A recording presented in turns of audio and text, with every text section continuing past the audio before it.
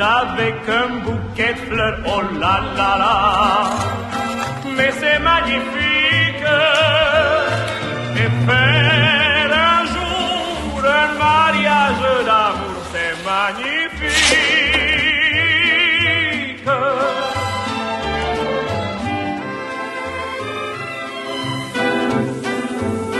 Oh là là là, c'est magnifique. Avoir de cœur pour faire un seul bonheur, oh là là là. So again, we're having the team captain meeting. If there are any remaining teams who have not sent a representative, come join the circle of fun down at this end. So you got 1 minute. We just need one team representative. Please be down here in 1 minute.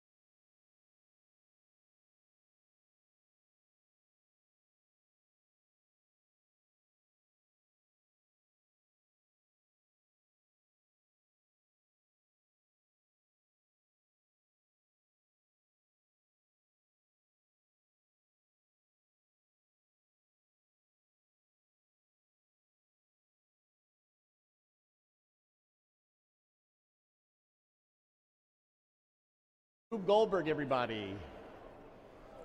Woo!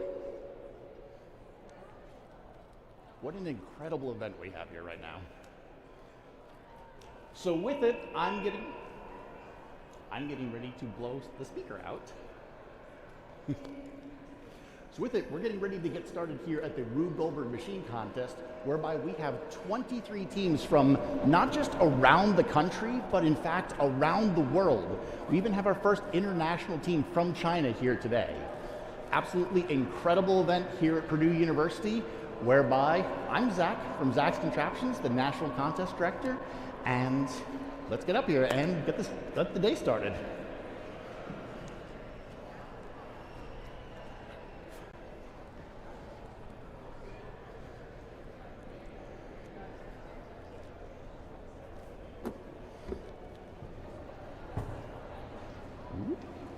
Double mic. All right, good morning, everyone. Again, welcome to the National Rube Goldberg Machine Contest. Give yourselves a round of applause for even coming this far, because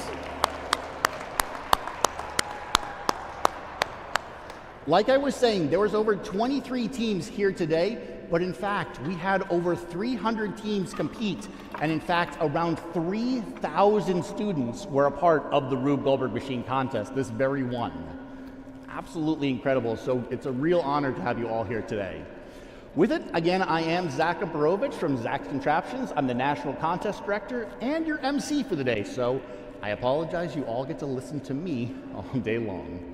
With it, I'm also the co-host of Contraption Masters on the Discovery Channel, and someone who has just been a part of this for the better part of 30 years. Rube Goldberg has been my life, and I'm really thrilled and honored that this is back at Purdue University after a number of years. Now, that's not to say that I did it all myself. With it, we have so many people to thank who, I'm not even going to list everybody's names, but we have to give incredible shout outs to the Wonderland team who helped revitalize this contest, along with the Purdue Engineering Student Council, along with the School of Mechanical Engineering, along with, all the sponsors that we have listed back here. They've been so instrumental in getting this back to where this contest is. So, huge round of applause to all of our sponsors. Thank you. Thank you all, because this would not be possible, truly. It takes a lot. This is my very first year as a National Contest Director, and there's a lot that goes into it. Not only that, this is the very first year whereby we don't just have high school teams and college teams. We've in fact invited students all the way from grade 3 through the collegiate level. So we have young students here able to learn from the older students, and I think it's going to be a fantastic opportunity for them to see the bigger machines. Right, I'm not going to bore you with talking too much. Thank you to our sponsors, thank you to you. A couple safety notes and everything as such. If you're at home watching this, well, your bathrooms are situated very nearby, so use them. If you are here in our venue, our bathrooms are currently under construction, whereby if you do need to go to the bathroom, head out those doors and directly to the right, there's a big white trailer there. So bathrooms outside, not inside. We're back in the 1800s right now. With it, safety-wise, there are several exits all throughout the venue. One door right behind that machine, one door over there, 2 doors that way, and one out that. In case of emergency, just disperse through one of those doors. If an emergency happens at home, jump out a window, I don't know. With it, I just really want to jump into this and get this contest underway. What do you guys say? Excellent. One other thing I want to point out, last thing I promise, we also do have the Rube Goldberg Institute here, along with Rube Goldberg's very own granddaughter. So she's going to be down at that table if you want to buy any merchandise from Rube Inc. We certainly have a store open there. You're certainly welcome to take pictures with Jennifer all throughout the day. She is, again, Rube Goldberg's granddaughter, and it is a privilege to have her with us today. All right, that's enough out of me. Let's make our way down to the apprentice division. What do you say? Awesome, let's do it. Take that with me.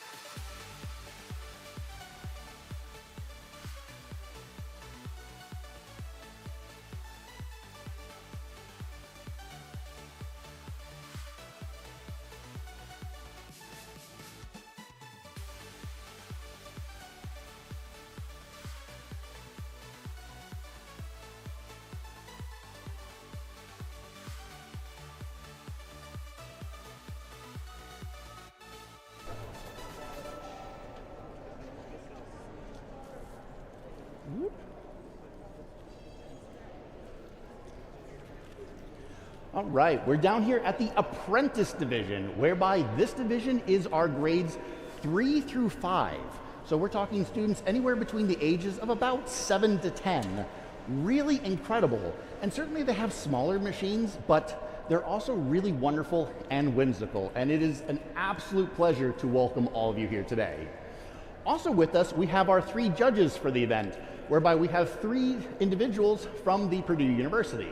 With it, we have one from the School of Mechanical Engineering, from Engineering Honors, as well as from the Math Department. So thank you all for being a part of this and judging the event. We do have 5 teams in the apprentice division, all of which came from an astonishing distance. So we're located right now in Purdue University in Indiana. None of these teams are from anywhere close. In fact, we have New Hampshire, Long Beach, California, New Hampshire, and New Hampshire.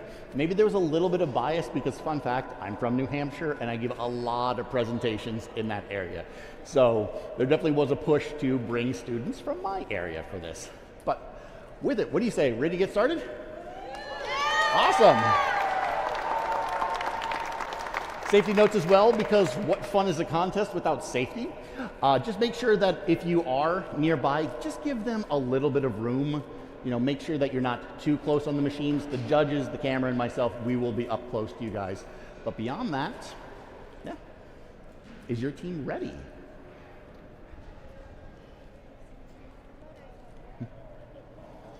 So with us, we have Team 1A, which you're going to hear me say these numbers and names, 1A, or the race to toothpaste. Why am I saying these names? Because not only do we have the judges, but we also have a People's Choice Award, which is available online. All of you are able to vote for your favorite Rube Goldberg machines online. Simply go to rubegoldberg.org, click the banner, and it'll take you right to the People's Choice vote. So again, if you want to vote for your favorite team and earn them an extra award, rubegoldberg.org to vote for People's Choice. And how you identify them is, again, through the 1A and through the names that we have listed down below, and I'll say them repeatedly. All right, have the judges, you guys can come forward. So, sorry. Team 1A. I'm going to scoot away from the speaker, I apologize. So with it, what I want you guys to do, I'm going to hand you guys the microphone, and I want you to talk about your machine for just a minute or two. With it, go ahead, whenever you get ready. You can introduce yourselves, whatever you feel. My name is Lucy. And my name is Lady. And this is our Rube Goldberg machine. Do you want to start? So we put a ball in this tube. It rolls down, goes into this cone, goes right in here, turns on the motor, makes the string wrap up, knocks down the book. That releases the ball from a wedge that goes down the inclined plane that pushes the wheel, and it pulls out the chopstick that releases all the golf balls. One of the golf balls has a string attached to it, and it pulls out a strap that holds up another inclined plane that lets free a ball and onto a thing of toothpaste. Awesome. That's a really complex machine. How long did it take you to build this machine? Me and Lainey would have sleepovers every weekend for 5 weeks. Wow, brilliant. And how did you come up with the design? That's really creative, that's really risky step right there, as the marble has to drop from the tube into that funnel. That's some risk. So how did you come up with the design? What inspired you? Mostly my parents and her parents, because they're both engineers. Brilliant, I love it. What do you guys say? Are you ready to run your first run? Yes. Yep. So with it, also how it works, super quick. How it's going to work is every team gets to run their machine once, and then we're going to move on to the next team, talk to them. That gives this team a chance to reset, fix any problems that there might be, and then they'll be able to run it a second time. Now, being that they are our youngest division, if something goes wrong, they're pretty easy to reset, so we might just say, go ahead and do it again. So, with it, Are you ready? Again, this is team 1A, the race to toothbrush. This is your first run whenever you're ready. Marble drops into the cone, causing it to drop down, completes an electrical circuit which causes a motor to wind a string, pulling the book. Wedge drops, wheels drop, ball drops onto the toothpaste. And did we get any toothpaste out? We got a little bit of toothpaste out. Why don't you go ahead and give it one little press? There we go. So with it, team 1A, the race to toothbrush, completed their task with one intervention. And I believe you guys had 15 steps in your project? Yep. Yeah. So this machine had 15 steps start to finish with only one minor little touch to make it work. Phenomenal job. With it, go ahead, start resetting it. Again, we're going to work our way down the line, and we'll be back to you. Thank you.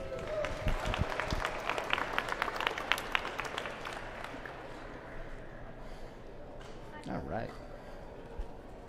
You might have to scoot with the speaker, so I apologize. Yeah, absolutely.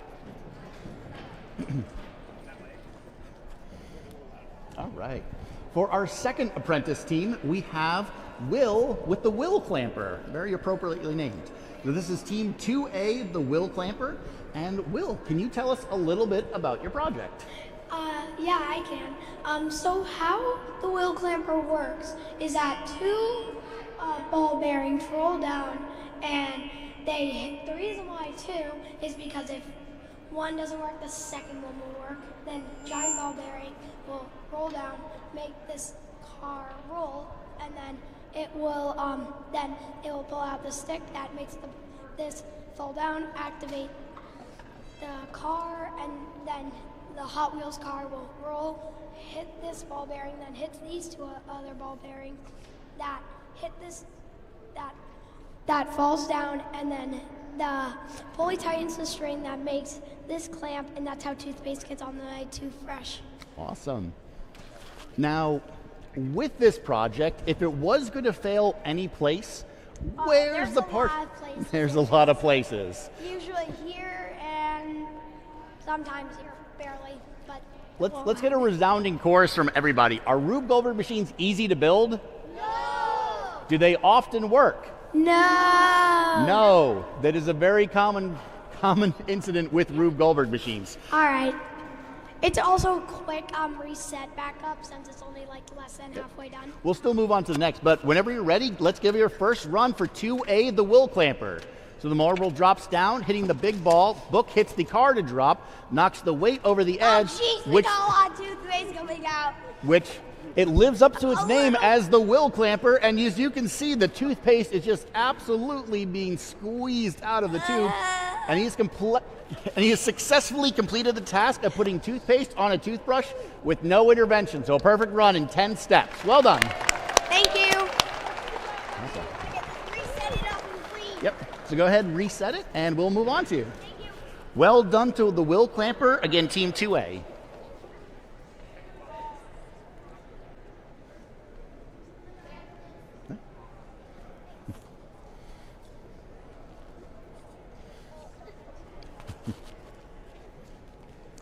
So for our next group, they're again from Long Beach, California, so quite a drive, right? Yeah, a little bit.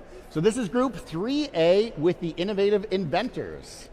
And with it, can you go ahead and tell us a little bit about your project, please? Sure. Hi, I'm Aditi. Hi, I'm Anika. We're in 5th grade from Oxford Preparatory Academy in Southern California. Our machine is called A2D2, representing Anika and Aditi's dental device. We are going to put Crest toothpaste on an Oral-B toothbrush. We will be doing a skit for our presentation. Hope you enjoy. This month, class, we will be making a machine to put toothpaste on a toothbrush. I'm so confused. I don't know what machine to make. Why don't you make a Rube Goldberg machine? A Rube Goldberg machine is a complicated way to do a simple task. That's a great idea. 3 weeks later. Teacher, I finished my Rube Goldberg machine. Wow, what simple machines did you use in the project? I use all 6 simple machines. I use a lever, inclined plane, pulley, screw, wedge, and wheel and axle.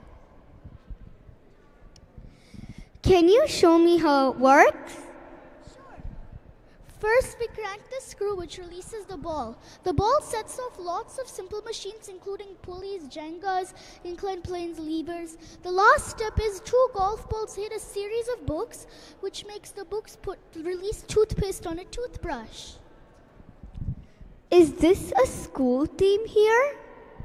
Yes, we chose school theme because just like a Rube Goldberg machine, school can be hard when you're learning a new thing, but it can be fun and exciting once you've finished it. This must be a school-long blacktop and classroom. Yes, this is the basketball court, parking lot, and cafeteria. This must be the playground and the library. Yes. Thank you for listening. Or the not, or listen. Oh, you beat it.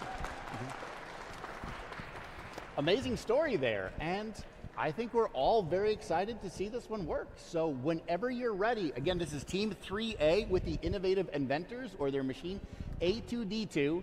Whenever you're ready, go ahead and start it.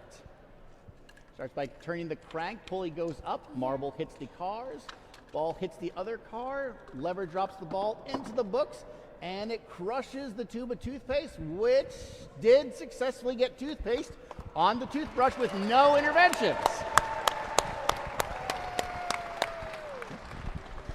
Excellent job. A perfect run again from Team 3A, the Innovative Inventors, the team all the way from Oxford Preparatory Academy in Long Beach, California. Well done. Go ahead and start resetting your machine, and we'll be back.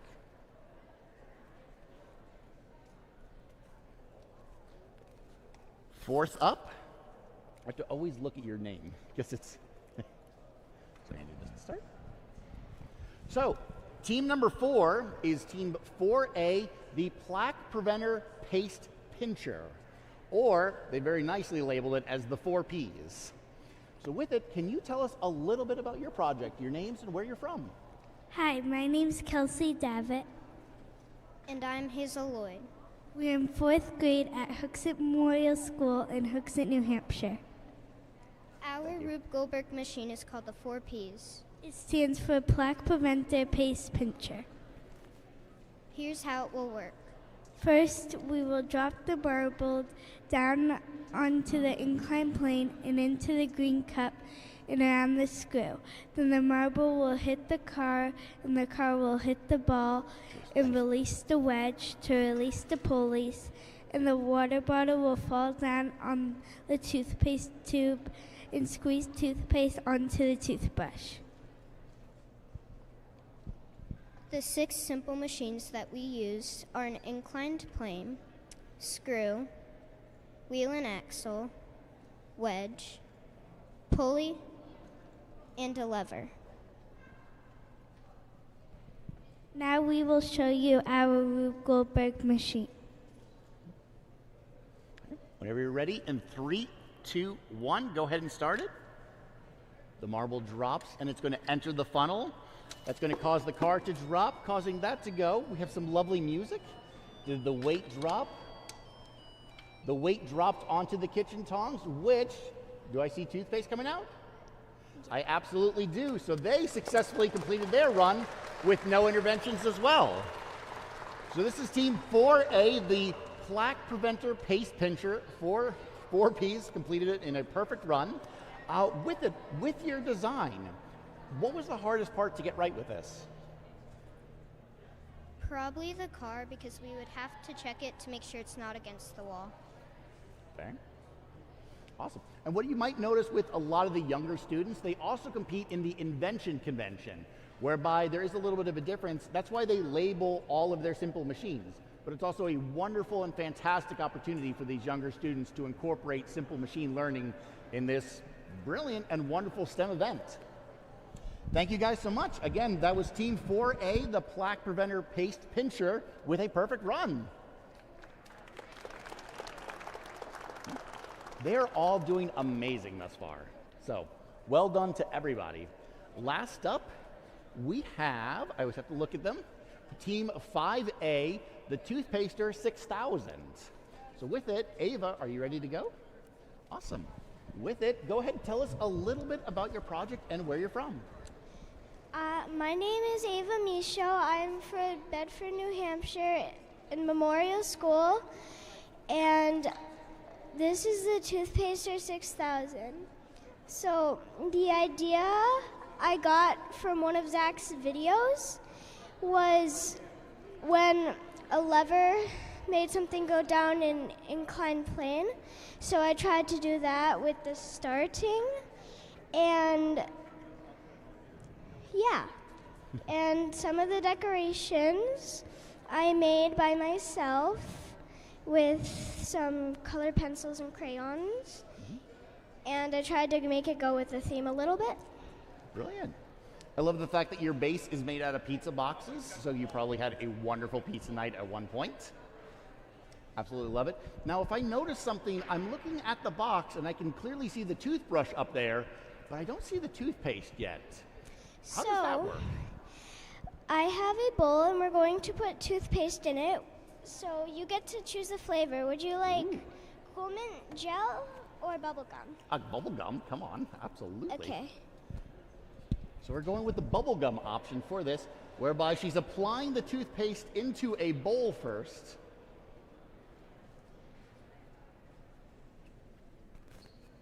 And then with it, with the audience nearby, because we are in the younger division with softer voices, if just keep your conversations to a minimum as you're nearby, that would be appreciated. Thank you. So we have to put it in the box. I see. So inside this other box, it looks like this box actually has to open up first before. So that's an extra element of risk right here, where that toothbrush could very easily hit that lid and bounce off and not complete the task. So I just need to set up this part real quick. So with our inventors and our young Rube Goldbergites, we certainly allow them to do last-minute resets for the finicky steps because Rube Goldberg machines are notorious for hair triggers. So there's certain elements that we allow them to do last second. They're not allowed to reset the whole thing on the spot, but things like that perfectly allowed. Okay, so would you like to know how it works a little bit? Yes, if you can just give us a quick walkthrough how it goes, and then we're ready to see it run.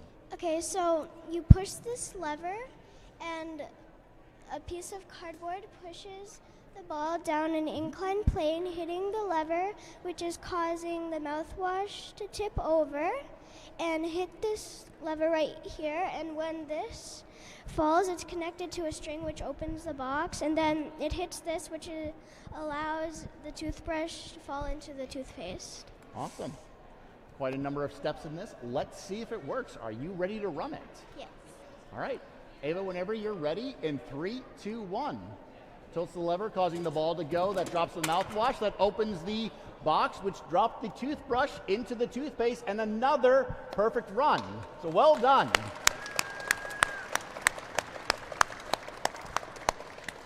Thank you very much. So again, that was Team 5A, the Toothpaster 6000 from Memorial Elementary School. So another perfect run here. That is our first round. The teams do get one more round as we go through. So we're going to see if their machines are just as successful as the first time. And with it, we're going to go back to our first group.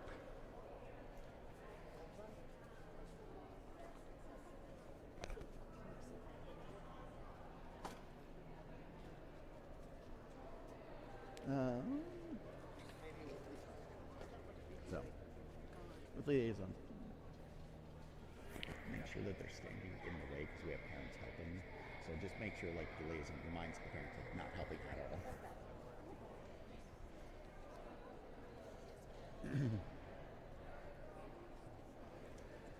All right.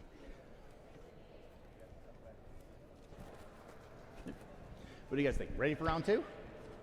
Did you make any changes between your design from the last? Ooh, they changed the toothpaste. So they recognized that they had a problem their very first run because the ball, as it dropped, it hit the tube of toothpaste, but the viscosity or the flow of the toothpaste, it had a high viscosity, meaning that not a lot of toothpaste came out and it didn't hit the toothbrush. So that's what forced them with one intervention. Again, this is team 1A, the race to toothpaste. And whenever you're ready, let's see if it made a difference. 3, 2, 1. Ball again rolls down the tube into the funnel. That's going to complete an electrical circuit, causing the motor to wind up, pulls the book, pulls out a wedge, allowing the ball to drop, allowing those balls to roll. And we have another incident whereby looks like not all the balls were able to go through. Pulls out. Well, the big change of toothpaste certainly worked, where we did get toothpaste on the toothbrush, but we did have to do it with a different intervention. One of the balls did get stuck. What do you guys say? Do you have enough time to run it again? How long does it take to reset? Not a very long time. Why don't we see if we can come back to you guys, but why don't we give them one more shot, because right now they've got 2 runs with 1 intervention each. And I would love to see that every apprentice team gets a perfect run, wouldn't you?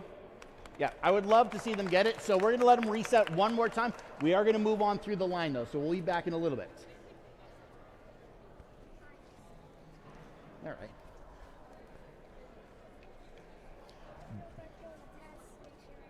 Sure. So with it, we're back down to Team 2A, the Will Clamper with Will himself. Have you made any changes to your project since the last time? Because you did have a perfect run the first time.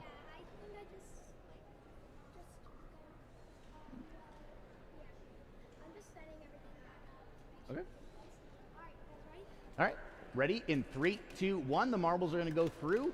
That's going to knock the big ball, hopefully. Why don't you go ahead, just put the marbles back in, because it's at the very beginning. We can give it to him. So, right now what's happening is his ball, he has 2 little ball bearings that are supposed to be hitting the large ball bearing, and it's supposed to roll forward, but right now it's not causing it to do. So give it one more attempt, and then after that, use your finger to make the ball go. So go ahead, hit it with your finger. Causes that to go. The car then rolls. The ball bearings were supposed to hit the car like that. That causes that to drop, and then it squeezes the toothpaste down. So what do you say? Should we give them a third try as well? Yeah. So go ahead, see if you can fix your problems. We'll be back in a second, okay? Thank you so much.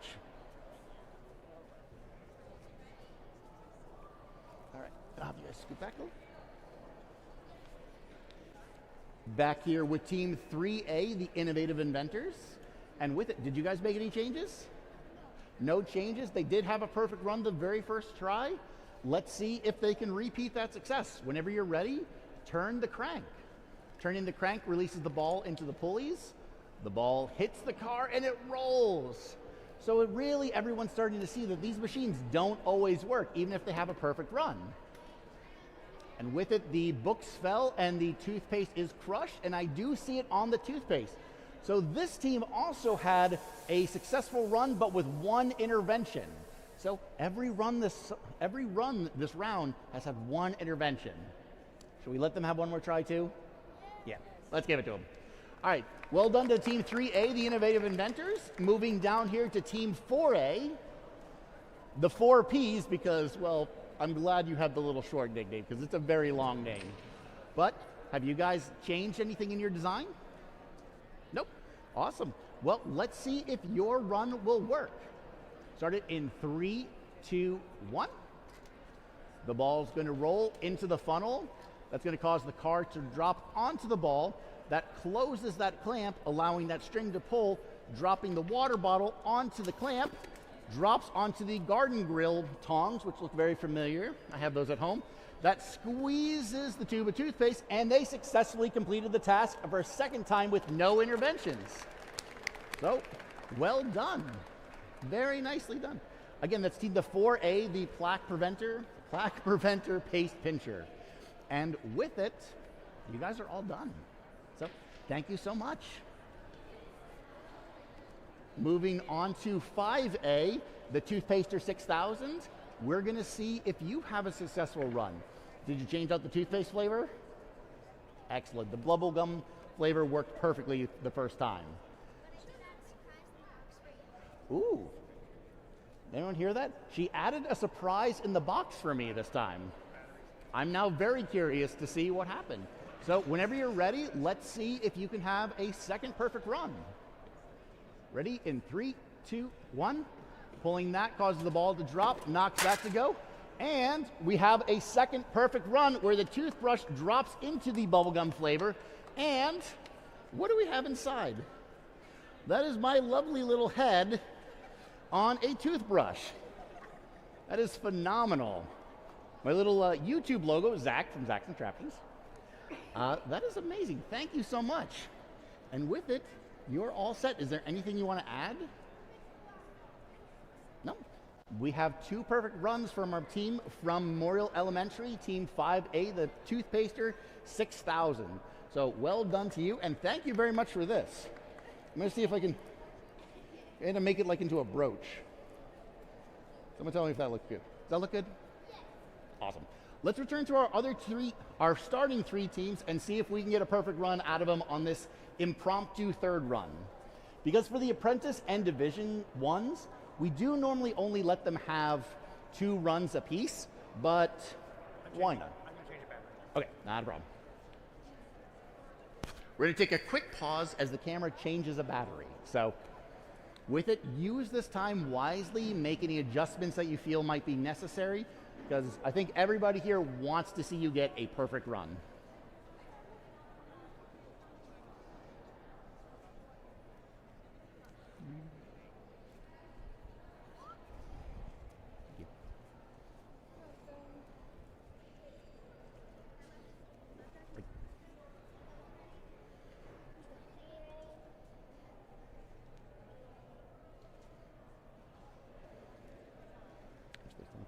The form on the back of the form has all the definitions.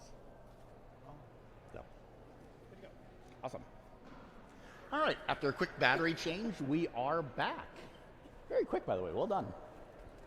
So, our impromptu third run with I always have to look, Team 1A, the Race to Toothpaste. This is their 3rd attempt with it. So far, they've had 1 intervention 2 times in a row, and we all want to see them get that 1 perfect run. With it, are you guys ready? Are you sure? I believe in you. I think we all believe in them, right? All right. Ready? 3, 2, 1. Marble. Nobody saw that. Marble rolls down the tube into the funnel. That's so impressive, by the way. That completes the circuit, which causes the motor to wind, drops the book.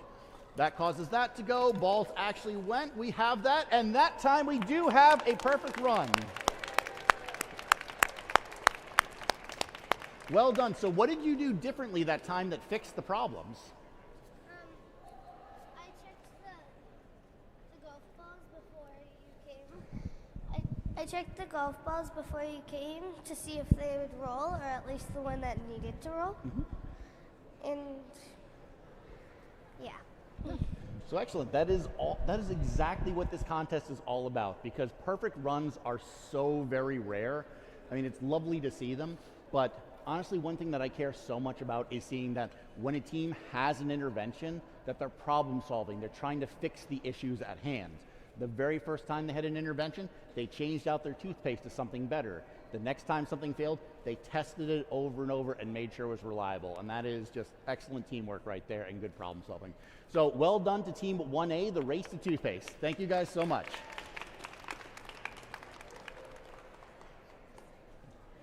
All right.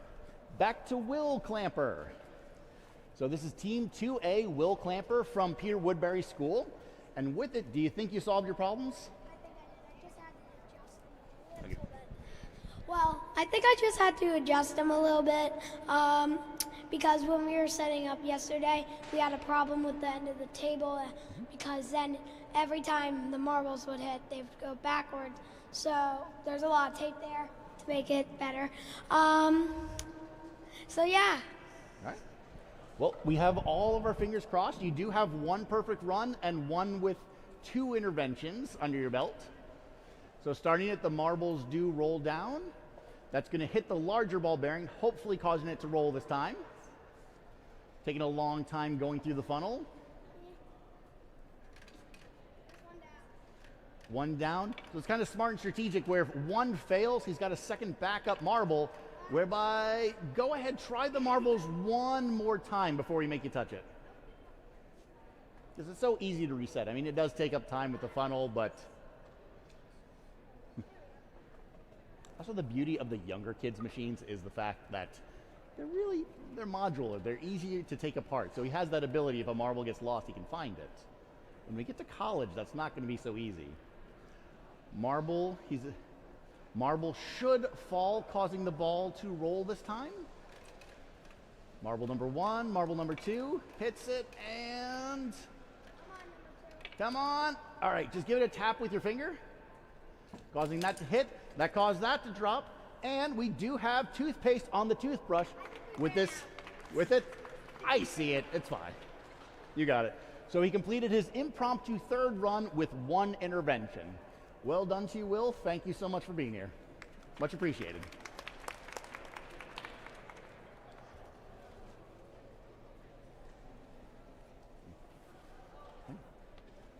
And this will be our final run for the apprentice division, whereby we're back with Team 3A, the Innovative Inventors, with their A2D2 Rube Goldberg machine. Again, this is the final run. Make sure to go to rubegoldberg.org and vote for your favorite on People's Choice. You have until about 2:30, 3 o'clock today to submit your vote for People's Choice. Just click the banner at the top, you'll get there. With it, did you guys make any changes, any adjustments to your project since the last time? Here you go.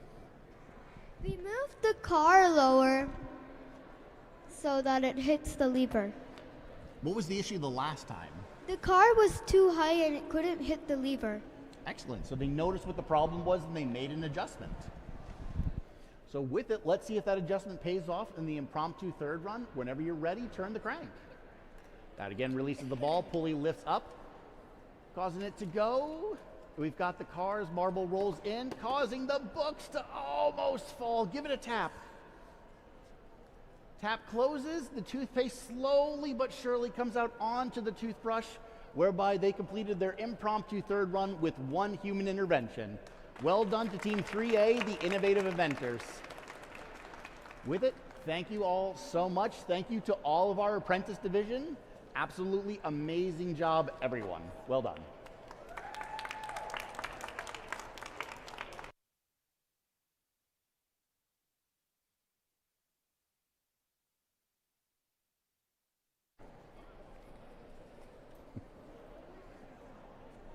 So with,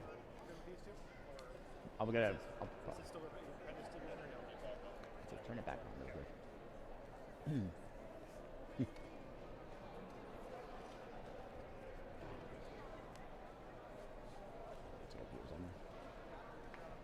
So we did finish the apprentice division just a hair early, whereby we were supposed to finish around 10:15, and it's what, roughly 9:40 at this point.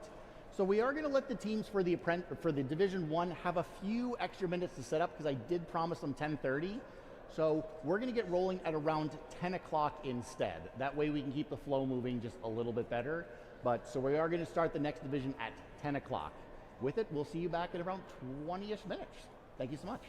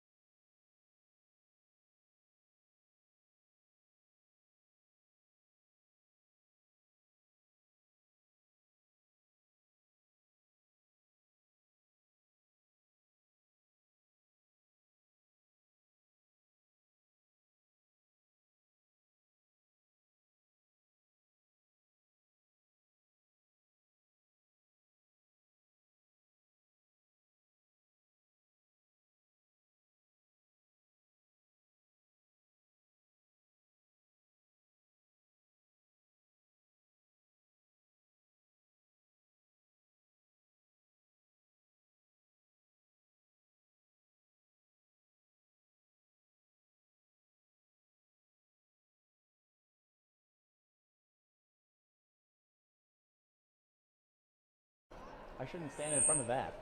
Now that let's move all of this. There it is. Don't stand in front of the speaker.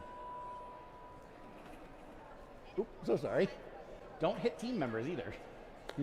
We are back at the Rube Goldberg Machine Contest, where we are running about 30 minutes early at this point. We just ran through the entire apprentice division, and now we're moving on to Division 1, whereby it is the teams from grades 6th grade through 8th grade. But before we get into that, a couple things that I want to remind folks. There is a People's Choice Award, whereby you have the chance to vote for your favorite team. I'm going to list the teams as we go through, but if you go to rubegoldberg.org, click the banner at the top, you're going to have the chance to vote for your favorite teams and award them their own prize at the end. Really cool. Now, even though you're not competing in this event, you too have a chance to win prizes yourself. Whereby, I just got word that we are having a raffle today, whereby we are giving away not 1, but 10 of these electric toothbrushes, courtesy of Crest and Oral-B. 10 electric toothbrushes in a raffle, whereby if you go to the merchandise table for the Rube Goldberg Institute, you can put your name into the raffle, and again, we're giving away 10 of these electric toothbrushes here today. I'll give several reminders, but you'll be able to do that up until around 4 o'clock.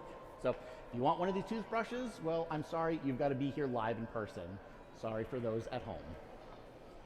With it though, we are going to get rolling into the next division. What do you think? Division 1, are you guys ready? Yes, I can give you 2 minutes. Yes, absolutely. So we'll be back with you in about 2 minutes, okay? Awesome. Looking forward to it. This is such an amazing event here today, and it is wonderful seeing 23 teams from, again, all around the country, and in fact, even internationally. Again, I'd like to mention that we do have a team that has traveled all the way from China to be with us today. It's truly incredible. The support from all our sponsors is what makes this possible. So thank you to everyone. Thank you to PESC, Wonderland, Rube Goldberg Institute, School of Mechanical Engineering, Purdue University, and just look at our entire list of sponsors that's available on Rube Goldberg Inc., the Wonderland site. This is truly, truly an amazing thing that everyone has participated in. So thank you to our sponsors.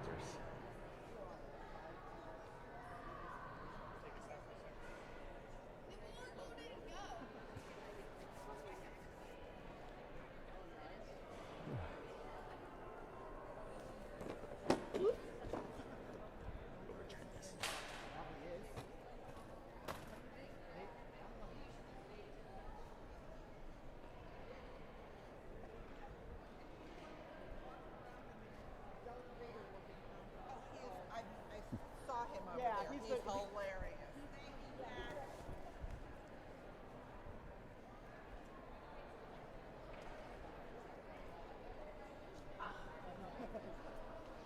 Wave, what is it?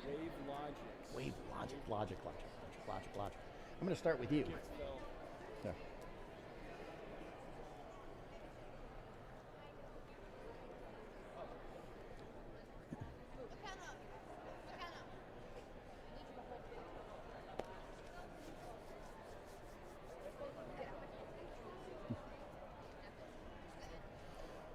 I'd say if you want to do actuality, then kind of like getting it.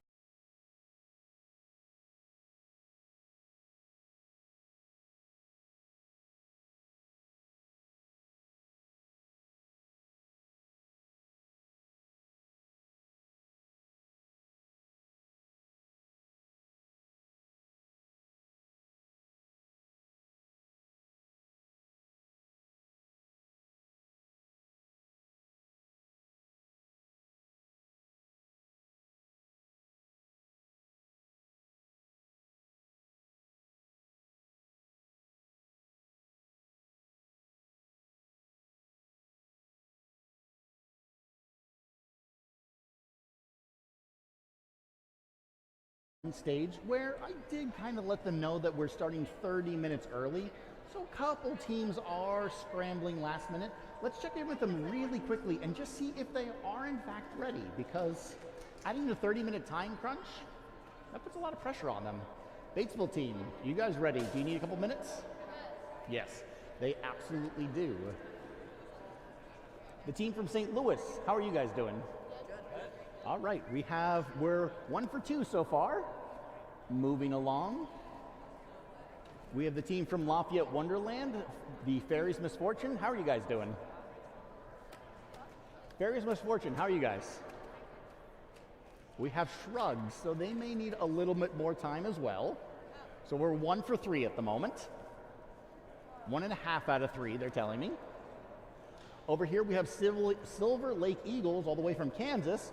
How are you guys doing? Are you guys about ready? Yeah, good. Awesome. We're 2.5 out of 4. And down here, we have so many teams that they're just separated. It's amazing. I love having this many groups. And this group who are here from Vermont, how are you guys? Are you guys doing okay? Yep. Are you guys about ready? You don't have to run it right now. Are you guys ready to go? Yeah. Excellent. All right. So most of the teams are ready to start the Division I contest. But again, I think we're just going to give them a couple more minutes because I saw some fear in their eyes. And we don't want this to be a bad experience for them. So we'll be back with you in just a few minutes.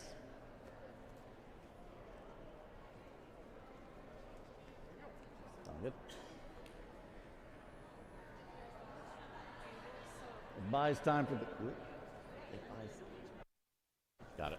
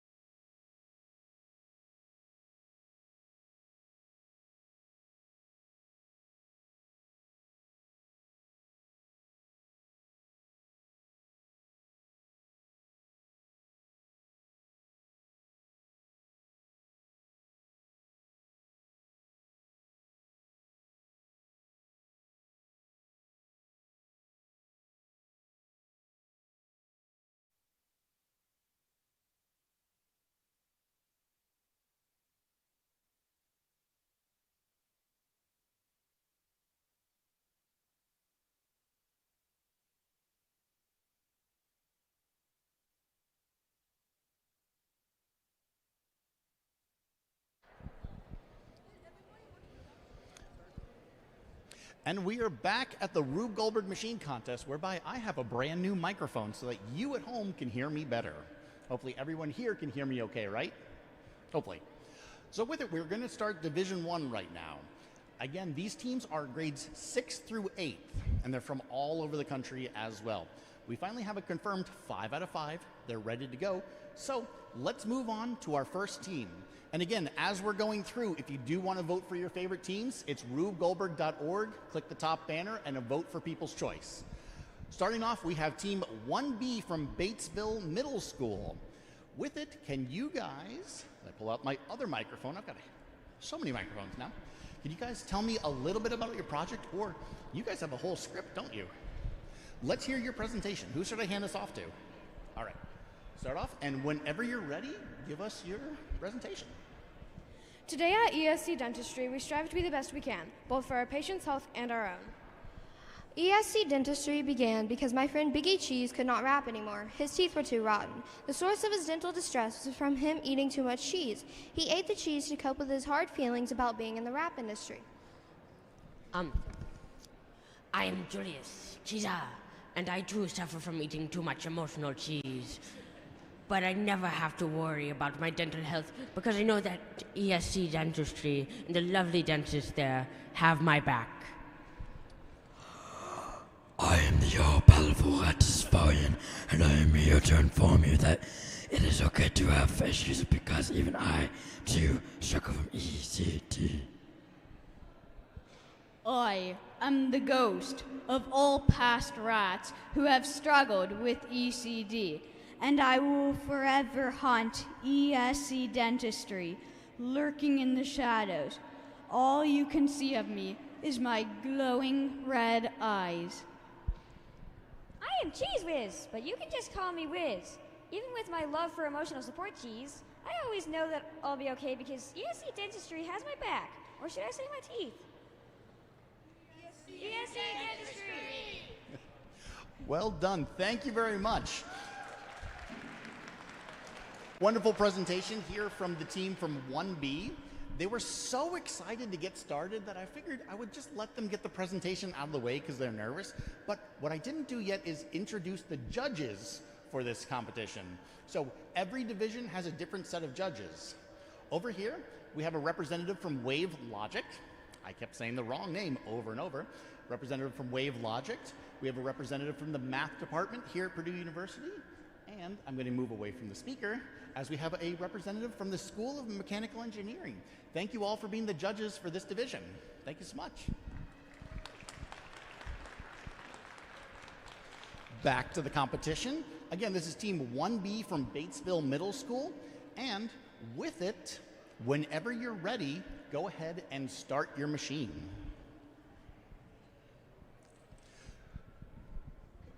Domino causes the ball to drop. The car slides down.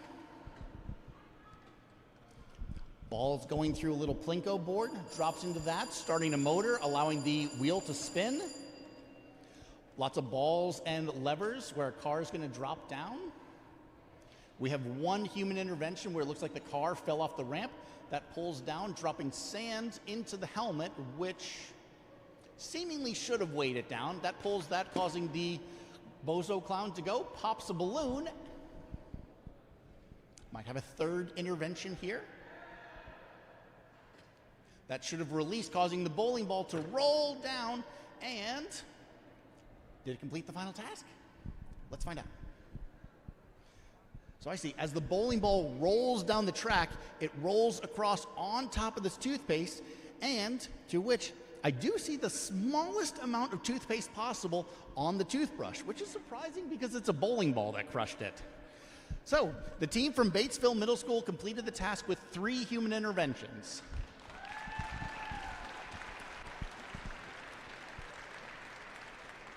So one thing I want to point out right away, already going up from the apprentice division, grades 3 through 5, to simply 6 through 8, do you notice something? They're a little bit bigger, right? A little bit bigger and starting to get way more intricate. For our youngest division, they're allowed 6 feet of space, so 6 feet by 6 feet by 6 feet, a 6-foot cube. As we move up to the next division, they're allowed 8 feet of space. Now, also for the younger division, they have a minimum step count of 10 steps, whereas this year for Division 1, they have to do a minimum step count of 15. So that's why we're going to start seeing these more and more complex machines as we move on throughout the day. But well done to the Batesville Middle School, Team 1B, with their first run with 3 interventions. We'll be back with you in a little bit, so go ahead and start resetting your machine. Thank you so much.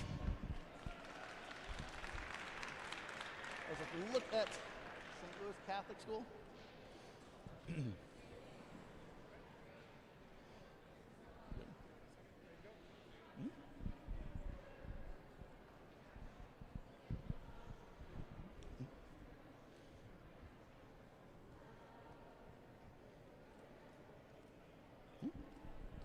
Up next is Team 2B. I should know the numbers. I numbered these teams. Next up is Team 2B from the St. Louis Catholic School, whereby, are you guys ready to give your presentation? Yep, you certainly look it. All right, pass it to you first. And whenever you're ready, go ahead and take us through the presentation or the description of your Rube Goldberg machine. I wonder how long it's going to take me to eat this.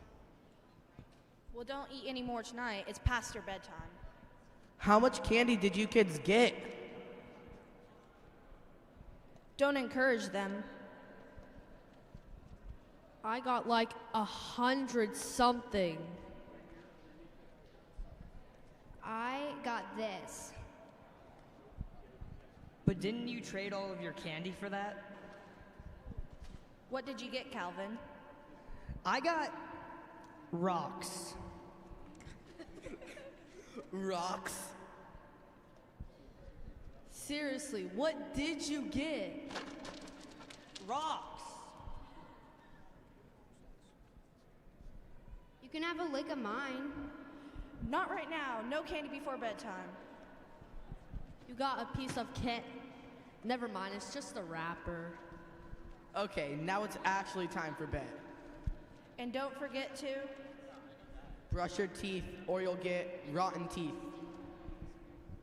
Okay. We know. You tell us every day. Awesome, thank you guys so much. So, the next thing that you start to notice, the differences between the apprentice division as we work our way up. Rube Goldberg machines are not just about a chain reaction. It's not just all about one thing triggering the next. There is that storytelling element behind it. Rube Goldberg machines incorporate something ridiculous or humorous. As we look at this Rube Goldberg machine, we can instantly tell that this is a Halloween themed and they were all wearing the costumes. And we're certainly going to see that more and more as we continue up through the divisions. Or even later, I think we're going to be treated to a song and dance, I'm told, in the college division. So we can all anticipate that a little bit later. But with it, Team 2B from the St. Louis Catholic School, are you guys ready to run your machine? All right, whenever you're ready, in 3, 2, 1. Squeezes the air compressor, causing that to spin. That blows the ball into the mousetrap.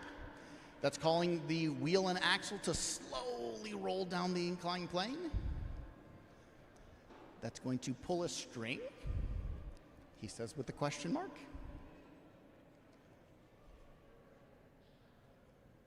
Nice time delay step here.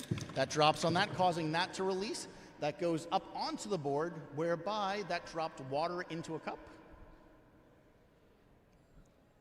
And then where are we at with the action? Did something fail or? No, the water's leaking. Oh, it's a really long time delay step where the water's slowly leaking into that cup, which is then is going to cause that weight. I see it now. That weight is going to lift up, eventually causing that ball to drop down and then dropping down onto the track below. Insert Jeopardy theme music. So some steps do take a longer time, and it is a good idea in Rube Goldberg machines to have these really fast steps interspersed with these really slow time delay steps. Now it does appear that this might be a little too slow. I think you're about at the point where you might have to do an intervention. An intervention is where a human has to touch it. So as that drops, that pulled a string, causing the marble to go through the hammer gag. Marble then marble got stuck. Marble rolls down into the cup, Causing that to go, a human had to intervene for a third time. Dropping down, marble drops. Marble going through. It was supposed to cause a hammer to drop, causing the car to travel down through the inclined plane. And then, one of their other steps had fallen onto the tracks, so unfortunately their car got tangled up in a string. But as that caused that to pull across. I think we'll give them an extra try. I believe in this division, because we do have extra time, we are going to allow them to have a third try. So as that entire shelving unit dropped, that caused the drill to go. The drill is turning and tightening a string, and as it turns, it's literally pulling the toothpaste through that and extruding the most amount of toothpaste we've seen all day. So, 2B, the St. Louis Catholic School has completed their first run with 5 human interventions.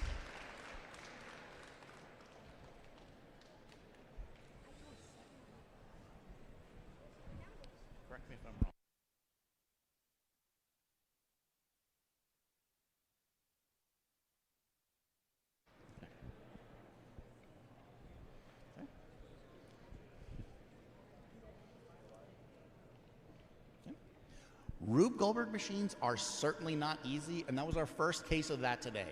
Now, that being said, as I kind of walk through the minefield of rocks down below that they left behind, it's certainly 5 interventions does not knock you out of the competition. In fact, I was a competitor in this very contest for 8 years.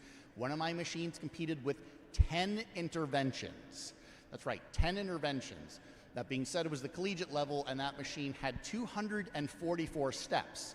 How many steps are in your machine? Yeah, 55-ish. So when you start to think of interventions versus, well, the amount of times that it goes wrong versus the number of steps that go right, 5 or 50 out of 55, that's actually still a passing score. So don't let 5 interventions get you down, okay? But do try to fix your problems as we move on to the next group, all right? Speaking of the next group, here we have the group from Lafayette Wonderland, where we have Fairy's Misfortune. This is team 3B. With it, are you guys ready for your presentation? Awesome. With it, I'll pass you the mic, and whenever you're ready, go ahead and get started. It was the youngest Tooth Fairy's first day on the job.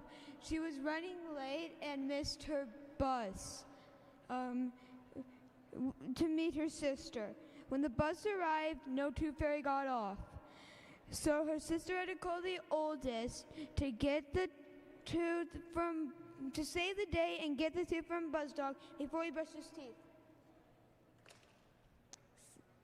Yeah, that's just our machine. That's our presentation. We're going to do a few steps real quick. We got to set up a few steps. You still need to set up a few? Yep.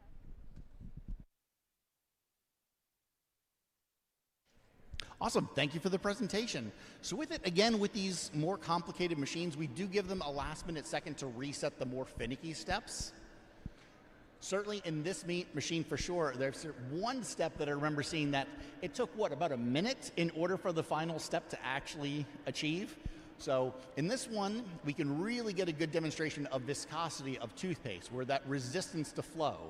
As the toothpaste has to get crushed from this, it's going to take a long time to drop down onto this brush, which I noticed that's not a conventional toothbrush. What is that? Yep, it's a paintbrush, because it also brings up another interesting point. The whole task for this contest was to put toothpaste onto a toothbrush.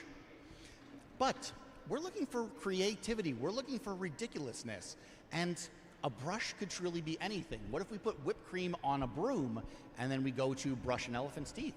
Does that count? Absolutely it does. With it, are you guys ready to go? Awesome. I'll come back to that point in a minute, but I think Team 3B is ready to run their machine. So Fairy's Misfortune, whenever you're ready, go ahead and start your first run. Very creative way of starting it, where he starts pumping, the car travels across, needs to hit the pin, which one intervention, weight drops, causing that to fail. The zip line was supposed to go down, causing a big mess right there. We had a second intervention. The water is pouring down below, and as the water is pouring, the weight is pulling the string, And as that's going, carefully, you do have the toothpaste coming up.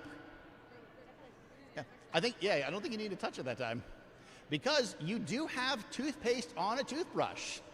So with it, as the water dropped down onto that, the bucket gets heavier, and that's pulling the string, which is actually taking this whipped cream bag or this icing filling bag, and it's pulling it upwards in order to extrude the toothpaste onto the toothbrush. So with it, I don't think you needed to touch it. We're only going to give them 2 interventions for that one, for the 2 earlier touches. So Fairy's Misfortune had 2 interventions for their very first run. Nice job. Moving along, we've got Team 4B. How's that? The Pastinator. Excellent. I didn't write those. Yes. So here we have Team 4B, the Pastinator, whereby you guys are from Silver Lake, Kansas, right? Silver Lake Eagles from Kansas. With it, are you guys all set up and ready to go? With it, all right, tell us a little bit about your project. First of all, my name is Haven. I'm in 8th grade. My name is Miles. I'm in 8th grade. My name is James, and I'm a 7th grader. My name is Nathan. I am in 8th grade. Now we'll show you a full run-through, or not full run-through, but a talk-down of what each thing does. So to start off, Miles will push this car down this track. The car will then hit this ball, which will turn this spool, which will let the ruler go. The ruler will then hit this ball, which will turn on the vacuum, which will blow up that bat and let the pumpkin come down. The pumpkin will hit the yo-yo, which will hit the tennis ball. The tennis ball will then hit the wiffle ball.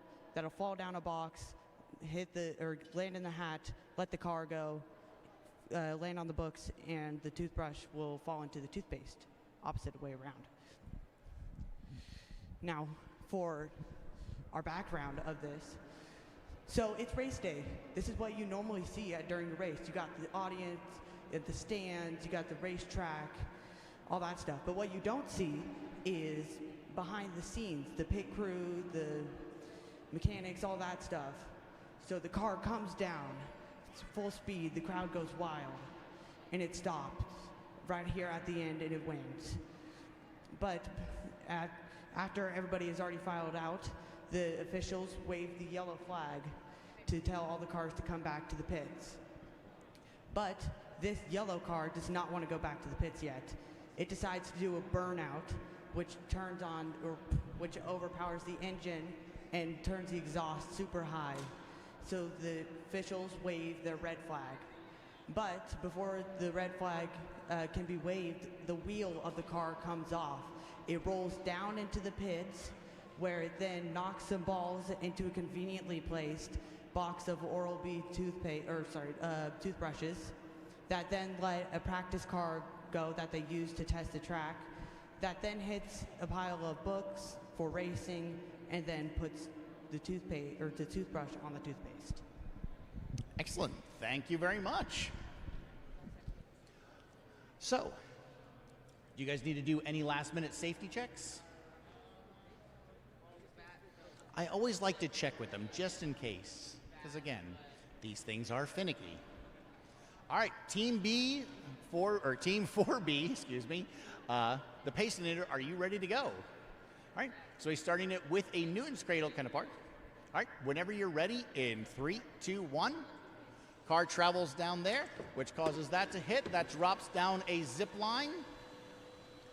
Here's it got stuck, which it travels down, hits the balls on that. Ball's going to drop into the box, which causes the car to drop, dropping the book with the toothbrush attached to it. And the toothbrush did, in fact, make it into the toothpaste. So Team 4B, the Pastinator, completed the task with 1 human intervention. Excellent job, guys. Thank you so much. Moving on to our final team. This team comes to us from all the way in Vermont, kind of my neck of the woods there in New England. Moving past the speaker. So here we have Team 5B, where they have labeled their machine 5 days. Now I did have to ask them where the name of this machine came from, and they told me that they built their machine in 5 days. So let's see how it works. I'm really it's a lot done for 5 days of work, and I'm really excited to see this. Are you guys ready to go? Awesome. Whenever you're ready, go ahead and tell us a little bit about your project. Hi, my name is Olga Sinkova. We're from Roxbury, Vermont. We got 2 feet of snow a couple days ago. Hi, I'm Yelena Sinkova. My birthday is today. Happy birthday. My name is Vasi Sinkov. We named our project 5 days because it took us 5 days to make.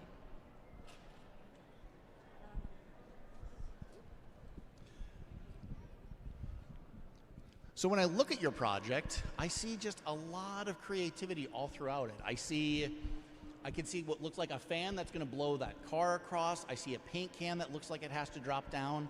And then how did you choose to solve the task?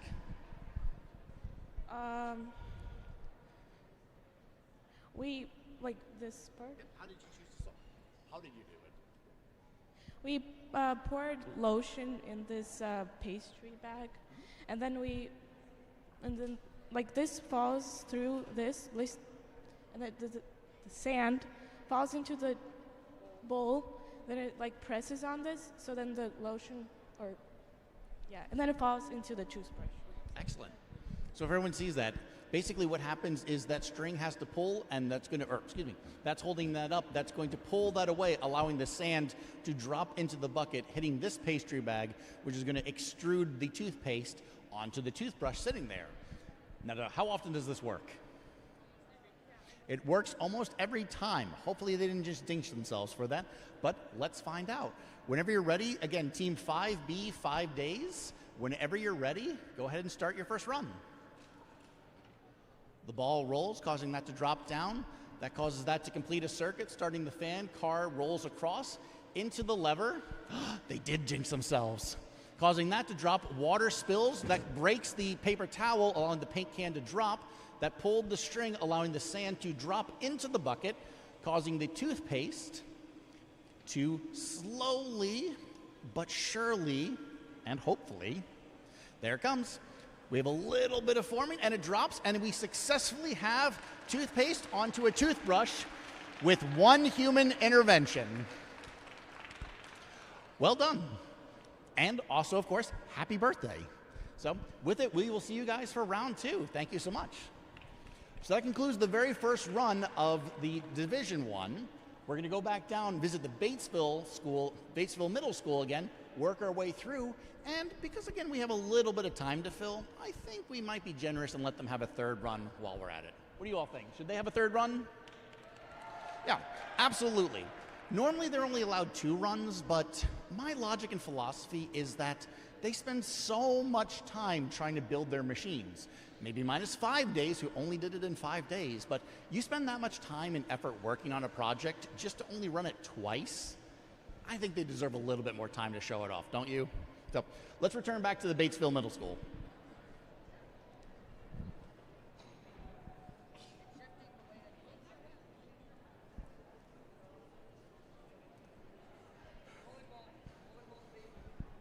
You already said, so you're... No presentation again. All it is just running once. Okay. So when I say. So. Better place to I was thinking, capture yeah. this.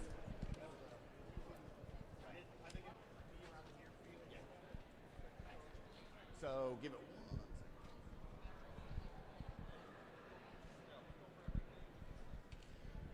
All right. This is the start of round 2 for Division 1, the grades 6 through 8.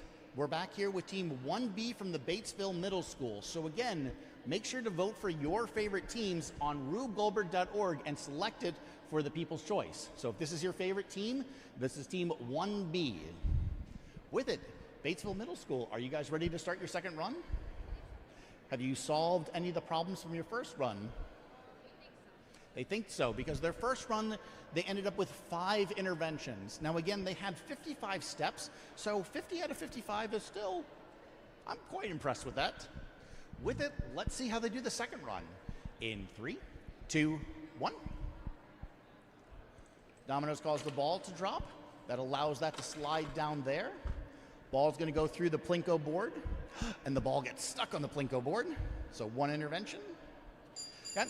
Completes a circuit, allowing the wheel to spin. More balls and levers as one thing triggers after the other.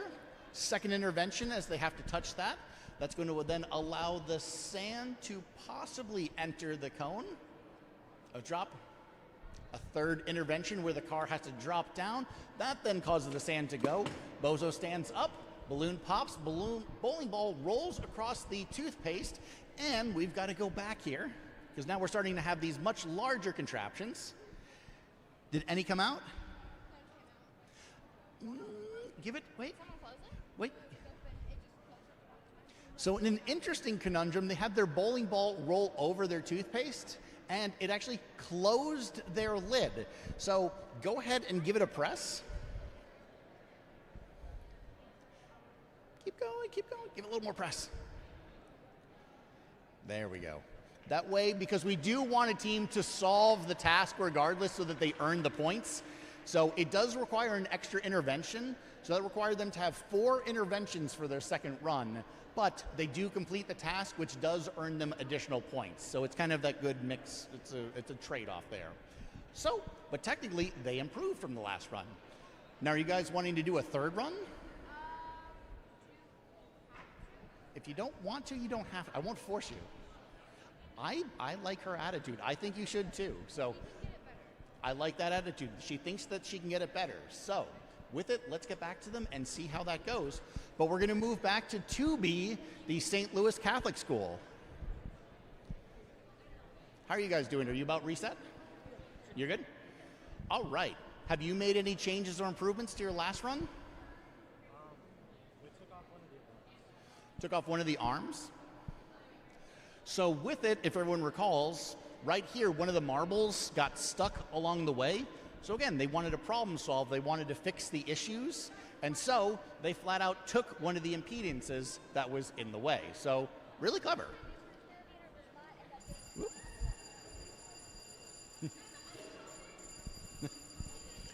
We'll give that group 1 second because, well, there seems to be some alarm bells going off. Now with it, did you guys happen to fix that little time delay? Because it's a really cool and lovely delay, but it's a little slow for my taste. So what do you think? Do you think it's going to go a little faster? We can do one of these. Fingers crossed. All right. Whenever you're ready, again, Team 2B from St. Louis Catholic School, go ahead and start your machine. So he squeezes the air trigger, causing that to go. I get a lovely breeze over here that causes the ball to hit the mousetrap, releasing the wheel. That's going to drop, and then, now I see it, the string is going to release these dominoes onto this mousetrap. That's going to follow this string up to the board, because this part happens really fast. Lovely little slow step here. Drops into the board, causing the water to drop. Here we go, much faster. But the car got stuck on there. Oh, nope, I missed it. The machine is still going. Ball drops up there, causing that to go. Hammer dropped. Oops, sorry. Yep, so in the same place, the car got stuck on a ball that fell, to which then causes this to, well, it's supposed to release that little car, dropping down, that causes the shelf to drop, that hits the drill, which, uh-oh. So in this case, the shelf drops, the ball falls over the edge, which is supposed to pull the trigger onto the drill, and that squeezes the toothpaste, but it seems like they forgot a pretty critical element in that the toothpaste tube is empty. So in an unfortunate twist, the Team B, St. Louis Catholic School, did not complete the task, but, no, they did it. There is still some. They did. I reversed that immediately. We'll take that. So in that case, they did still solve the task, and that was now 4 interventions that time. Was it 4 or 5? One of my judges, what did you guys catch? Did you call that 4 or 5? You think 4? We're going to, judges behind me say 4.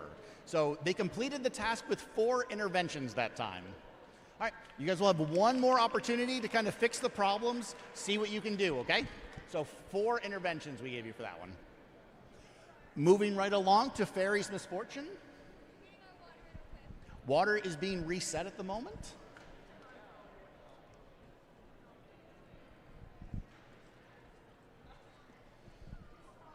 I love this machine because it makes a big mess.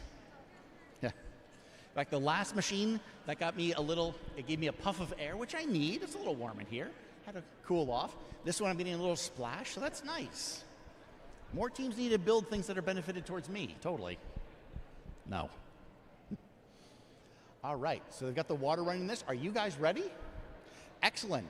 So this is the second round for Fairy's Misfortune, Team 3B, the Wonderland Lafayette group. Whenever you're ready, start pumping. That fills the car with air. That's going to then cause it to jet across. Hopefully it knocks it down this time, and it didn't. Causing that to go, that slides down, weight drops. Zip line got stuck again. That pulls the pin out from there, allowing all that weight to go, pulling the string. And the toothpaste makes it onto the brush, again with 2 human interventions for their second round. Well done. So you guys get one more opportunity to run it, okay? So go ahead and start resetting it. You'll give you one more opportunity.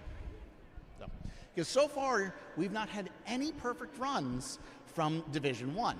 Team 5 Days had promised me that they had perfect runs all the time, and even them still had some issues.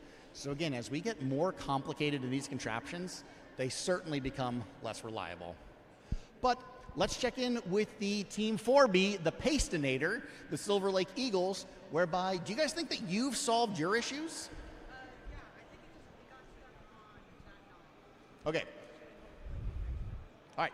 Hopefully it's been fixed since now. So with it, whenever you guys are ready, go ahead. Yeah.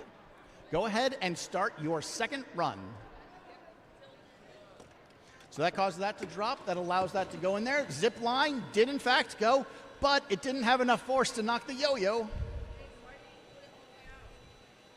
Balls then drop onto there, which enters into the hat, releasing the book and causes the toothbrush to go into the toothpaste. So they completed their second run with 1 human intervention. Excellent. So you guys as well, you have one more opportunity to run, okay? So you're going to get one more chance. Right.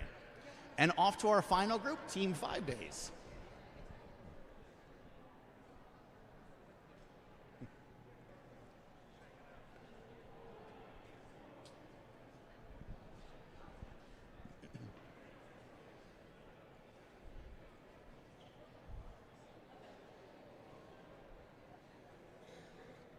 All right. Team 5 Days. What did you say? You said that it works perfectly almost every single time. Did you fix the issue that happened last time?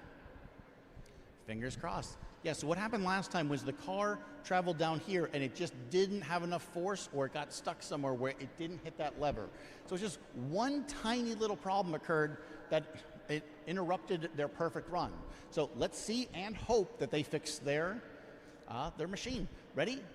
In 3, 2, 1, start your second run for Team 5B, Team 5 Days. 3, 2, 1, go. Ball rolls into the cup, travels down, completes the circuit, which allows the fan to blow. Hopefully the car makes it. Yes, this time the water drops, causing the paper to drop. Wheel spins, pulls the cardboard back, allowing the sand to drop into the bowl. That sand is crushing on that tube.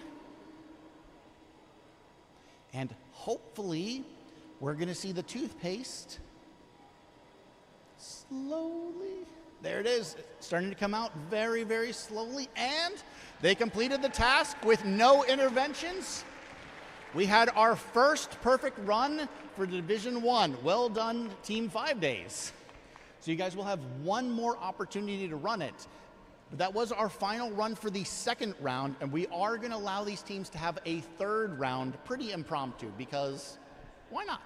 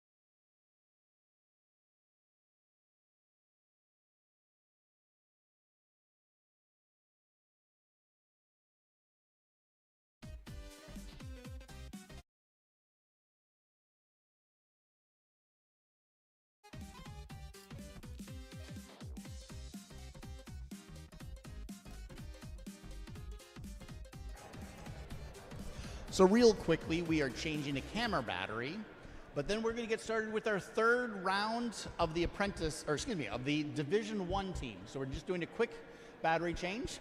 For those of you watching the live stream at home, we have decided that we're going to use more of the PTZ camera, so you might be able to spot me somewhere. Where am I? Can you find me? Nope. I'm off camera. But we're going to give you a little bit more actuality rather than putting that logo up. So hopefully, that way you feel more a part of the event that's going on, and you can actually see the team setting up. Because sometimes it can be a little, it can be frantic.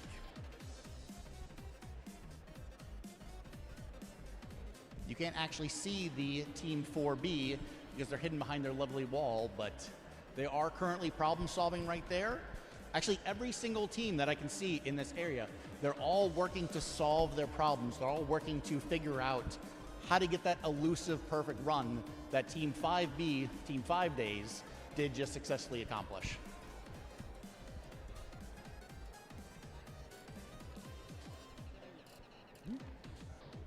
Our wonderful panel of judges right here who are doing some deliberations as we have some time to kill.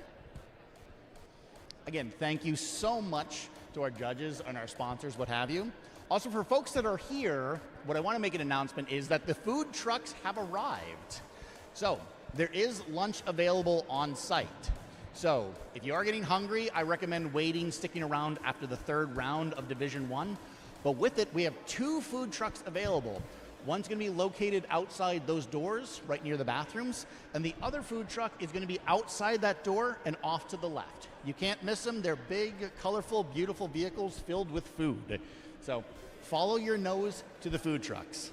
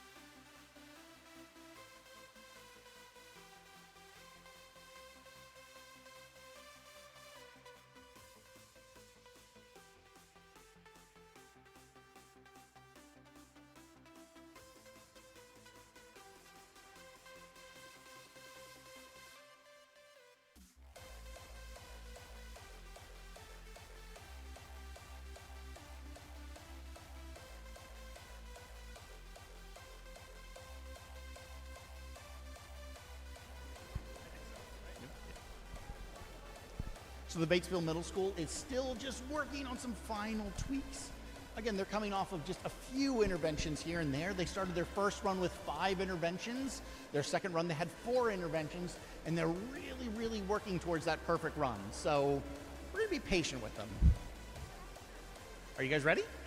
Oh, I take that back. We're ready.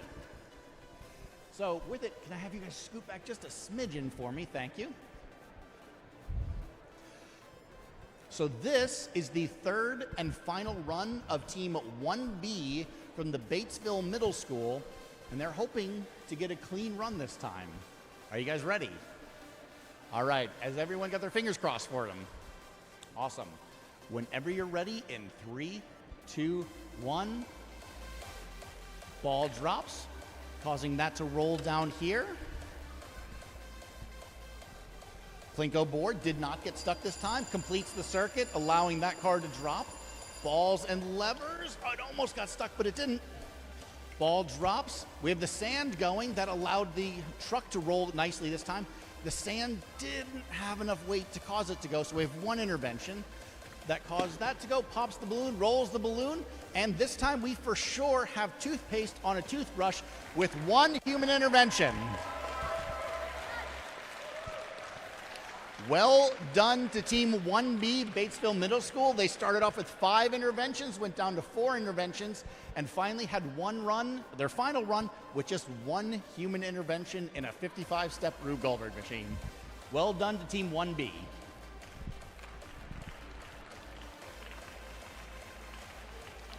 Moving along to Team 2B, the St. Louis Catholic School. It does look like they're still doing a little bit of setup here and there. so I can buy them a little bit of time. Again, when we think about these Rube Goldberg projects, we are looking for how creatively they solve their final step. So in this case, they're running a bowling ball over the tube of toothpaste, which squeezes it out. In this case, they have a drill, which is pulling the tube all the way out. Why am I saying this? Because it's important. One of the awards at the end of the ceremony is decided by who has the best final step per division. So myself and the Rube Goldberg Institute team, we're going to select the best final step from each of these divisions. We're going to pick one of them.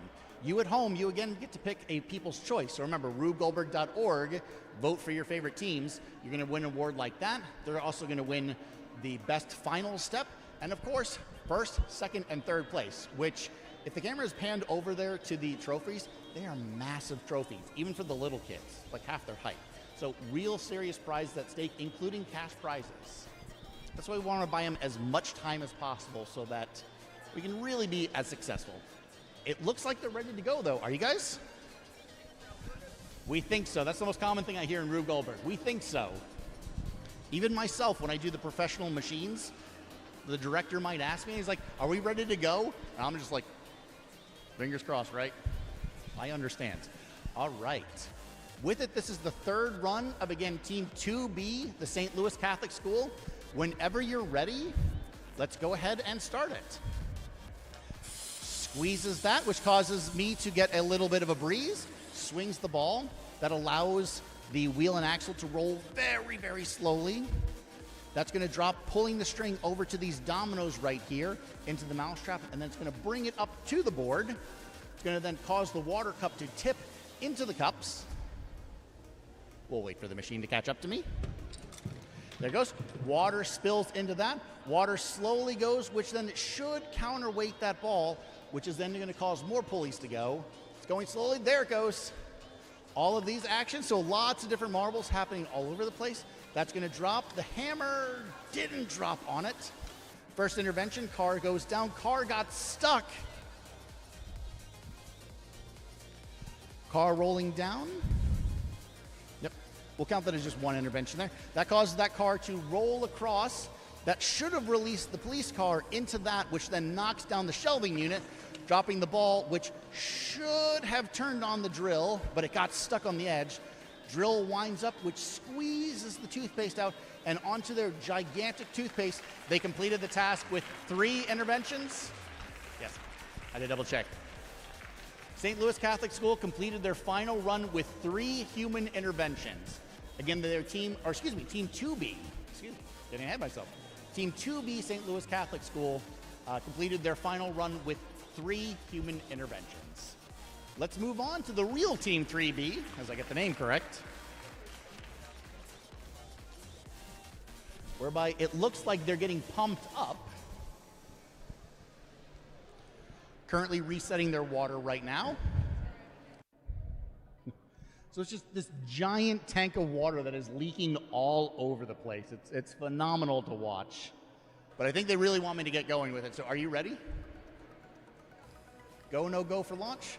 All right, this is Team 3B, their third run. Whenever you're ready, go ahead, pump the bottle. Pumping the bottle is going to cause it to take off, and hopefully they fix the problem here because it's failed twice in this spot. Go, go. Go. It's okay. If you want to restart it, that's perfectly okay.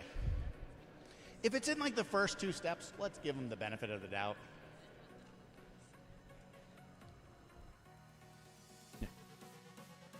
Did it break? Okay, so then your new first step is if you just take that off and then you kick it, then there's no human intervention. So if you take that off and then kick it, you do lose steps, but also no intervention. So far that dropped the weight, which caused that to go. The zip line still didn't go. It got stuck on something, causing the weight to drop. Pulls that, splashes me a little bit, causes the weight to drop. That then squeezes the tube out, and they completed the task with 1 human intervention for their final run. Well done to Fairy's Misfortune. Unfortunately, a couple interventions here and there, but they certainly improved along the way. So that is Team 3B, Fairy's Misfortune, with 1 final run of 1 intervention. Moving on to Team 4B, the Pastinator. Looks like they're doing their final checks here. You guys ready? So with it, again, they're looking for that elusive perfect run, whereby what went wrong last time? Well, it was just this one little yo-yo. The zip line worked, however, unfortunately, the yo-yo didn't fall. It's, again, just the littlest things that can cause these contraptions to fail. Yeah, exactly. Fingers crossed. You guys ready? All right. Whenever you're ready, Team 4B, let's hit it. 3, 2, 1. Cause that to drop, swings, drops into that. Vacuum goes. Yo-yo actually dropped. Balls drop. It should fall into the hat. Dominoes. And we have a perfect run. So with it, in their third and final run, Team 4B, the Pastinator Silver Lake Eagles from Candace, completed the task with no human interventions, a perfect run. Well done, guys. High five. Yep. High fives. Awesome. Now we have one final team and one final run here for the Division 1 group before we do go to lunch here. So that'll be about an hour break for those of you watching at home. But then we're going to move on to the high school and the college machines. So each of the prior divisions had 5 teams each, whereas high school has 10 teams in total. And they're really incredible machines too, so make sure you stick around. With it, Team 5 Days. We had a perfect run last time. Can you go 2 for 3? What do you think? You guys got it? Awesome. I'm excited to see it work. Is everyone else excited? Yes. All right. Whenever you're ready, let's hope for that second perfect run. In 3, 2, 1, the ball goes, drops. That's going to complete the circuit. Fan slowly causes the car to go. That drops in there. Water drops onto the paint can. Wheel goes. That pulls the cardboard. That's going to allow the sand to crush it. And all it needs to do is properly, with enough weight, crush that tube. It's so suspenseful because it's just the tiniest little dot that comes out. Everyone's leaning in for suspense. I feel like I have to too. Ready? There it is. Tiniest little dot. And they get a second perfect run. Amazing. I didn't give you guys high fives last time, so a well-earned high five. And again, another happy birthday. So with it, that concludes Division 1, grades 6 through 8, where we had 2 teams with a perfect run, some teams that had a couple interventions here or there, but overall, what do you think? Was that spectacular? If you're at home, make sure you're leaving comments, just letting your favorite teams know how they did. Make sure you're voting People's Choice. Again, rubegoldberg.org, click the banner, People's Choice, make sure they get an award. With it, we're gonna take a lunch break here for about an hour. We'll be back with you in probably around 12:30. With it, take care, everyone.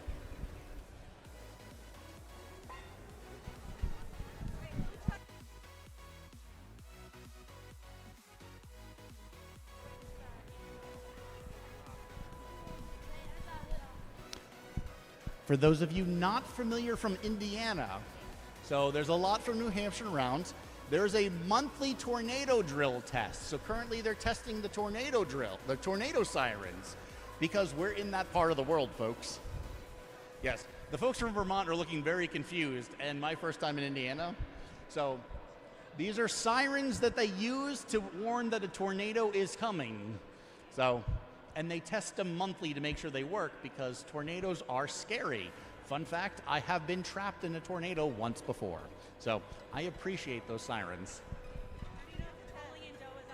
Yep. And just a reminder for everyone, we do have the 2 food trucks available out to the north, or excuse me, to the south entrance by the main entrance of the building. There is Rolling in the Dough, a food truck whereby they serve pizza. And then we also have Eddie's food truck.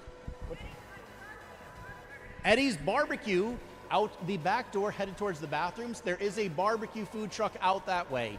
So pizza to the south, barbecue to the north. And with it, we're going to resume in about an hour. So thank you, everyone.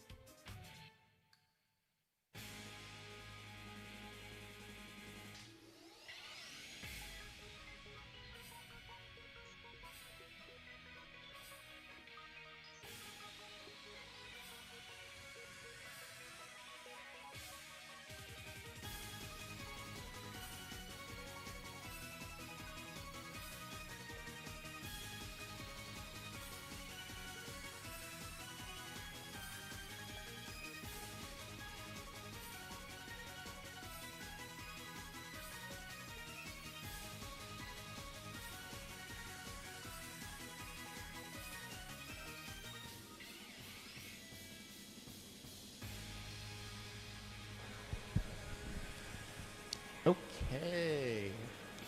With lunch wrapping up, we're going to go ahead and get started in about 5 minutes, okay? About 5 minutes until the high school competition starts. We will be starting over on the wall where Division 1 was. So the high school contest starts over in the far corner to the south, and we will work our way around to the main stage. 5-minute warning for the high school contest.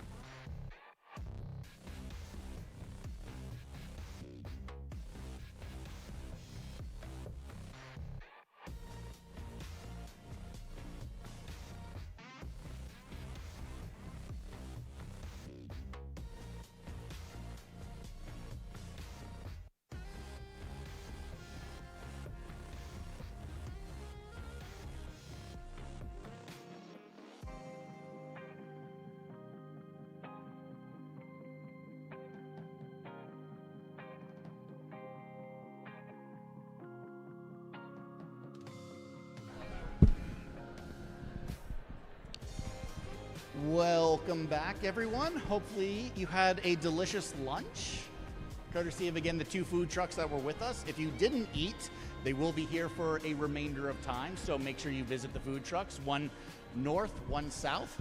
Also, do not forget that there is a raffle being held.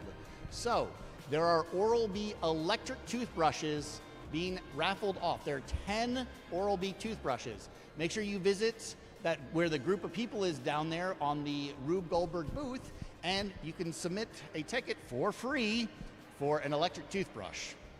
Just saying, really cool prize. We're gonna go ahead and get started with the Division 2, the high school Rube Goldberg machine contest. With it, we have a grand total of 10 teams in the high school contest. So with it, we did 5 in Apprentice, we did 5 in Division 1, and now we're gonna get through 10. The high school teams are guaranteed 3 runs, so we're gonna move a little bit quicker with this. But first, what I wanna do is I wanna introduce our scoring panel with it, because we have some amazing folks with us. First off, moving away from that, we have a representative from the Purdue Indianapolis campus. Raise your hand. We have a representative from the West Lafayette School Board. I am completely blanking for you. I apologize. That's right, thank you. We have a representative from the College of Liberal Arts. Amazing, thank you. As well as we have the mayor of West Lafayette with us here today. So those are our 4 judges for the event. Now, as we move up to the next division, we separate the scoring. So we have judges who score completely subjectively based on their personal opinions, and then we have referees. We have 2 referees, courtesy of the Purdue Engineering Student Council, who they're looking at everything objectively. They're doing the measurements. They're making sure that the machine timing, because when you work your way up to this division, we get serious about this. So the minutia really starts to count. With it though, we're gonna get rolling. And we have the very first of our high school teams right here. This is Team 1C. So remember, you have the opportunity to vote online, rubegoldberg.org, to do People's Choice. Again, I'm labeling them via 1C, 2C, going all the way through. So that's how you're gonna vote People's Choice. Our first team is Team 1C, whereby your guys' machine name was, what was it? It was the, what? Ah, yes, that fish movie, right? That fish movie. Can you guess which fish movie I'm talking about? Well, let's take a look at this set right here. And yeah, absolutely incredible. With it, are you guys ready for your presentation? So again, just a reminder for the audience and the folks joining us, they do get to do a quick presentation prior to the runs.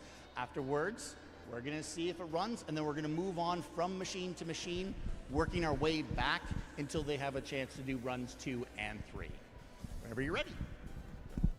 Darla has a dentist appointment with Dr. Dory Martin. Dr. Martin is currently busy with another patient, but he told Darla to brush her teeth while he is away. Instead of brushing, Darla decided to feed the fish in the office. As she was shaking the fish food into the tank, she heard Dr. Martin outside and realized that she needs to brush her teeth. She sets down the fish food, triggering a contraption that will put the toothpaste onto a toothbrush, and then starts brushing before the doctor can notice.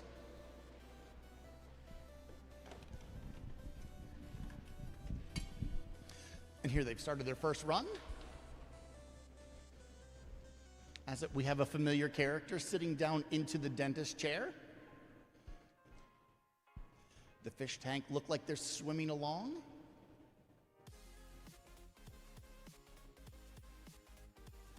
Waiting for the fishies to swim along through the tank.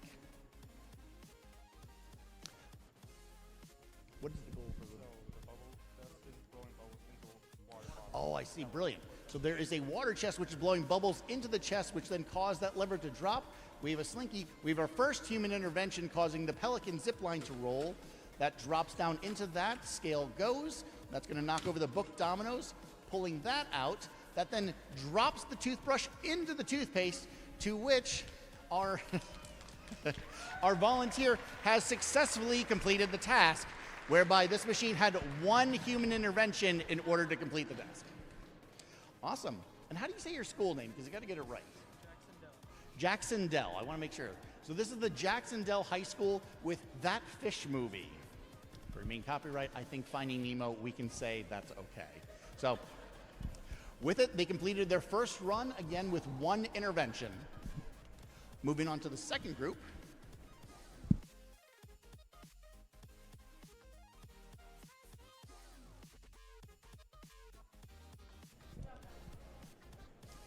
Moving on to the second team, we have the team from Batesville High School. So if you notice, we had Batesville Middle School and Batesville High School made it to the national contest, so well done. This is team 2C, and are you guys ready for your presentation? Excellent. I'll pass this over to you, and whenever you're ready. I almost stepped on somebody there.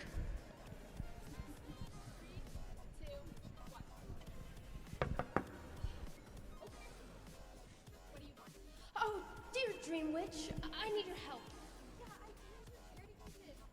No, I have plenty of money. Open. Come on in. So, my dear, what type of dreams are you having trouble with? Fantasies? I can't dream at all. At all? At all? Wow, I haven't seen a case like this since that boy from the village, back when. Oh, what a terrible story. Dramatic flashback. Please, dear boy, you need to close your eyes and sleep. If you don't, you will perish. But why sleep when I cannot dream? That's such nonsense. Everyone dreams. Just wait, I'll go get the doctor. What seems to be the trouble, dear boy? I cannot dream. Nonsense. Simply go to sleep and you will dream. I have tried that already. That's quite a conundrum. I guess I'll have to dream up a solution.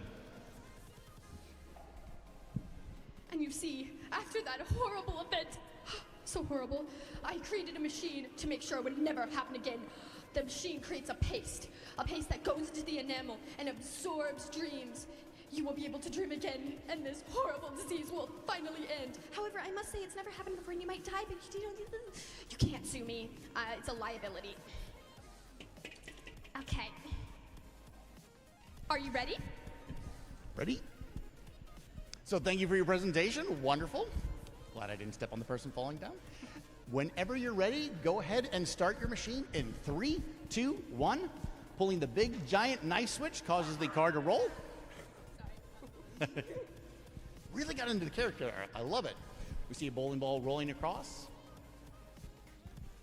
Back that way. What do we have happening? Ball is slowly rolling through a funnel. Triggers the seesaw, allowing that to roll. Another car rolling down the ramp. Into the bucket. Beautiful ball run elements and seesaws. Wheel turns, causing that to roll. Weight falls. Car drops down here. Causes the wheels to spin. That drops that into there, moving across to the other side. And what's happening at this point? The water is draining into that lower bucket. Brilliant. So the water drains into the lower bucket, causing the seesaw to tip. Yep. From there, It'll drain a little more. drains a little bit more. I see it. It's going to flip that lever over there.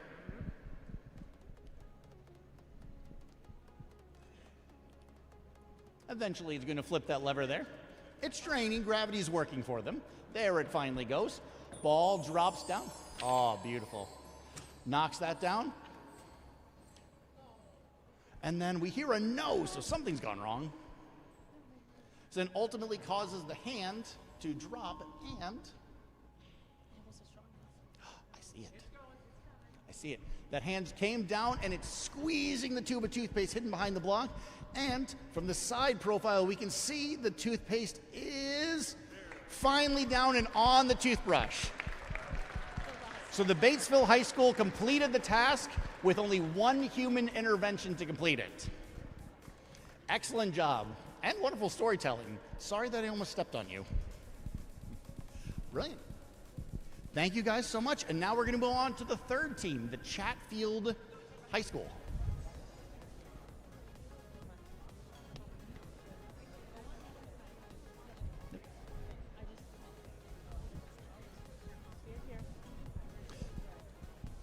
So the big noticing factor again is Already, the two teams, we already have these much more thematic machines. They're bigger. As we move into Division 2, these machines are allowed to work in a 10-foot area, 10 feet wide, 10 feet tall, and 10 feet, whatever dimension I didn't say yet. So, with it, I'll get this set up for you guys as well.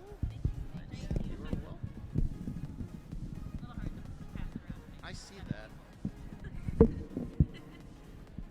So it is on. So again, we have the team of 3C. They're the Chatfield High School with, what is the title of your machine? The Morning Routine. Whenever you're ready, go ahead and start your presentation. Welcome to Chatfield High School's Morning Routine. We don't mean to alarm you, but we're late for school and it's time to get ready for the day. We hope you find our morning routine pretty punny. The alarm clock really puts the shoot we were counting in a bad mood. The air pump starts the roller coaster, making a connection with the ball, which puts the hammer down on a fantastic way to start the day. The slinky springs into action. We had a bright idea to use the car to turn on the light. As the sun rises through the window, we're on the dawn of a new adventure. That's great. We might not win any awards as the trophy falls, turning on the mixer. At this point, we hope you aren't mixed up. That's a corny way to whip up some breakfast. Right now, the cat falls off the towel holder. As we're spaghetting ready, the mouse is in an icy situation playing hide and squeak. We're sizzling with excitement. We're just rolling along. Did you read the Fresh Herb Cookbook? It's about time. This is whiskey business, and we're feeling strained. We'd explain how the kitchen got so scrambled when the peas fell off the shelf. Can we peas cut it with the puns? We can't contain ourselves. Off to the shower for a splash of humor. The rubber duck knocks over the hairbrush, a terrible thing to do as we comb through the day's challenges. The ducks winging it as they unravel the towel with the shampoo. We're on a roll, and it's the sole reason to start the train. This is the real deal. We're simply deflated. It's so hard to get into a groove this morning. We were getting the laundry sorted out, but forgot to brush our teeth. Back to the bathroom where we reflect on this experience. We should have gotten up earlier so we didn't lose our marbles. The mouse makes a terrible mistake and releases the toilet paper from under the sink. But we'll squeeze the day when the pliers put the toothpaste on the toothbrush. Now we are ready for school. Thank heavens for our efficient Rube Goldberg inspired morning routine. Woo! Amazing, guys. Thank you. So with it, whenever you're ready, Chatfield High School, start your machine, which I do believe has 75 steps in it. Yep. So this machine has 75 steps, just to point out. And as you heard in the presentation, it's quite a lot. Winding the car. Yep. So last minute safety checks. And how does it start? And I was going to say, here we need to get rolling because I just can't match that level of puns you guys did. So whenever you're ready, hit it. That's going to drop. So the roller coaster causes the wheel and axle to roll down, turns on the fan. Fan rotates along, pulling a string, causing the slinky to drop down. Car then starts the 8-ball, which tilts the seesaw. Mixer winds up. The corn is going crazy. Never thought I would say that. Appropriate for Indiana, I suppose. The corn is winding up, winding up. There it goes, slowly climbing. Reaches there, that looks like it's supposed to knock something. There it goes. Paper towel falls off. All throughout the kitchen, the rolling pin drops. The oven is opening up, revealing a cake. Kitchen's going crazy, quite honestly. We move into the bathroom. Paper towel spins. We do have our first human intervention, causing that to roll. Train's gonna pop a balloon. Boot drops, starting the record player. Activates the seesaw, which is gonna drive over back into the bathroom. Causes a ball to roll through the sink, drops into the cabinet. Cabinet door opens, toilet paper unravels, and the pinchers, the pliers, have pinched the toothpaste. And has any toothpaste gotten on? Have we gotten toothpaste? Let's see it. Let's see, do we have? Yes, we do have toothpaste on a toothbrush. Woo!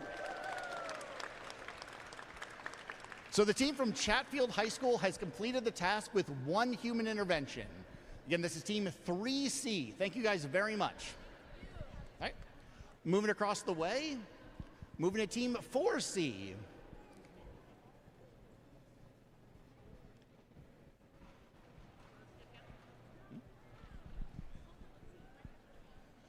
with your project entitled Dreamland. So again, this is Team 4C from the Casey, how would you say it? Just Casey High School? Yep. So Team 4C from the Casey High School and their project entitled Dreamland. Are you guys ready for your presentation? Judges, we'll give the judges a quick second to catch up, get in position. They're only kind of important. Ready? Awesome. So, whenever you're ready, who would like to? All right, thank you guys so much. All right.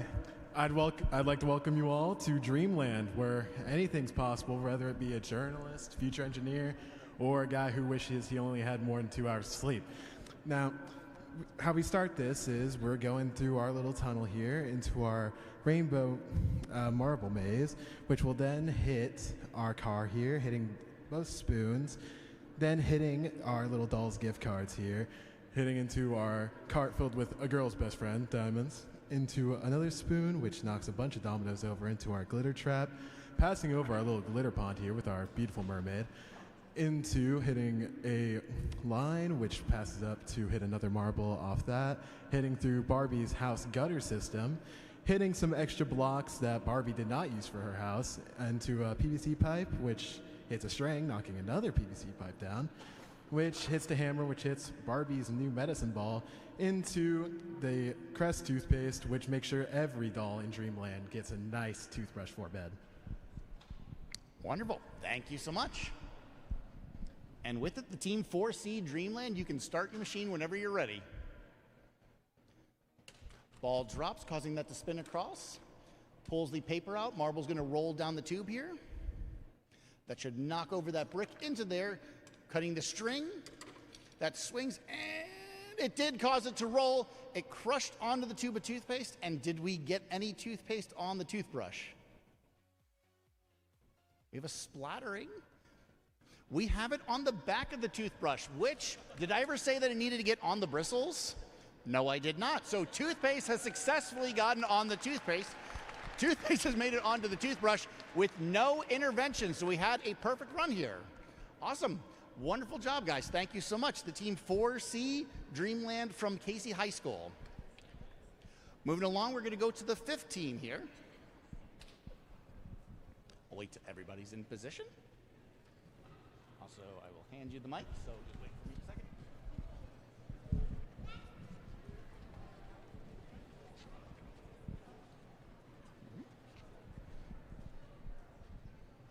Judges in place. Excellent. All right. I always have to read the sign to remind myself. I apologize. So, we have Team 5C. This is the Elephant Tusk in the Room machine, whereby you guys are from the ACS Technical Charter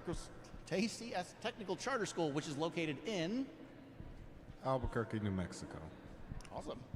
So travel quite a way.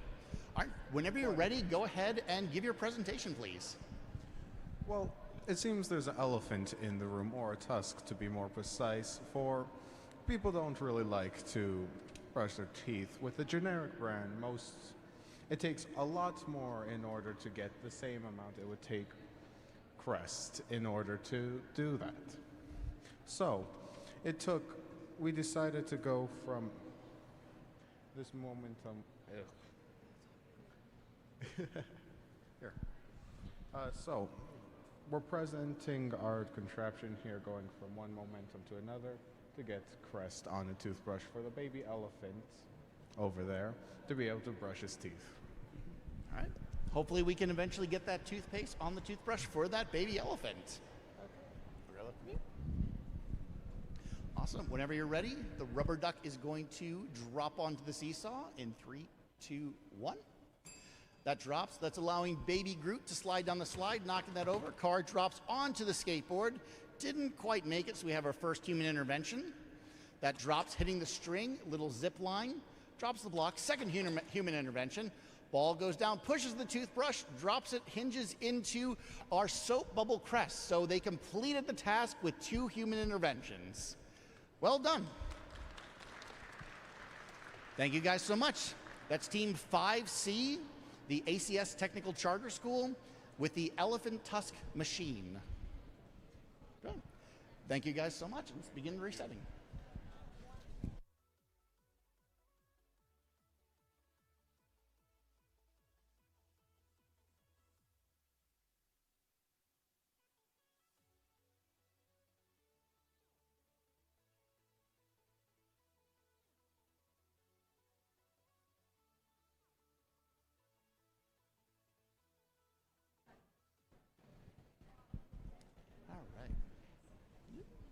We're here with We're here with Team 6C, whereby we have the Tooth Fairy Factory from Anderson High School.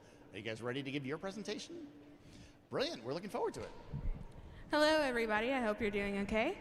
I am Allison, and we're from Anderson, Indiana, and we want to show you our Rube Goldberg machine. Tell me, Allison, how do fairies fly? You know, we've all heard some really crazy stories, but the simple answer is pixie dust, obviously. So, you know, I'm a tooth fairy. I get the job done. We're always busy. And, you know, you're always curious, why do they take teeth? Well, we take the teeth to create pixie dust, right there. And so, you know, Rube actually got his ideas from us. Like, he went on a tour, but he was sworn to secrecy. So all the comics you see, the Tooth Fairies already did it. So we just love Rube for stealing our ideas, but we love to include some interesting takes. Over here, we have a factory set up, so this door, as soon as you open, it's like you're getting a tour. And then, you know, there's the, what's that word? Factory thing that, you know, connects to start everything else. We are friendly, so we use flowers to create power. Solar panels, and then we also take household items from you guys. But we're not thieves. We give you money in return. So like that umbrella you were missing, that's my bad. That's my bad. I was a little busy, but I hope you enjoy. Thank you. Excellent. Thank you so much. With it, Team 6C, the Tooth Fairy Factory from Anderson, you can start your machine run whenever you're ready. Pulls a string, causing that ball to go down the tracks. Car pushes, another ball's rolling along that's going to hit a mouse trap. Releasing the boot, kicking the factory door, causing the car to roll, turns on the light. We have a solar panel, as they mentioned, which activates another motor. Rolling along, that's winding a string up.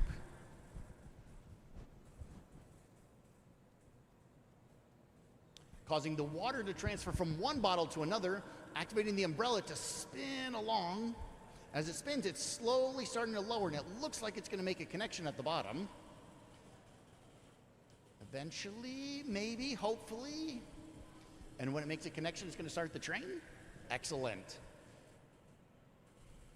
Umbrella, it's so close, inching ever closer. Spin, spin, spin, come on. Slow. Oh, it's so close. We're like a millimeter away, it feels like. There you go. Drops the balls, which then completes the circuit.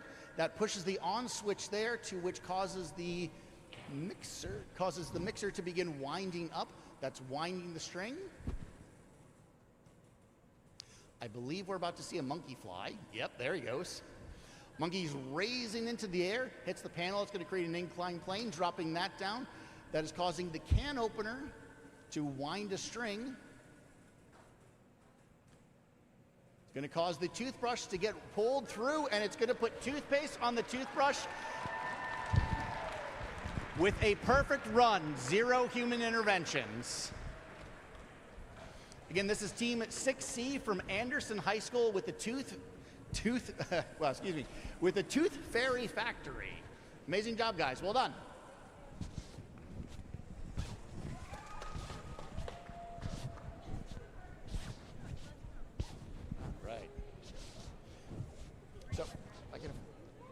So could I have the audience take one gigantic step back?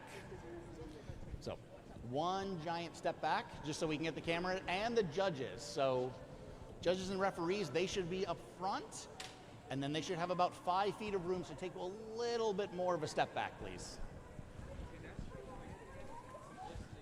And then you sneak in there where you need to. Do you need more room?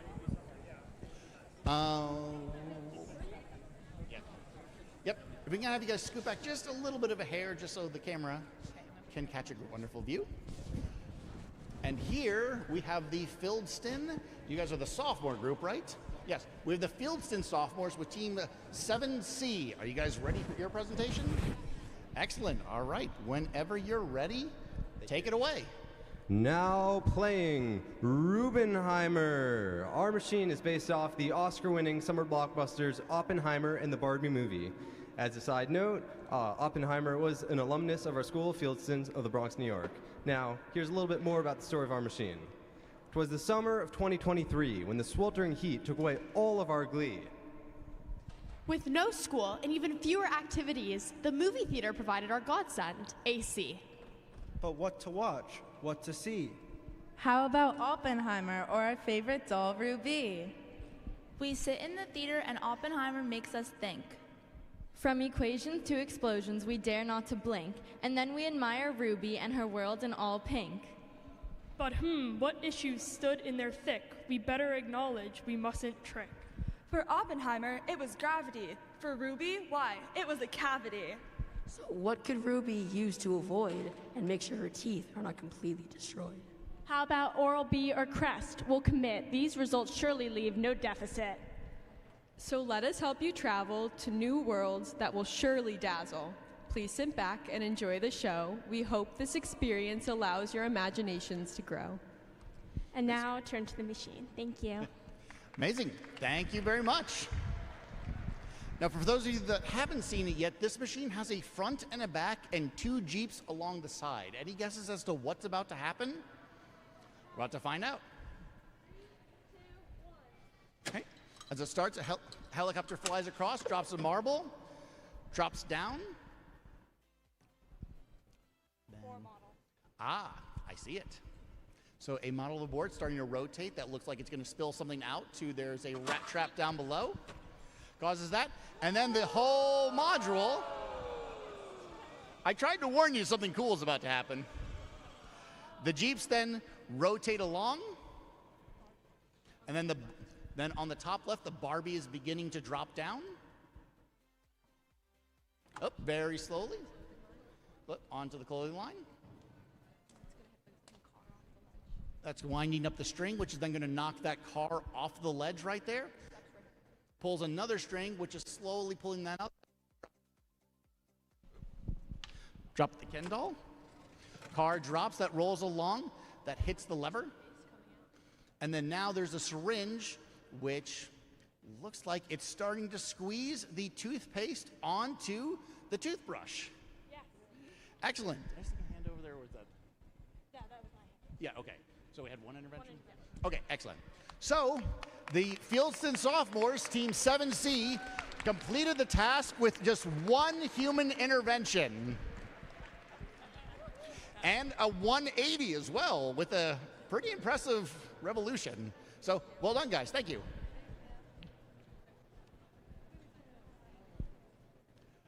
Right beside them, we go from the Fieldston sophomores to the Fieldston juniors. So, again, if everybody can take one giant big step back, we got to get the cameras in. Excuse me, guys. Thank you so much. So now we have, again, Team 8C, the Fieldston juniors, whereby I'm noticing some pirate themes. Am I right? Yeah. Be pretty bad if I guessed that incorrectly. With it, though, are you guys ready for a presentation? Excellent. We are ready. I'm Ruthie. I'm Zoe. I'm Zeke. I'm Isabella. I'm Miranda. And I'm Amelia. And we're the Fieldston Juniors from New York City. Today, we have a tale for you all.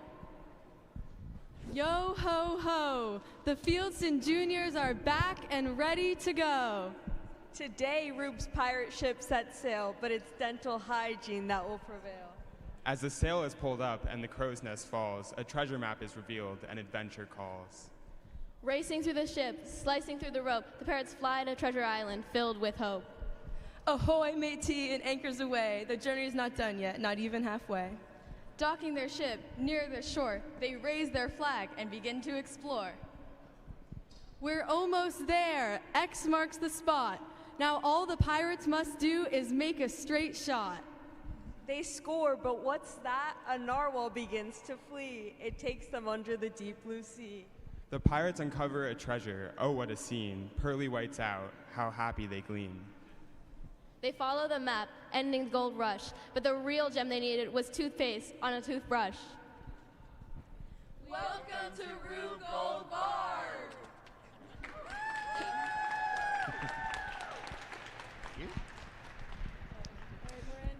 Pirates and jokes. It's a wonderful combination. All right, Team 8C, the Rube Pirates from Fieldston High School. You can start your machine wherever you're ready. Do you need a second to last minute, or? I think we're good. You're good? All right, ready? In 3, 2, 1. Raise the mainsail already. That causes the map to go up. I see balls dropping down. Pirates going down the zip line. Wheel spins, drops the anchor. We're very thematic over here. The whole pirate ship begins to move. That was a surprise for me, too. I hadn't seen that yet. That drives, we move over to the island, it looks like. Balls drop.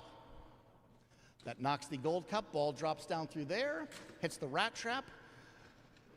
Treasure is going down into the ball launcher.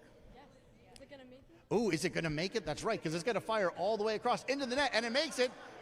The narwhal swings along.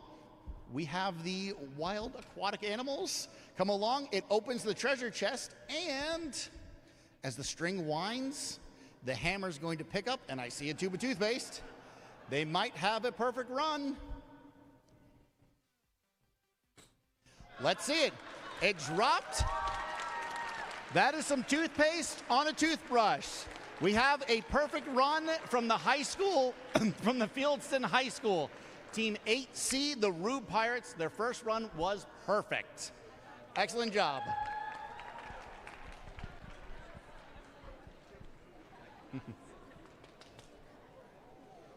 Awesome. All right. Again, make sure that the judges and the cameras can make their way through. So I'll have you scoot back, or at least over, okay?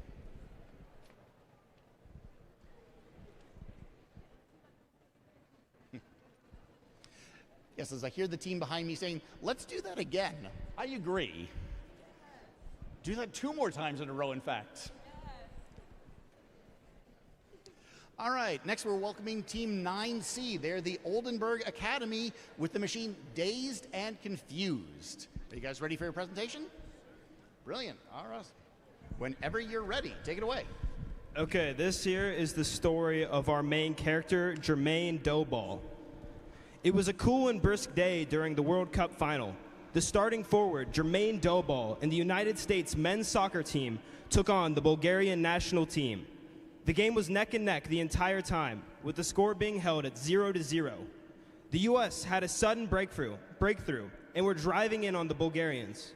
All of a sudden, an open lane appeared. It was just Jermaine and the Bulgarian goalkeeper left. As Doughball began to take the shot, he took a dirty hit to the face and was knocked out. Everything went black. Jermaine fell into a dream, but immediately realized something seemed wrong. He dreamt that his brain was in danger of turning into goo, and his teeth fell out due to the collision. To counteract it, he believed that if he could construct a Rube Goldberg machine that could cleanly and efficiently deliver toothpaste onto his toothbrush, then everything would be right again. However, after constructing this masterpiece to fix his brain and broken teeth, he wakes up at home, looks in the mirror, and realizes it was all a dream, and instead, he needs a dentist. Brilliant. Thank you so much. And I noticed you guys brought everything, including the kitchen sink. All right. And whenever you're ready, it looks like you're starting your machine by kicking a soccer ball into the net. So that's certainly a unique way. All right, whenever you're ready. Goes in the net, which causes that to fall off the edge. I have to lean over. There's a series of marbles that drops down. Pulleys drop, weighted pulleys, raising slowly. Incline plane. Balls are traveling through all the different players. Plinko board style effect. That's going to knock that ball off, allowing the next series of balls to roll down through the tubes. We do have our first intervention because the plug unfortunately didn't come out, but then the water's traveling through the tube. Excuse me, I thought it was more balls. The water's going to come out the tube, hits that, allowing the ball to drop. We do have to have a second intervention, which swings around, crushes the toothpaste, and we do have toothpaste on the toothbrush. And the reveal of a very interesting image over here on the side. So with it, the team from Oldenburg University completed their first run with 2 human interventions. Thank you guys so much.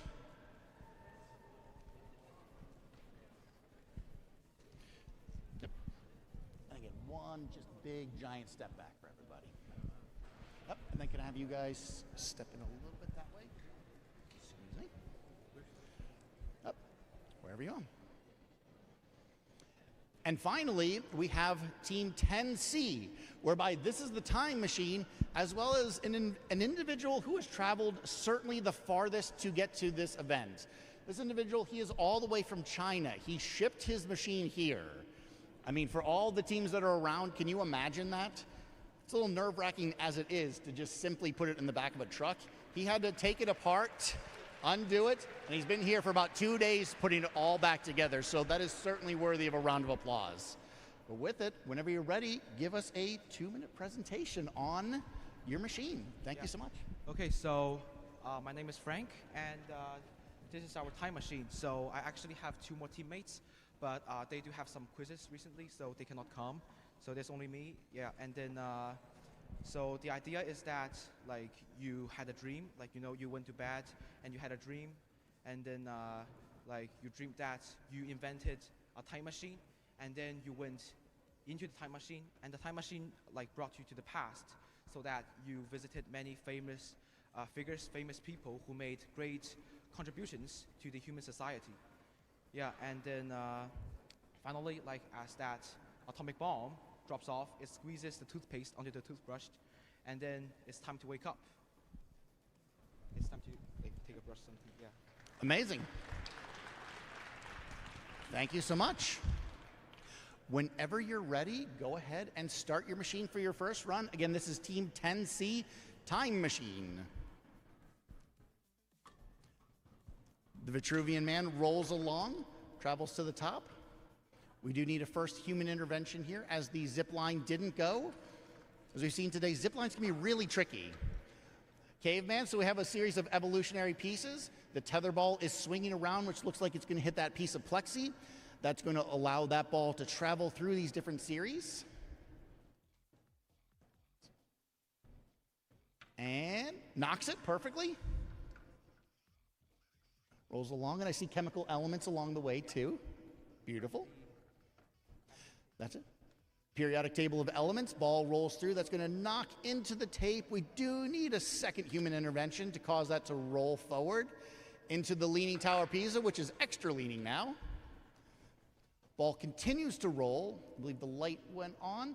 Didn't cause the Earth to start to spin. Wonderfully risky step there with the bouncing ball. Ball rolls across into the container, whereby that caused that to drop, and then as that cup drops, it pulls a string.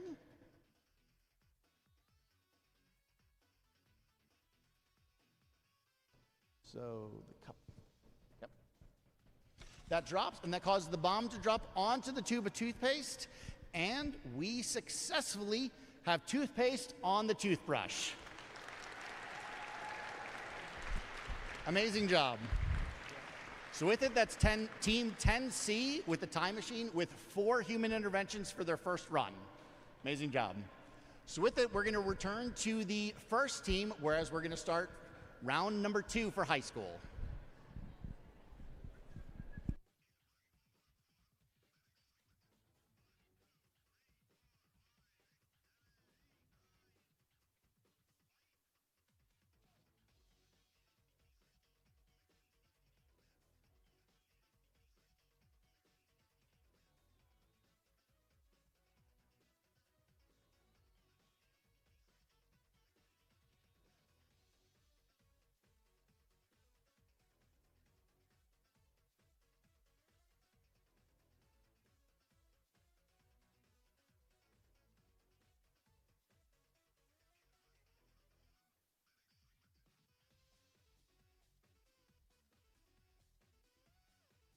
So if I can have the judges return back to the first round, or first team of the high school contest. So if you are a judge for the high school, we do need you to return over here, please.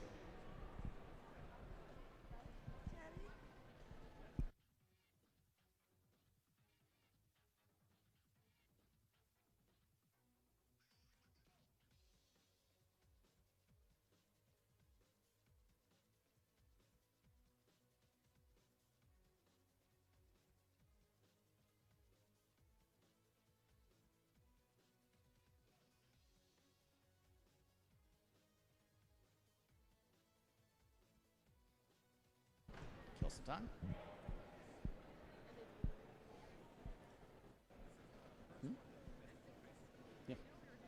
Yeah. 2 more rounds. Yes. So technically, if you've done all your things, you don't need to watch it, but it's good. Yep. So here we are at the start of the second round of the high school division, whereby, again, each team gets 3 runs of their machines. You spend months, weeks, days, and sometimes cases years building these contraptions. We want to give them enough ample opportunity to try to make their machines work for us. We did have a couple perfect runs in the last round. We had a couple machines that had a little issues here and there. So let's see how they improve as we go along. Back to the first, though, we have Team 1C from Jacksonville. I will get it right the third time, I promise. With That Fish Movie. So Team 1C from Jacksonville, That Fish Movie. Whenever you're ready, let's have you start your second run. Drops the fish food in, pressing the can. That eventually releases the fish into the tank. Now, this time I've learned better that I thought the fish were going to do something, which would be really cool, but now I see that the chest is opening and it's got all these bubbles that are filling this little container that's eventually going to allow the container to rise, and that's going to press that lever, allowing that big rod to come and drop down. And here we must be patient. Starting to get it to the top. That drops down, causing the slinky to retract. Seagull did travel across, drops into the prize bucket, flings along into the dominoes. That's going to drop to there. That then drops the toothpaste into the trash can, and a successful brushing of the teeth we have with a perfect run from Team 1C. Well done. So their first run, they had 1 intervention, and this run, they had no intervention. So well done, team.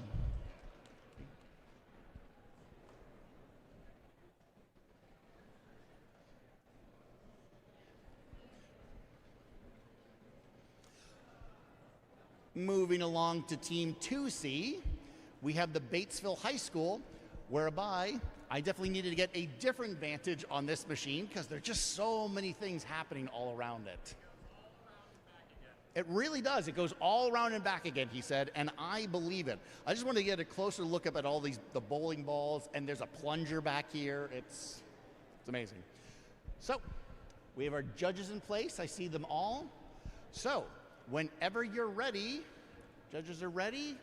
Whenever you're ready, you can start your second run. This is Team 2C from Batesville High School.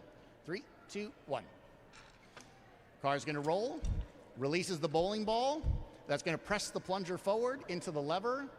That's going to fail to release the ball up here. The ball should release and down into that. Kind of convenient, have that middle space in the machine. Ball is slowly traveling through the funnel, and it's going to make the nice musical sound as it goes along. Lovely. Cars are going to travel down. Another ball's traveling down a loop. Inclined planes and ball tracks. Causing the bike wheel to spin around. Now we're onto the right side of the machine. Balloon bursts. Seesaw tips back around, causing that seesaw to just barely, oh, it's supposed to go above, that's right, okay. So that didn't pull the pin at the top. This ball is now traveling across, bounces down, falls into this, and now this is the nice time delay step where all this water has to leave this container, and eventually that seesaw is going to connect, And it's going to tip, and then another musical element before we get to the finale of their machine. Water is still draining, albeit slowly, but that's okay. Water's draining, water's draining. I can see it starting to tip. There it goes. I've made sure not to talk during the beautiful parts. That goes to the end. It hit the end. Is it going?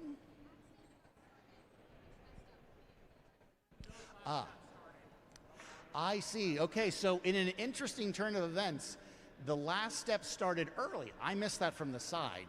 So in these cases, what happens is when you start the machine and then the machine takes over to the path of it doing that, you've technically gone from step 1 to step 2 to step 3, and then you jump to step, what's your step count in this?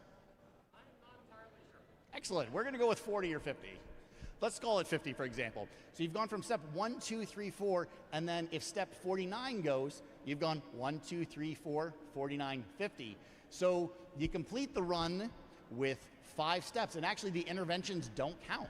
So there was no interventions in this run, but it was only technically about a 5-6 step machine, is how it's appropriately scored in this case. So with it, you guys still have a third run, but technically speaking, they completed the task with no interventions, albeit they skipped about 90% of the machine in order for that to happen.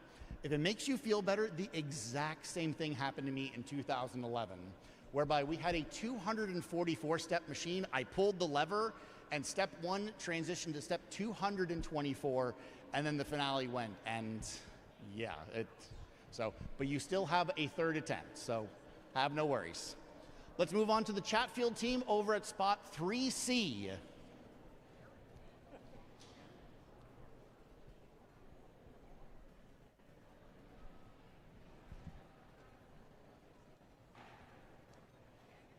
Right.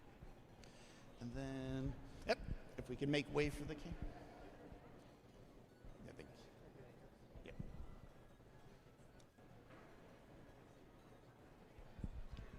Our judges present. Brilliant. All right. The morning routine, team 3C. Are you guys ready to do your second run? All right, we're excited. Let's see it. 3, 2, 1, start the alarm. Pushing that down, that causes that to roll. That's going to cause the fan to spin around, pull the slinky off the shelf.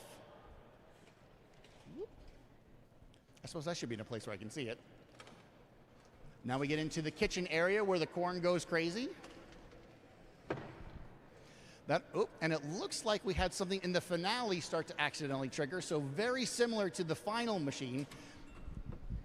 I'll explain it in a second. So the kitchen is going currently. We do have a technical intervention, but also not really. The oven is opening, kitchen goes, travels to the front of the machine. The balloon did pop, record starting to go across.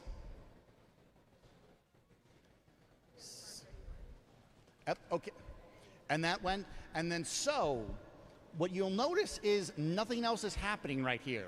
And the issue was that this little wind-up car triggered way early. So around the time that the slinky dropped down, the wind-up car was set free. So the car traveled along, triggered the finale, and toothpaste did make it onto the toothbrush, so they had a perfect run technically, even though they touched it, because just like in our last machine, the machine ran about 10 or so steps. We'll officially count it. It ran 10 steps before step roughly 65 encountered. So they completed the task with about 20 steps out of 75 in this case, but nonetheless still a perfect run. Well done.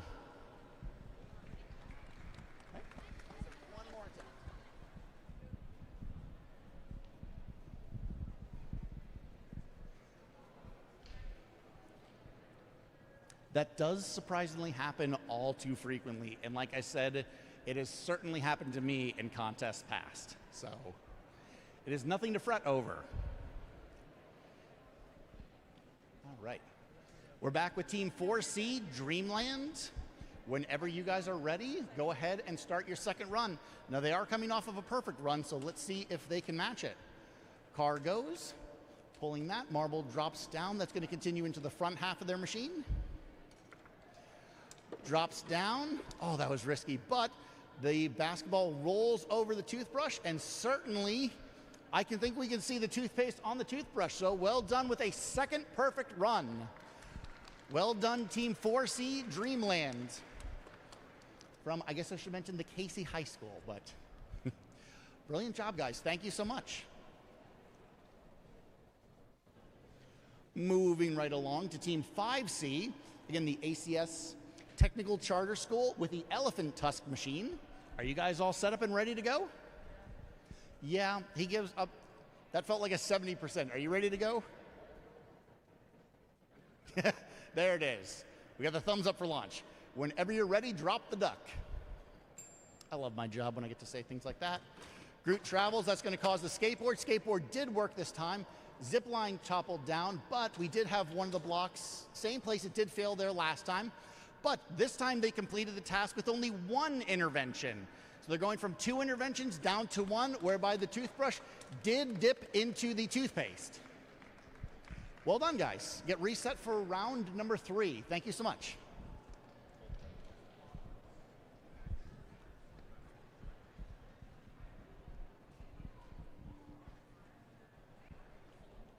I just have to remind me. Sorry about that. Oh, okay. We're going to take a quick pause because we have to have a camera battery change. So what do you guys think of the machines this year? They're pretty good, right? If not pretty good, they're amazing. Everybody came here bringing their A game, so it is really appreciative. Thank you so much for everything that you guys put into it, because, again, myself having been doing this contest for most of my life, but also building at the Rube Goldberg contest for 8 years, I know how much hard work goes into this. So, before this, how many perfect runs had you ever had of this machine? 0. And did you get a perfect run last time? Yep, see? They never had a perfect run until coming to this venue. It's Purdue. Purdue's just a lucky place. But their very first run, they had a perfect run. Let's see if they can do it again. Our camera's back. So with it, again, Team 6C from Anderson High School with the Tooth Fairy Factory. Let's see if it works. Ball drops down. That's going to... should have caused the boot to kick the door closed, but it didn't. So we just had 1 intervention so far. We now have the solar step. That's causing the motor to wind up and eventually cause the water from one bottle to transfer into the other before we get that just majestic umbrella spinning around. So that's actually pulling up a screw, that hand in the back.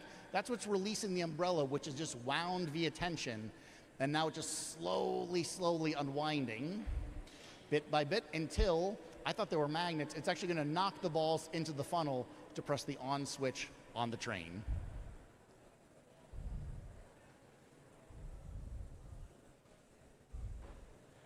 And just creating all sorts of suspense.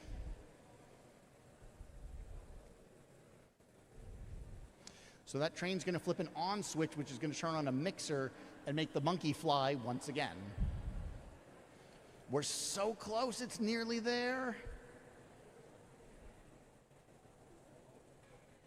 So close. I feel like it should be touching. It touched. There they go. Into the switch, that's causing the mixer, then wind the string. Monkey will begin to fly into the air. That drops the tooth down the inclined plane. The monkey's name is Bongo, I've just been informed. So, Bongo is now traveling through the air. That's going to cause the tooth, drop down, start the can opener, and that's going to drag the tube of toothpaste through, and wait, did I see a tooth? I think you might have had it had you not touched it. Oh, it did, okay. So what happened was they have a string on the end of the can opener, and that part just popped off. So the Anderson High School has completed their second run with 2 human interventions. Nice job.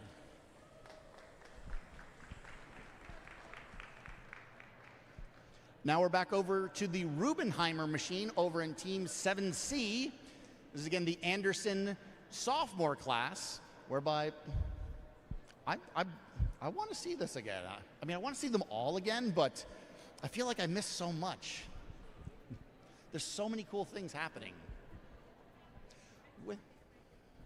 Yeah. All right.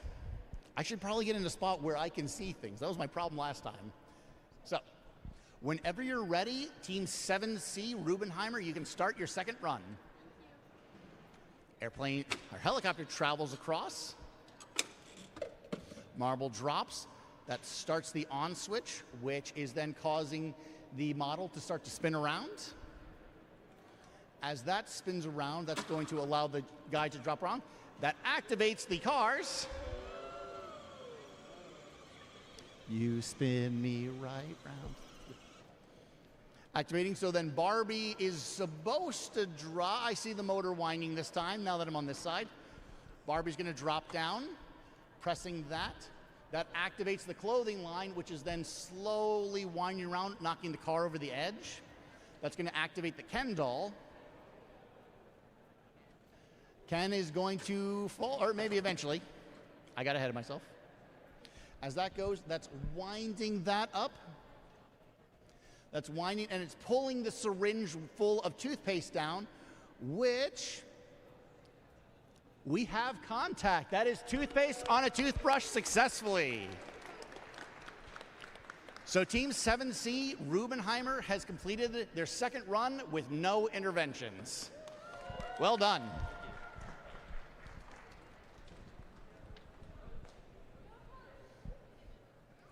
Sailing right along to Team 8C, we're back at the Rube Pirates. Whereby, again, if everybody can just take one gigantic step back, because we got to get the cameras in there. Thank you so much. I love this spot. Like, you might love it right here. Yes. Yeah, you can get everything this way. All right.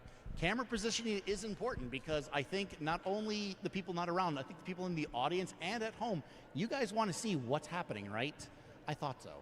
So, camera placement, very important. With it, Rube Pirates, the Fieldston Juniors. Are you guys ready? We are. There it is. All right. Team 8C, whenever you're ready, raise the sail. Sail raises, flag drops.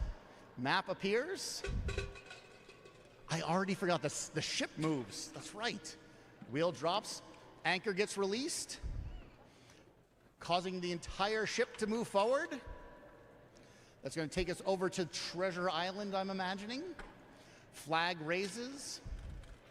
There's an entire container of rum that I missed. Ball drops, going to travel down. Hits the rat trap. Treasure chest going through. Now we must wait for the ball to enter the net. See if it fires into it. 3, 2, 1, go! Yes. Narwhal into the aquatic life that's spinning around. That's going to cause the treasure chest to open. Winding the motor. That's going to pull the hammer back. And we're so very close to a second perfect run. I'm not going to jinx it. I didn't jinx it because we have, for the second time, toothpaste on a toothbrush with 2 perfect runs for the Fieldston Juniors. Well done, Rube Pirates. Team 8C.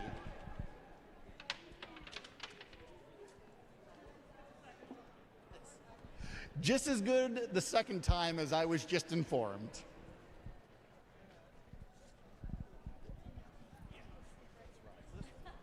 What was the number of interventions on this one? What was your intervention count on this one? 2 on this one? Okay. Sounds good. All right, we're over to Team 9C, Dazed and Confused from Oldenburg Academy. This is their second run. With their first run, they started off with 2 interventions. Let's see if you guys can improve. Whenever you're ready, kick that soccer ball. Okay, that causes that to drop into the pulley and ball system over here.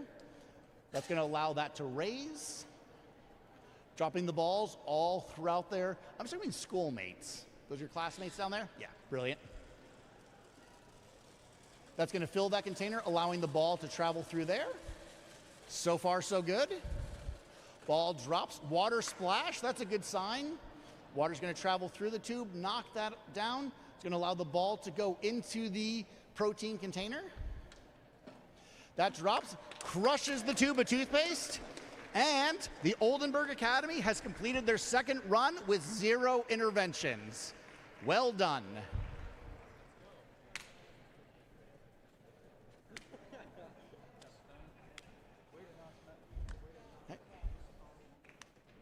Our final team for the second round, we're back 10 seed, Time Machine, the team from China. I do want to give a shout out to the members of your team not here today because, again, just an incredible effort from all of you. And the fact that you're doing this by yourself, he is completely by himself today. So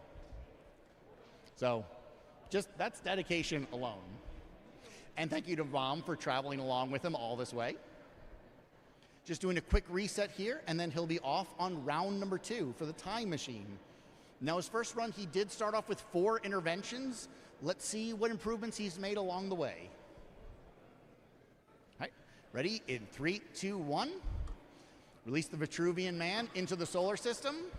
Rocket raises. Looks like the zip line got stuck again. That's okay. Intervention number 1. Hits that. Evolution of man as it travels through. Charles Darwin at the top. Drops, releases the tether ball. That's going to swing around and eventually hit that plate, which knocks the ball through the elements.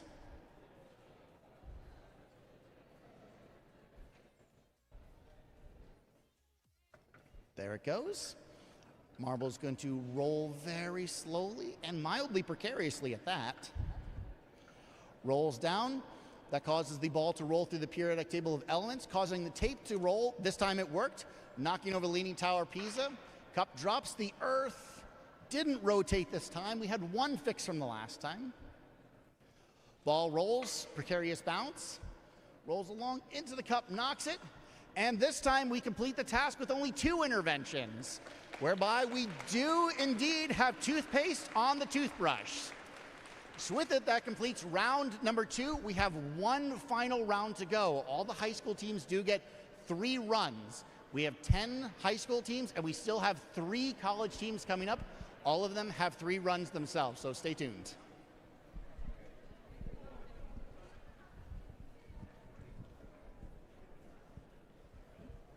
We have another round? Oh, what? Yeah, there's one more round.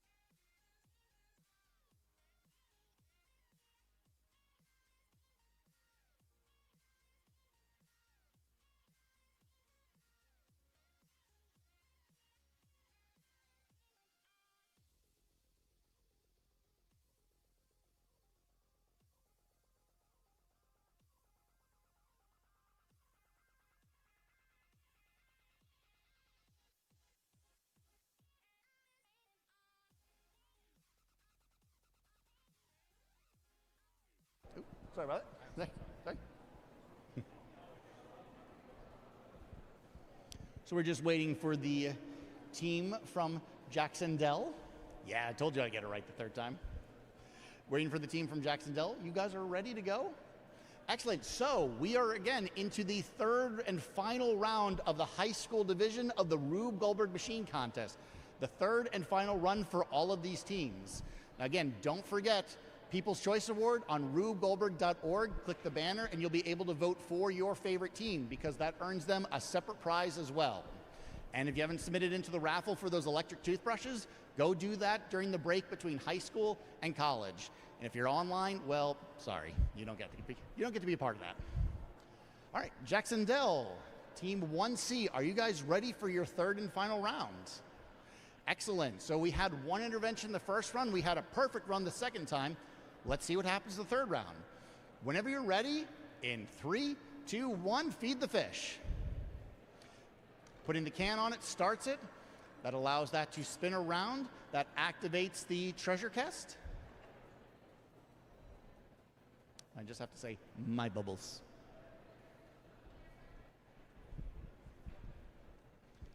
We have the air filling the container, which I heard the word buoyancy from somebody, where there's that change in buoyancy. You can see the sticks in the background where that's got to lift up, and eventually as it does, it again causes that stick to drop down in front. Causes the slinky. Pelican work this time as well. Rolling into the prize box. We do have one human intervention, causing that to drop into the scale, into the finale where that drops, dropping the toothpaste or toothbrush into the entire trash can of toothpaste. And Jackson Dell, Team 1C, completed their final run with one human intervention. Excellent job. Round of applause. Thank you so much.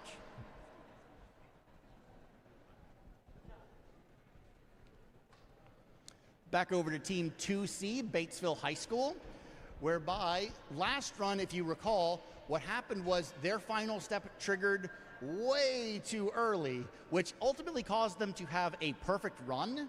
But however, it was a perfect run with about 5 or 6 steps.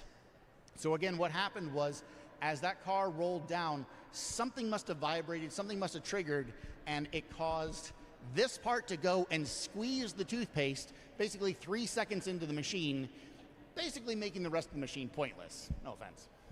But with it, let's see if they fix the error, and hopefully you guys can earn a perfect run this time. Are you ready? Here we go. That releases the bowling ball. I don't see the toothpaste being squeezed already, so that's excellent. Bowling ball hits the plunger, causing the ball to enter the funnel, taking its sweet, sweet time.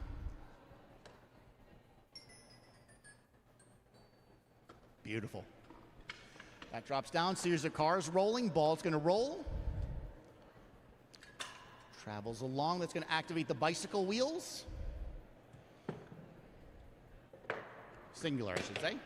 Balloon pops. Seesaw over there. We do have a human intervention, unfortunately. One of the rods didn't allow the ball to drop, but this time it pulled properly over to this side. And again, that really nice slow time delay with the water has to exit this container before it shifts the seesaw. There it goes. Still have that extra little time delay before that ball is going to then travel through the musical step, which I will be sure to shut up for that because it's too beautiful to talk over. Do, do, do, do, do, do, do. Water is continuing empty, and here we go. Amazing. Into the finale, pushing that over, causing the wood to slam over. That closes the tube of toothpaste, which then spits the toothpaste down onto the toothbrush below. And the Batesville High School has completed their final run with only one human intervention. Excellent job.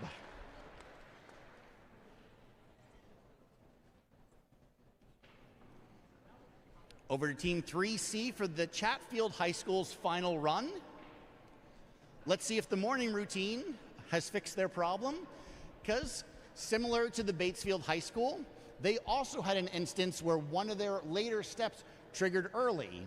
So again, just a quick reminder of where last time their slinky activated, and in that case, the slinky for some reason activated the wind-up car to trigger this and go into their finale way too prematurely. Way too premature, way too early. Let's go with that. You guys think you fixed the problem? We'll just do this, fingers crossed. All right, for your third and final run, Team 3C, the morning routine, give it a go. Roller coaster activates into the fan. Fan's gonna pull the string, activating the slinky. Have our first human intervention where the fan did not activate. That only counts as one intervention. So, yep. You can just hold it down with the stick, that's fine too. Basically, an intervention is to get the machine working again, and if it's on the same step, we don't count extra. Slinky goes into the mixer, the wobbly corn. Travels to the top. Oh, winding faster this time. That's going to cause some kitchen chaos.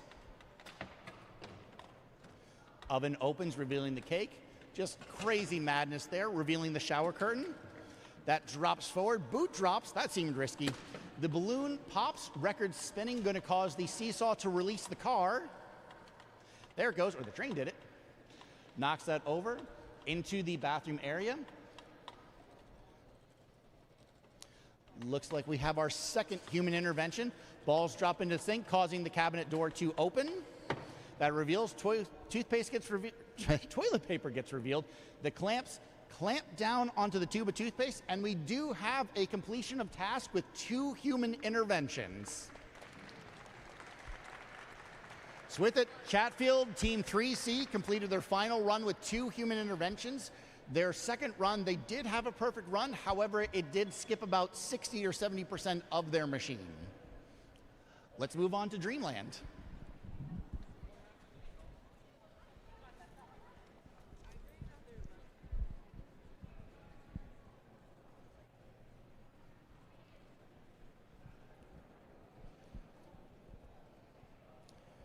Dreamland, Team 4C from the Casey High School. They're coming off of 2 perfect runs in a row. Will they get a third run? What do you guys think? Taking, hopefully. I like that betting. You're fine. Activating it, ball's going. So far, so good. That's going to knock that over, causing the hammer to eventually knock the ball over. Got the toothpaste, squirts out like nothing else, and that is some successful toothpaste on a toothbrush. So 3 perfect runs in a row. Quite impressive. So again, that's Team 4C, Dreamland from Casey High School. Thank you guys so much.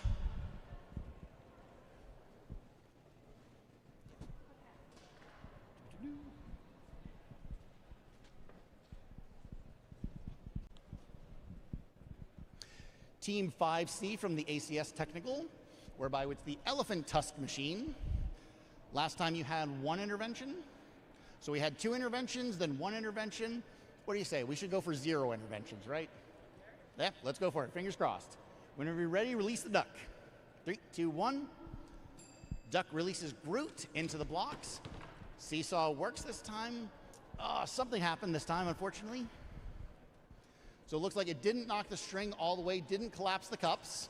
Zipline activates, causes all this mayhem, the ball's rolling, and that knocks the toothbrush into the toothpaste with 1 human intervention to solve the task. Team 5C, the ACS Technical Charter School, with the elephant tusk machine. Well done. As I heard from the peanut gallery, the string wasn't tight enough in order, so that's what went wrong that time. Back over to Anderson High School, the Tooth Fairy Factory in Team 6C. We'll just wait for camera to get into position, which always nice to wait for the camera.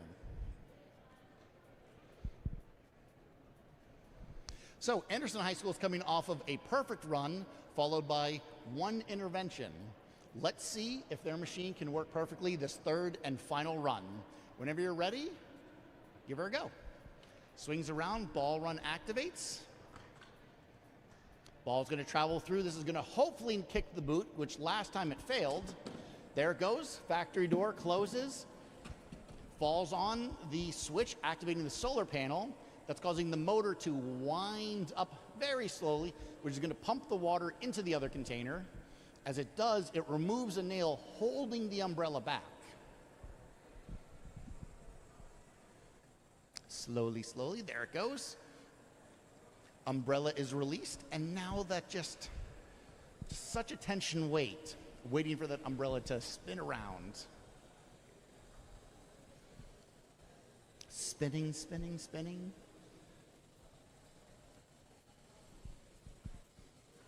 So I'll take this time to remind everyone again, People's Choice Award, RubeGoldberg.org, vote for your favorite teams.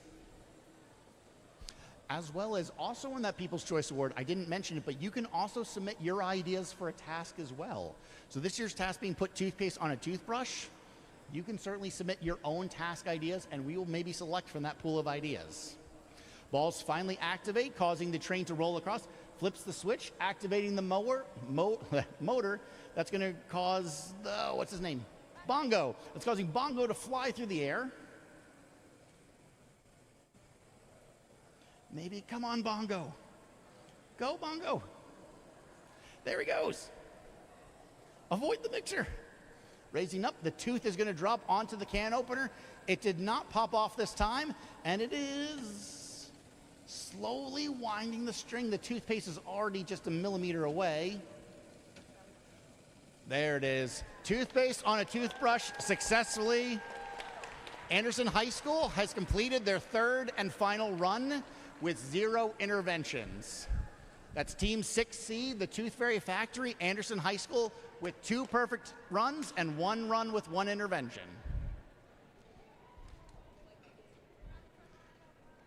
Back over to Team 7C, Rubenheimer, the Anderson junior student, Anderson sophomore students.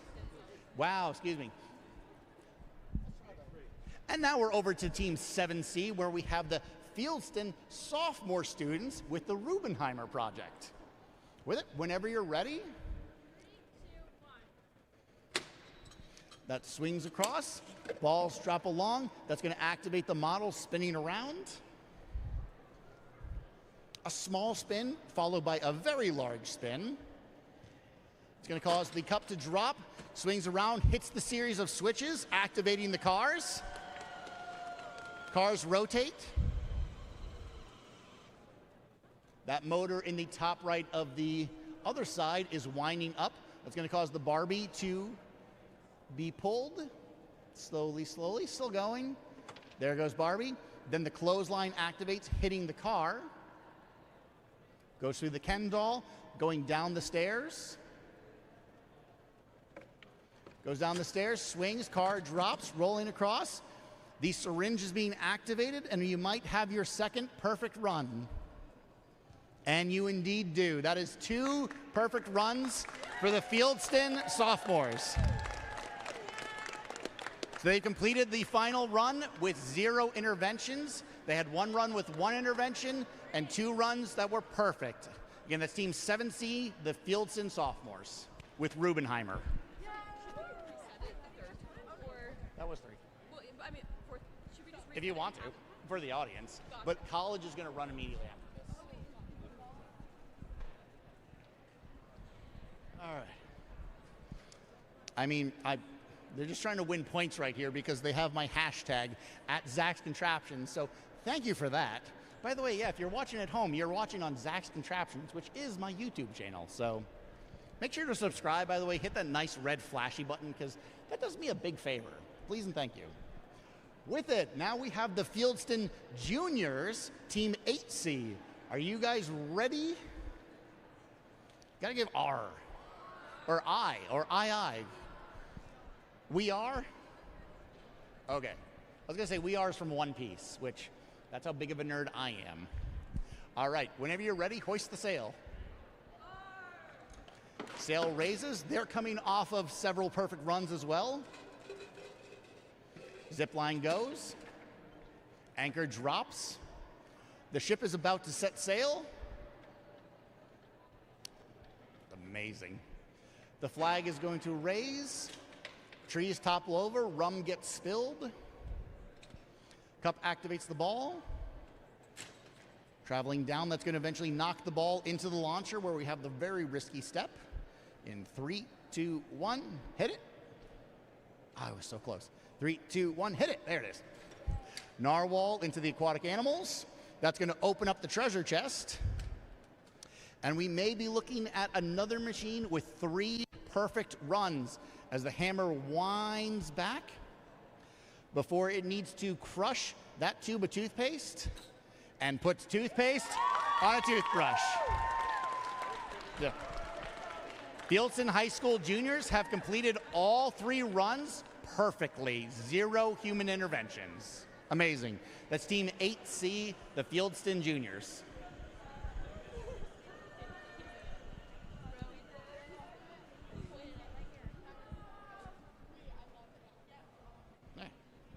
Team 9C, we're over at Dazed and Confused with Oldenburg Academy. whereby you guys came off of a perfect run last time. Yep, one perfect run and one with one enrich. Yep. So they have one perfect run under the belt. We have all their judges. Yes, we do. Now we must wait for camera. Not must wait.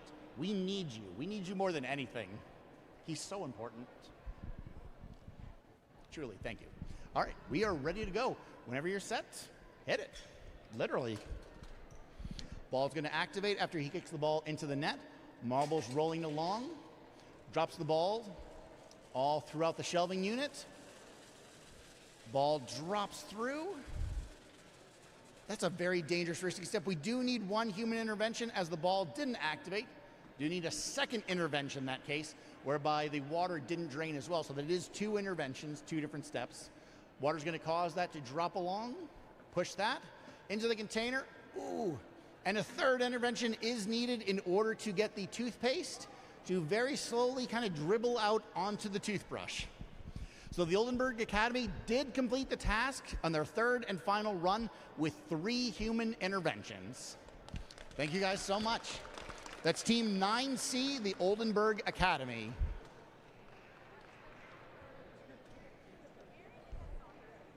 Okay.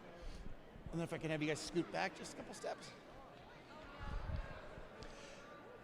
In our last and final run of the high school division, again, we find ourselves back at Team 10C, the team from China. This is a time machine whereby in his first run, he had 4 interventions. Last time he only had 2 interventions. What do you say? We need to see perfect, right? I think so. That would be an incredible feat. Are you ready? No pressure, of course. All right. Whenever you're ready, Vitruvian Man into the solar system. Hopefully the zip line did activate this time, whereby we have these stages of evolution go. Ball drops, causing the tether ball to go. That's going to hit the ball. So far, so good. Nice, slow delay. Come on. There it goes. Because ball is rolling. Go through. That's going to release the ball through the periodic table of elements, releasing the tape into the Leaning Tower Pisa. There it goes. That lifts up. The Earth did do what it needed to do that time. That's going along into the cup. That drops. The bomb drops, and he has a perfect run.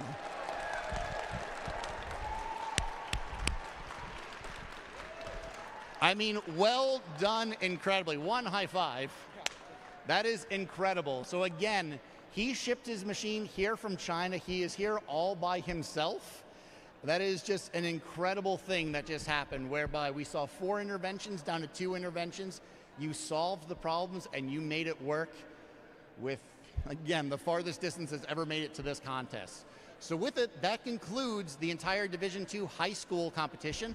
All 10 teams have run 3 times. We're going to take a short little break, about 5 minutes, and then we're going to move into the 3 college teams that we have, our final division. Afterwards, there's going to be about a 15-minute break, and then we're going to move into the final awards ceremony. In between it, there is going to be a little speech from the mayor of West Lafayette. So look forward to that, but I will see you soon.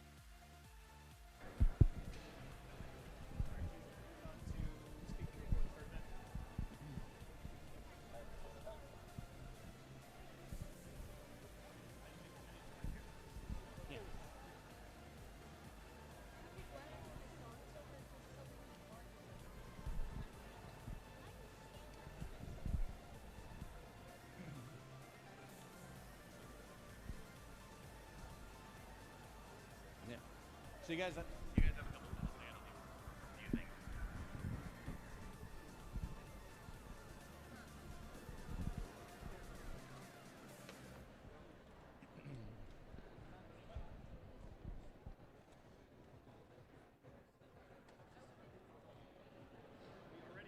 Okay. Welcome back as we move on into our fourth and final division. This is Division 3, the collegiate teams, whereby we have 3 college teams here today, one from Purdue University, one from the University of Illinois, and one from the University of Arizona. With it, as you can see behind me, the machines certainly keep growing as we go from division to division. In our case here, these machines are allowed to take up 12 feet. So 12 feet across, 12 feet wide, and 12 feet tall in these contraptions. Pretty incredible stuff, right? Yeah. It's a monstrosity right behind me. With it, again, I want to remind everyone, People's Choice Awards, you only have about, I'd say, 30 minutes left. This is your final reminder for People's Choice. Well, maybe one more reminder.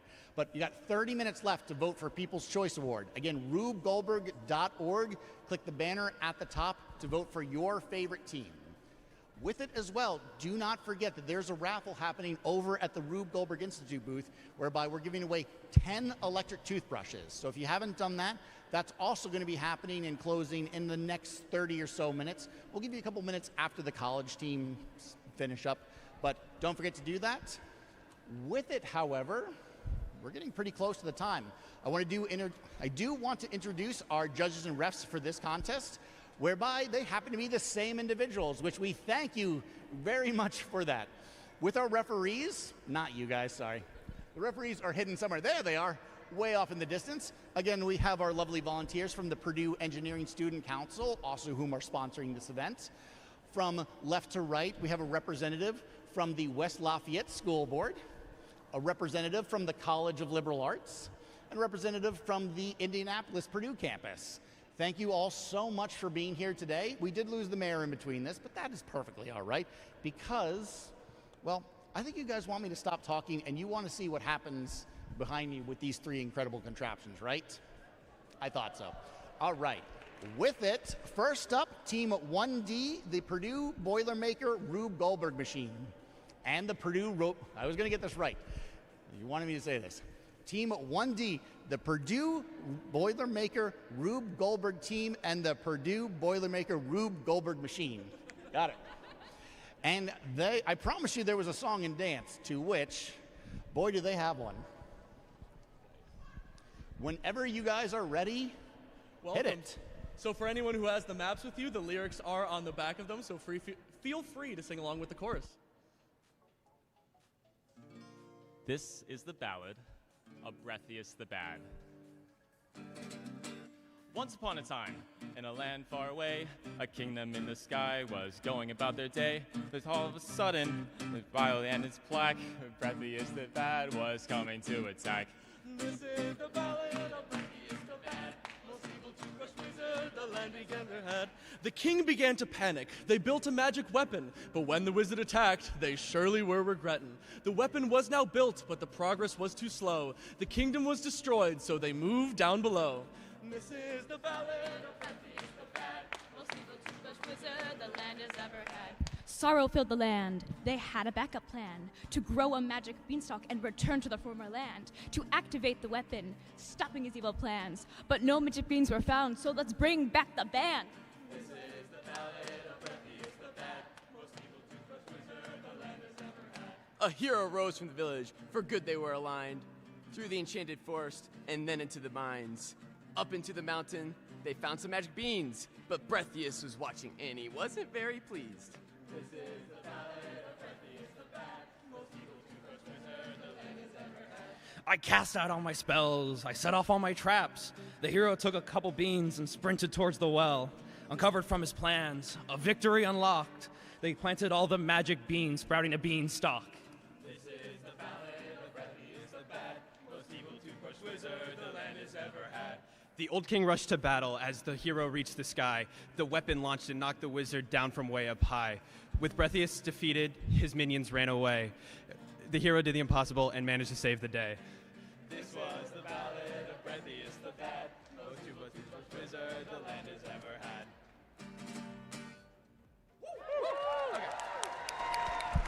your costumes, get the safety swap. Yes.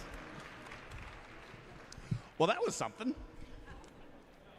So with it, the team is now going to remove their costumes, take off their safeties, as this is a 119-step Rube Goldberg machine sitting in front of us. Ooh, amazing. Actually, I saw your hand first. We need a volunteer from the audience. Yeah, you. I saw you. So what you're going to do is when we count to 3, you're going to grab the sword and pull it straight up, okay? You get to pull the... Yes. You get to pull the sword from the stone. So, yes. Wait till I give you the signal, so have no fear. But so I would say even keep your hand off. I know how these things go. So hand to yourself until you get the count. I'm going to move into a place where I can both see but not block everybody. So I apologize if I do decide to block you. You know what? Here, I'm going to sit. Oh, I'm right in your way. I have to have a spot. I'm so sorry. I'll migrate for the other rounds.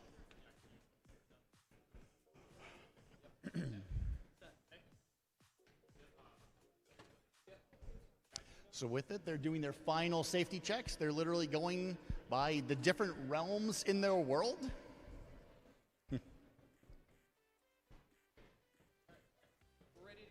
All right, everyone's ready. He's going to cast a magic spell to release the sword from the stone.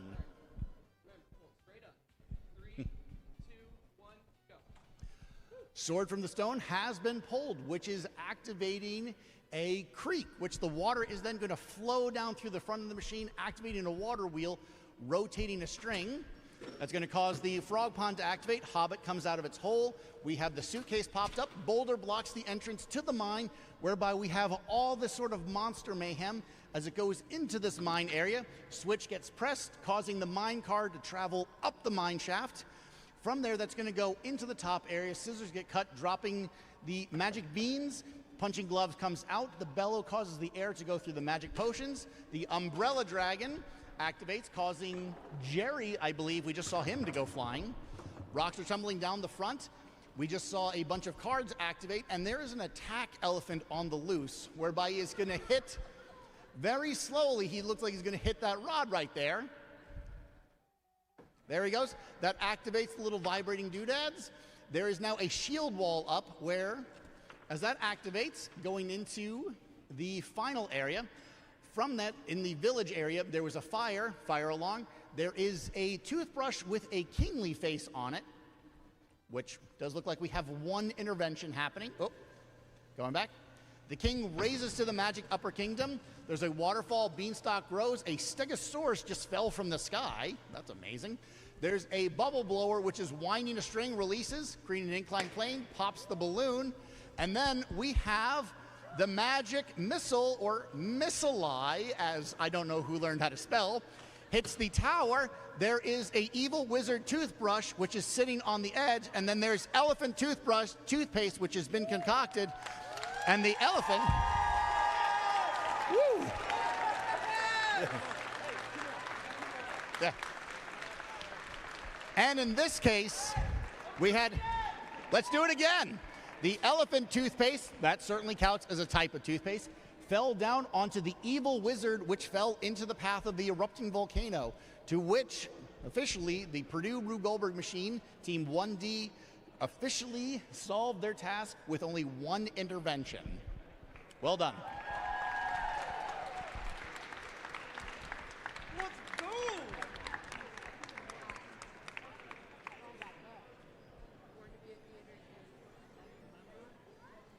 All right.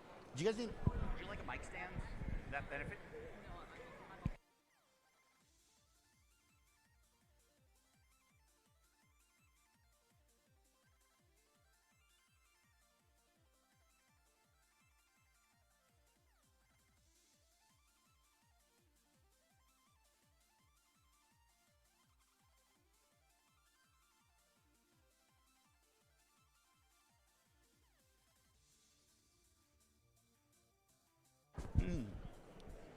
So just a quick reminder, again on that raffle, I've just been told that there's still not a lot of entries, whereby that kind of gives you some really good odds to win a toothbrush. This is an electric toothbrush. These are like $70 to $100 value.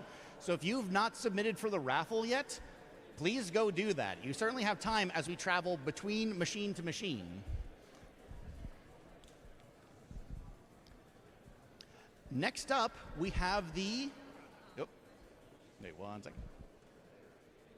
Yeah. Sorry, 1 second. Can we have you guys back up actually a little bit?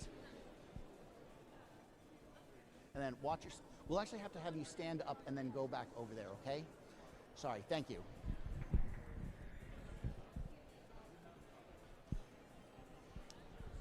So next up in the collegiate division, we have Team 2D, whereby it's the University of Illinois with their Mini Golf Mania contraption.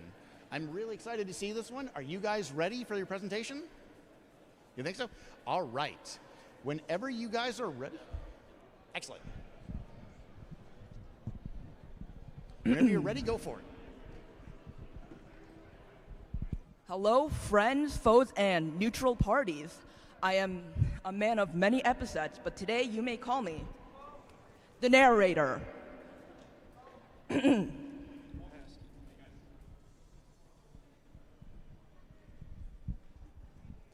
Our story starts with 3 golf dads?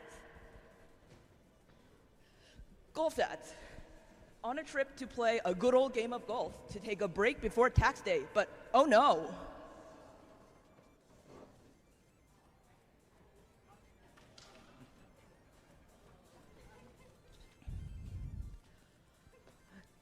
Is that a portal? And wait, this feels like mini golf. Where are the vast acres of grass, the refreshing wind, the lovely carts? What is there instead? A colorful land of fantastical impossibilities? This is so detached from the reality of 9-to-5s and mortgages they have known.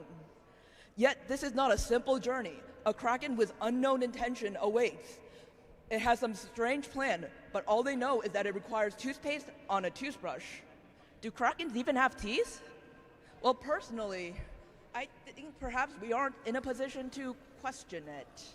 Let's follow our heroes as their ride falls into a new world, and they climb Child's Play, traverse Candyland, and plunge into the ocean, and maybe they will find their way back home. Oh no, I can't afford to get fired. My boss can't find out I shrunk more protagonists. Well, good luck. Excellent, thank you very much. With it, they did knock something during their presentation, so we'll give them a quick second to reset things. By the way, to answer your question, I do believe Kraken have teeth, if anything that Pirates of the Caribbean taught me. So, because the one ate Captain Jack Sparrow. Again, I'm a nerd, it's fine.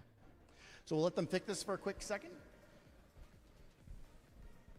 Again though, as we move through the different levels of competition, isn't it just incredible how much it grows from each division? It's absolutely insane. Now for these college students, can you tell me, how long did you spend on your contraption? We've been working on it the entire year since September. Yep, exactly. So teams, when you get to the collegiate level, you're working on it the entire year, sometimes starting in September as this team did. So it's an incredible devotion to the art of Rube Goldberg. So certainly thank you so much. Are you guys ready to go? Awesome. Very unique way of starting. He's going to golf into it, or cause the putter to golf. Putter to golf. Hit the golf ball. Let's go with that. Yep, whenever you're ready. Ball taps, which then falls. That allows that to roll. University of Illinois sign appears, of course. We do have one intervention where the train needed to get pushed forward. That causes the hammer to swing, releasing. Have a second intervention, causing the marbles to enter into the Plinko board. Third intervention where the van has to complete a circuit that's allowing the hair dryer to blow into the windmill. That's blowing. It's trying to topple it. There's little domino. Fourth intervention, which needs to knock the marble into the switch, causing the musical step to go down. Fifth intervention with the seesaw, charts that, causing the boat to roll around. And from there, it drops, and it actually causes that to rotate across and squeeze the bottle of toothpaste, to which I do, in fact, see toothpaste on the toothbrush. So, woo. Amazing job.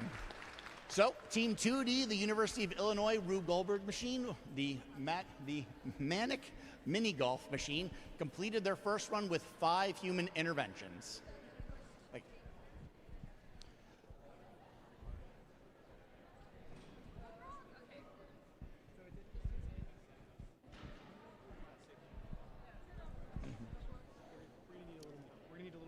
Okay. Everybody take one gigantic step back. Big step. Yeah. Thank you guys so much.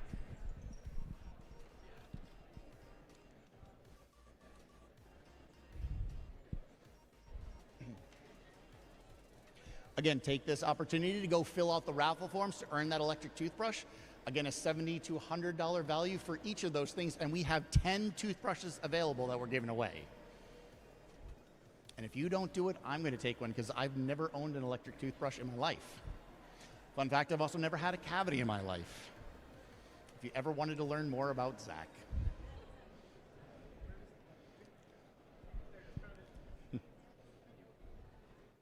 Awesome. We have all of our judges. You're ready to go? Awesome. They're born ready, he says. I love it. So our third team here is Team 3D, the team from the University of Arizona.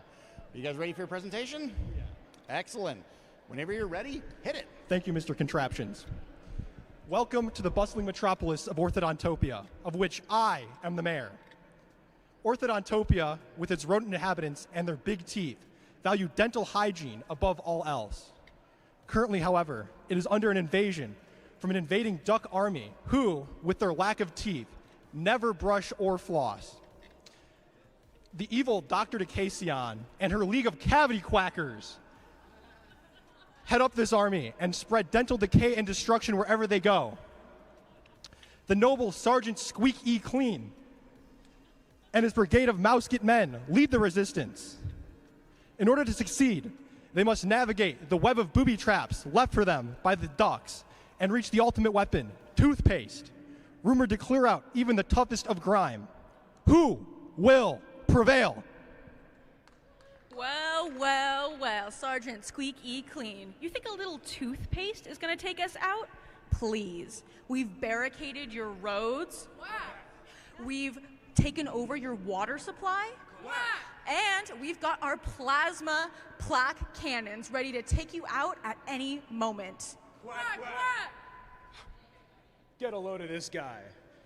My mouse-get men are brave, strong, and best of all, crafty. And we're gonna do anything we can to claim this city back from you ducks. If you even are ducks, because all I see are a bunch of chickens. Ooh. Those are fighting words, Sergeant Squeaky Clean. Let's settle this on the machine. Amazing. Thank you guys so much.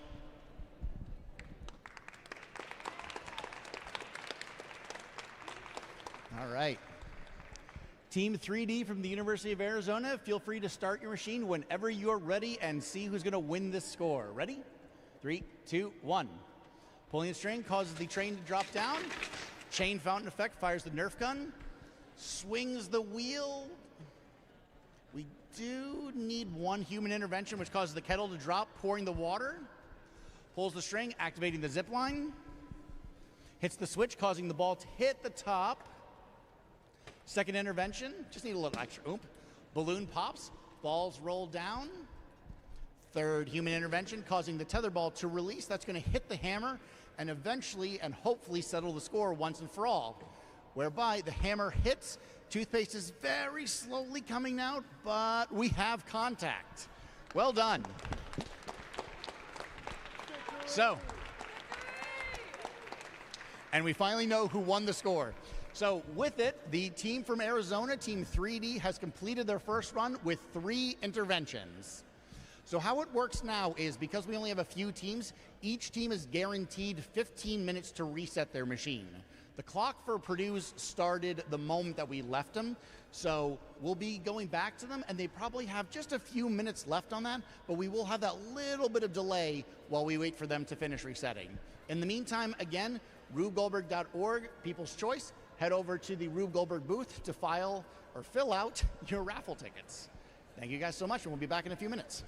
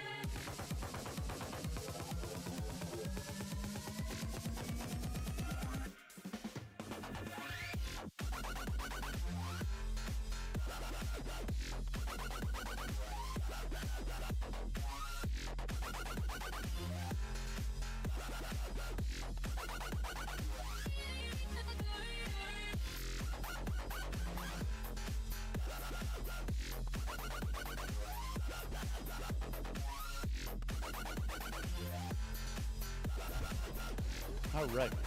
Doing a status check with the Boilermaker Rube Goldberg team. How you guys doing? Excuse me.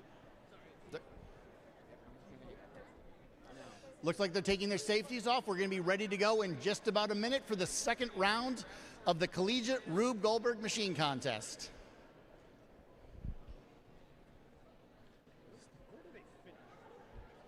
Great question.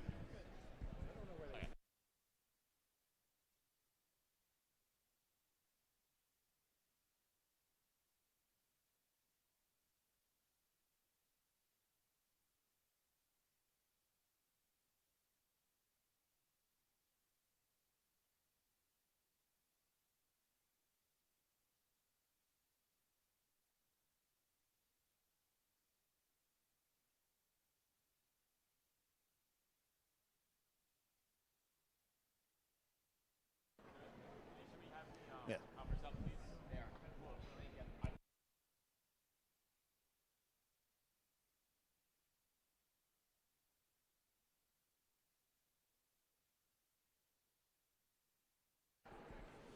All right. I'm going to try to pick a spot where I'm not so much in the way. Again, getting ready to kick off the second round of the Collegiate Rube Goldberg Machine Contest, whereby this is the second run for Team 1D, the Boilermaker Rube Goldberg team.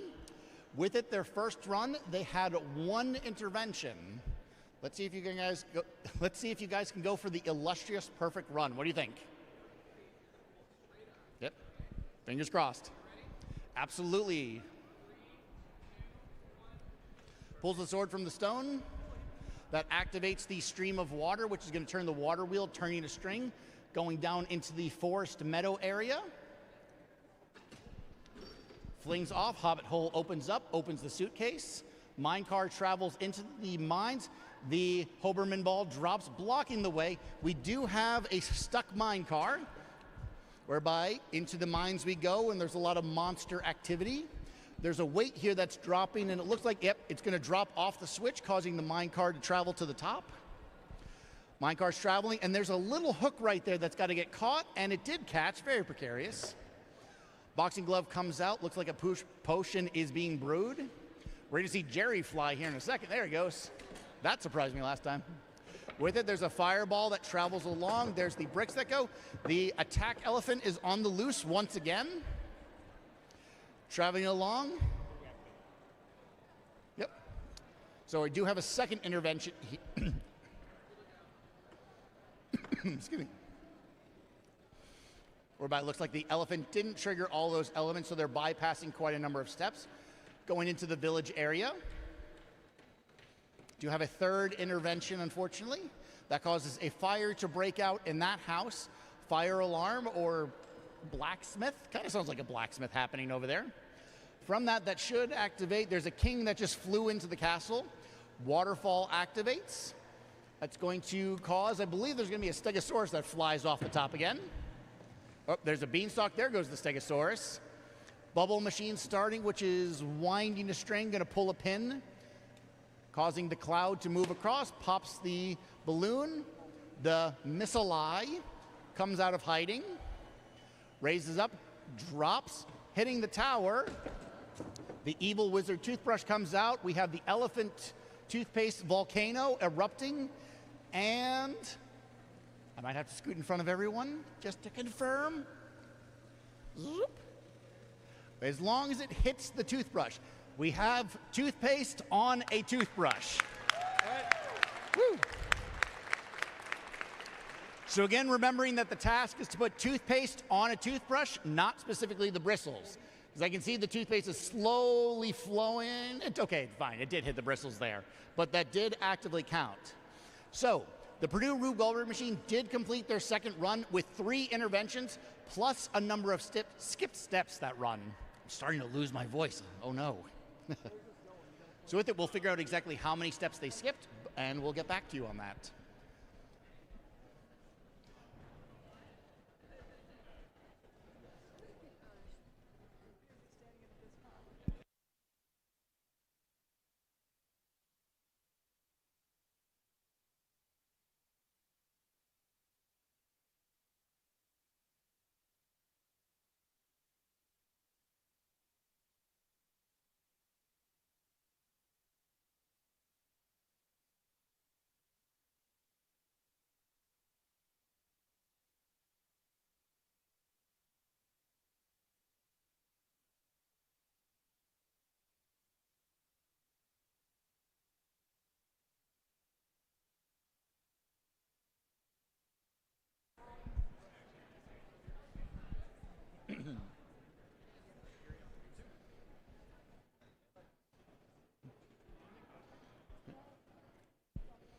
All right. So, quick recap, real quick. So, we did go back and do an instant replay. Yes, that's a thing in Rube Goldberg, whereby we determined that the Purdue Rube Goldberg machine team actually had 4 interventions, not 3 in their second round. So there's 4 interventions. There was an extra touch that happened down below that I didn't even see. So thank you to them for their honesty, quite honestly. With it, University of Illinois team, are you guys ready for your second run? Excellent. Do you think you fixed some of the problems from last time? I think so. Hopefully, because the University of Illinois team is coming off of 5 interventions. I want to see a perfect run from this. It's a really cool, well-decorated machine. Let's see if we can make it work. All right, I'm gonna make it. Whenever you're ready, just don't hit me. Actually, you can hit me, it's fine. I've been talking all day, you're probably annoyed by me. All right, 3, 2, 1. Hits the golf ball in, which then causes that to raise up. That flipped over and the sign didn't drop this time. You're still only on 1 intervention. Sorry. 1. As that drops, the ball goes into there. That causes that to flip around. Train didn't, so now we're on a second intervention. Still second intervention, same step. That rolls across. Now we are into the third intervention. That pulls a string, which releases the marbles down the Plinko board. Oh, you didn't touch it. That completes a circuit, to which then there's a hairbrush or hair dryer blowing that. Marbles roll, causing the pirate ship to rotate around. And then from here, that dropped down and that squeezed the toothbrush or toothpaste. It's close. You guys might need to touch it in order to get toothpaste to go on the brush. It's on the brush. Oh, that is fresh? Okay, brilliant. I didn't. Never mind, I take that back. Excellent. They clean their toothbrush after every usage, so that is a good thing. So, the University of Illinois has completed their second run with only 3 interventions this time. Well done. Let's get it down to 0.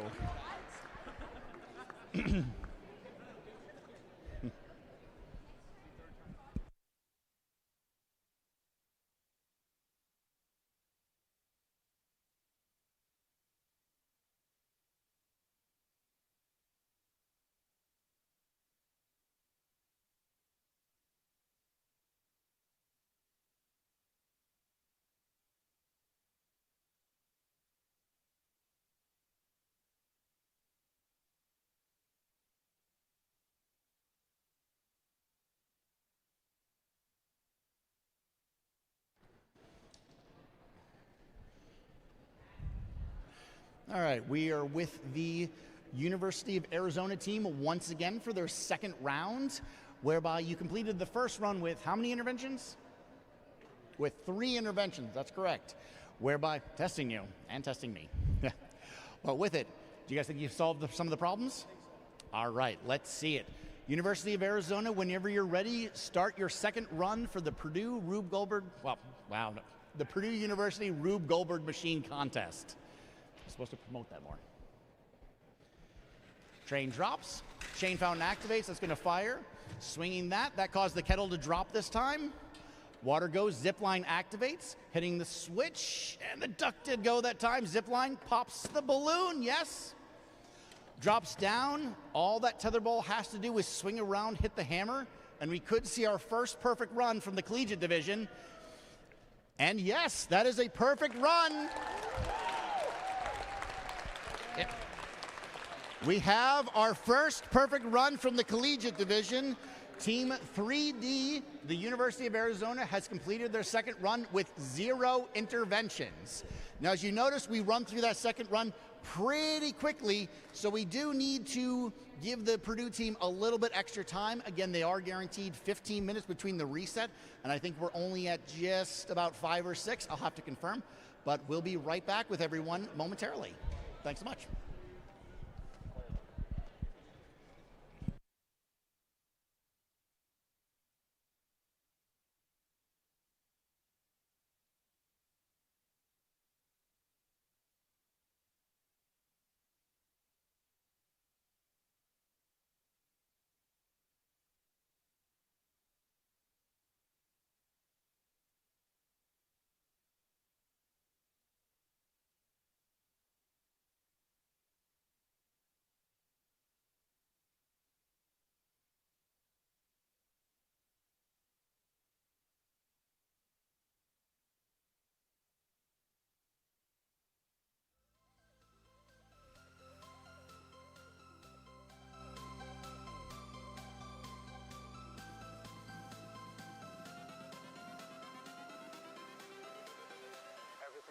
challenges.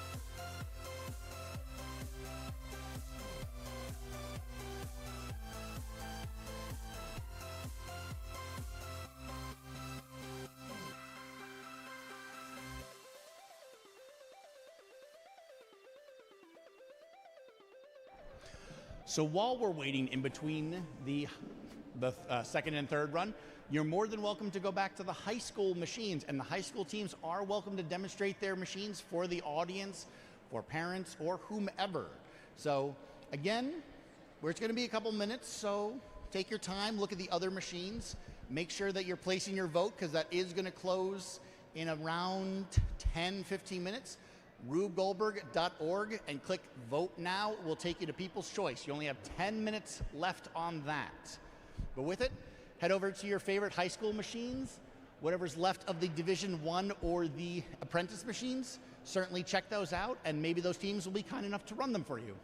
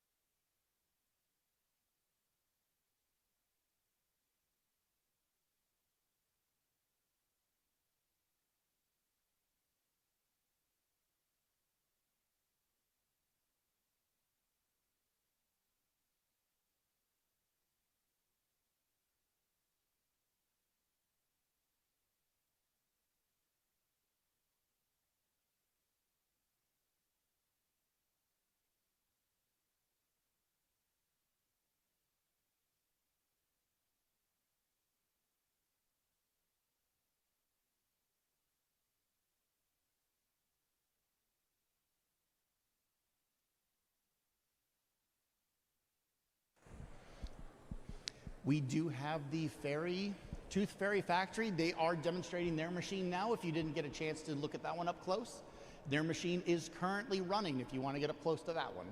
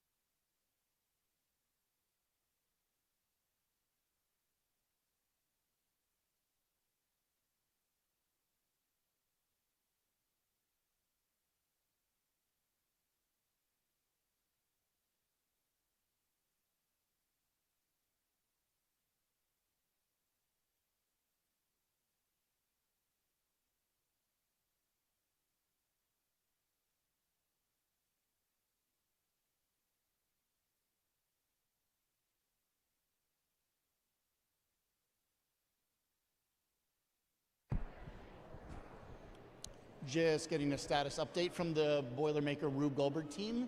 How far out do you guys think you are? Sorry? How far out do you think you are? Couple minutes? Sorry? I'd say 5 to 7. Okay. Five. All right.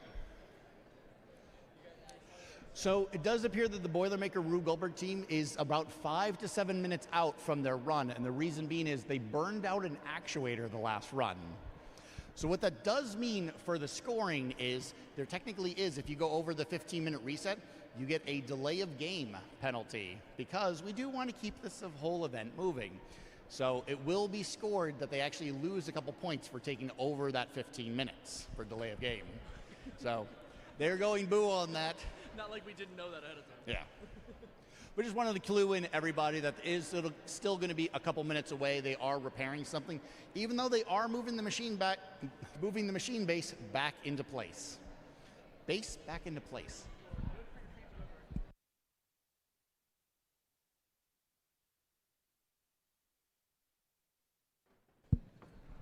So we had a question from the audience. Are they scored for their highest run or an average of all their runs? And the answer is neither. They're scored equally for all their runs together. So this year specifically, I changed all of the rules and the judging, whereby it's not so much even an average, all of it is weighted exactly the same. So it's not taking an average. There's no more of a void system, if you remember that from the old days. The teams don't have that opportunity. Every run is scored the exact same against each other. So that's how it works. Yeah. Really trying to make the process simplified, easier. In the past, we might have 45 minutes worth of deliberations from the judges, whereas now that's been completely eliminated. What I'll say is once we complete the collegiate division, we're going to try to have about a 10-minute turnaround from when they're done to when we start doing awards. That's my goal, because I'm pretty sure there's this thing called a Final Four game happening tonight. I don't know, has anybody heard of the Final Four game happening? Oh, I thought it was lacrosse. Well, anywho, I think that event is happening tonight, and guess what? I'm told a lot of people want to go see that, and well, for ourselves here at the event, we do have a lot of student members helping us, and this place has to get restored to how it looked before I can leave. So, if you're watching at home live stream, and if we are doing the award ceremony a little bit earlier, that is why, because we will lose our volunteers a little bit earlier because nobody could have planned that this Final Four game was going to be happening today, much less that Purdue University, the current location of this event, that it was going to be taking place today. So, also shout out to the solar eclipse for, because we originally were going to have upwards of 42 teams showing up today, and it got brought down to 23. So, and a big part of it was due to the solar eclipse.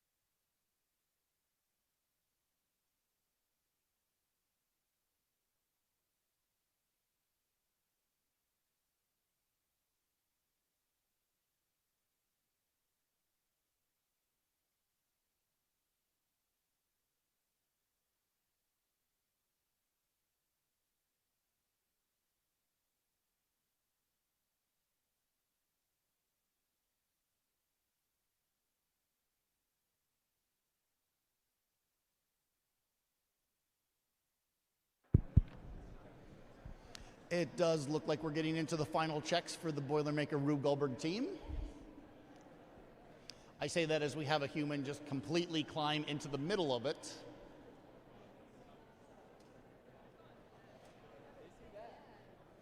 I would say we're about 2 minutes away, do you think? Less than that, less than 2 minutes away.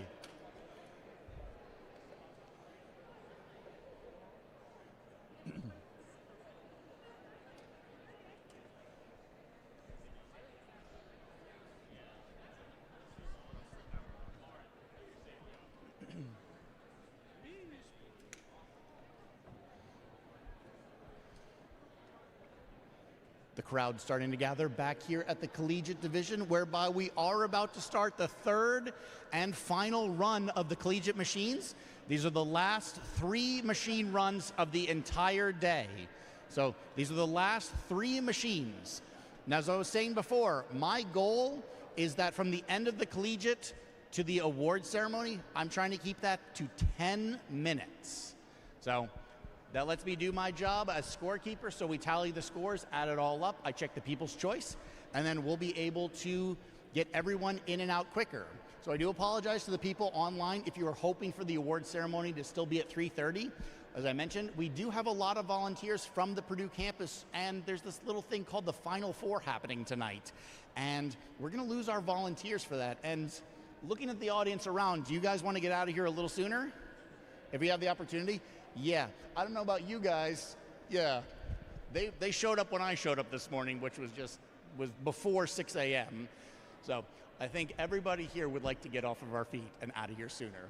With it, it does look like they are ready to go. So this is the third and final run for the Collegiate Division. Again, we have Team 1D, the Boilermaker Rube Goldberg machine. Our volunteer is set. Safeties are off. It looks like we are ready to run.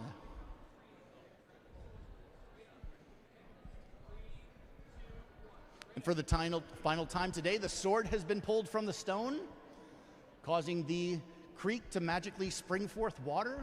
That's going to turn that water wheel again, spinning the string. Into the garden meadows, Hobbit hole opens. Suitcase, enter the mines, crazy mine area, whereby there is a weight that's going to lift off of a switch.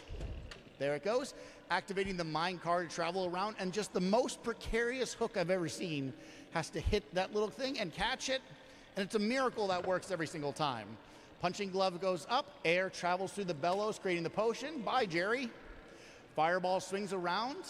Boulders did not exit out of the book. So it does look like they do need one intervention for this final run. And if, in the good old adage, if it doesn't work, poke it with a stick. Rocks travel, whereby wonderful card trick occurs. Attack elephant on the loose. Driving along. And if you haven't noticed already, I just kind of got a good look. All their village people are made out of toothbrushes. So look all around on this. There are toothbrush people as we wait for the elephant to attack. As that travels down, it looks like, yep, the little guys didn't travel down the chute. Attack elephant hits, causing that to knock. There is a battering ram that may or may not come out. So that was a second human intervention there. The battering ram didn't occur, moving us up into the village up there. Spins around. So a third intervention. Village catches on fire. The blacksmith alarm bell is activating. I believe the king toothbrush is going to ascend to his kingdom. There he goes. Activating the waterfall. Beanstalk grows. We have a fourth intervention, causing the castle to reveal itself. Stegosaurus. Bubble Maker is winding the string, pulling the pin. It's going to cause the cloud to travel across, creating an inclined plane, and pop our very angry looking balloon. Pops that. That activates the magic missile eye. That's going to fall into the tower, knocking the wizard free down into the path. We have the elephant toothpaste reaction, which, if it successfully hits the wizard, then they have completed their final run with 4 interventions, and yes, the volcanic eruption did indeed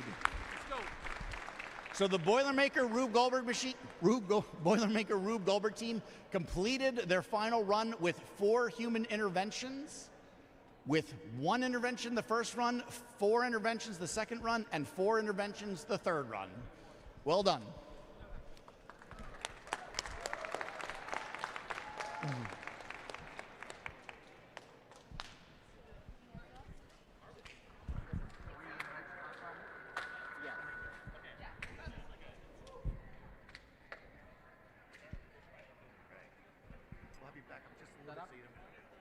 Everyone set up? Looks like all systems are almost green for the University of Illinois team. They're doing their last and final checks here as we move into the third and final round for the University of Illinois Rube Goldberg team, the Manic Mini Golf Machine. Manic Mini Golf, right? Yeah. He's nodding. He's like, yeah, you're an idiot. You got it wrong, probably. So with it, so they're coming off of their first run with 5 interventions and their second run with only 3 interventions. Let's go for perfection here. Are you ready? This is the third run for Team 2D, the University of Illinois Rube Goldberg Machine. In 3, 2, 1. Ball hits, causing that to rise. That worked this time as the cart traveled down. That released the sign that causes the marble to hit the train. The train didn't go. First intervention. Swings along, allows the cart to continue rolling. Second intervention, just didn't pull it quite enough as the marbles hit. And last time it went on its own. Somebody just jump on the floor really quick. Third intervention where it completes the circuit. Hair dryer causes that to spin. Musical steps. Traveling across through there, that's going to cause the pirate ship to spin around. It's going to cause the pirate ship to just, yes, we have a capsized pirate ship right there. Into a fourth intervention, swinging around, and the toothbrush has made it onto the toothbrush. Well, toothpaste has made it onto the toothbrush. For the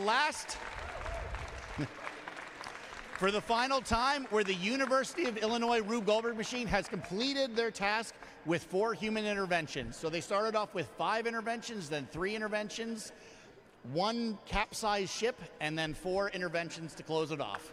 And we still have 1 final run left from the University of Arizona.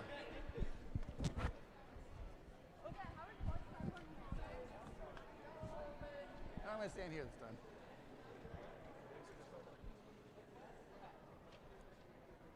You guys had 1 intervention.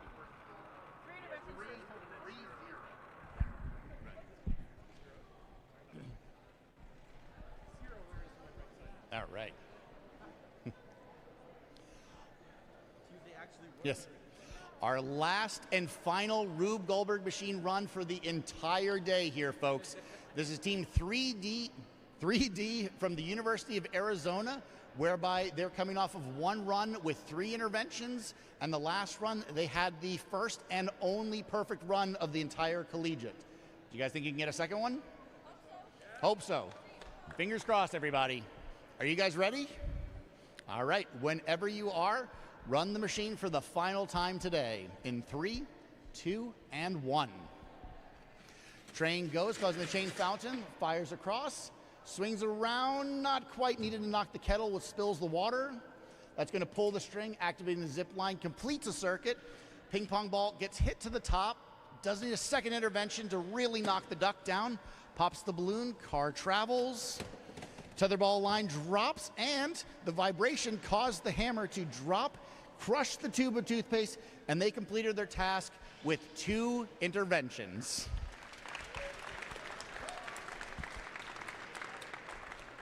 So to close out again, that is the final Rube Goldberg Machine run of the entire today. All 4 divisions have run at this point.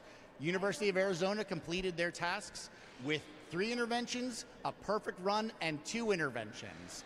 Right now, what I need to do is go run off into the corner, score, that sounded bad, run off into the corner, go score all the machines, tally it up, and we're going to be back in hopefully 10 minutes time in order to do the award ceremony, which again, we're going to do early, just to get everyone out of here just a smidge earlier. If you haven't voted for People's Choice, you have about 1 minute left. With it, make sure that you go and vote at People's If you haven't already, vote People's Choice. If you haven't done the raffle, go do that now. You have like 30 seconds left.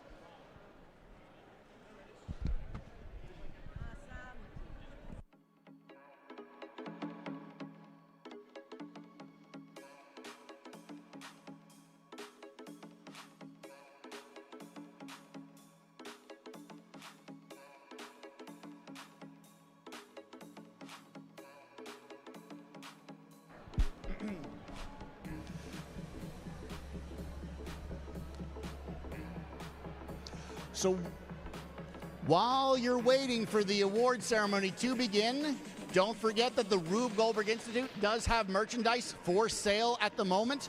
Also, we have the wonderful illustrator Ed Stickley here, he is making caricatures, if I do believe, whereby he made one for me and I absolutely hated it, which means that he did a phenomenal job. You're welcome, Ed. I loved it. I'm kidding. But he is doing caricatures. He is available to do signings as well as he has books available.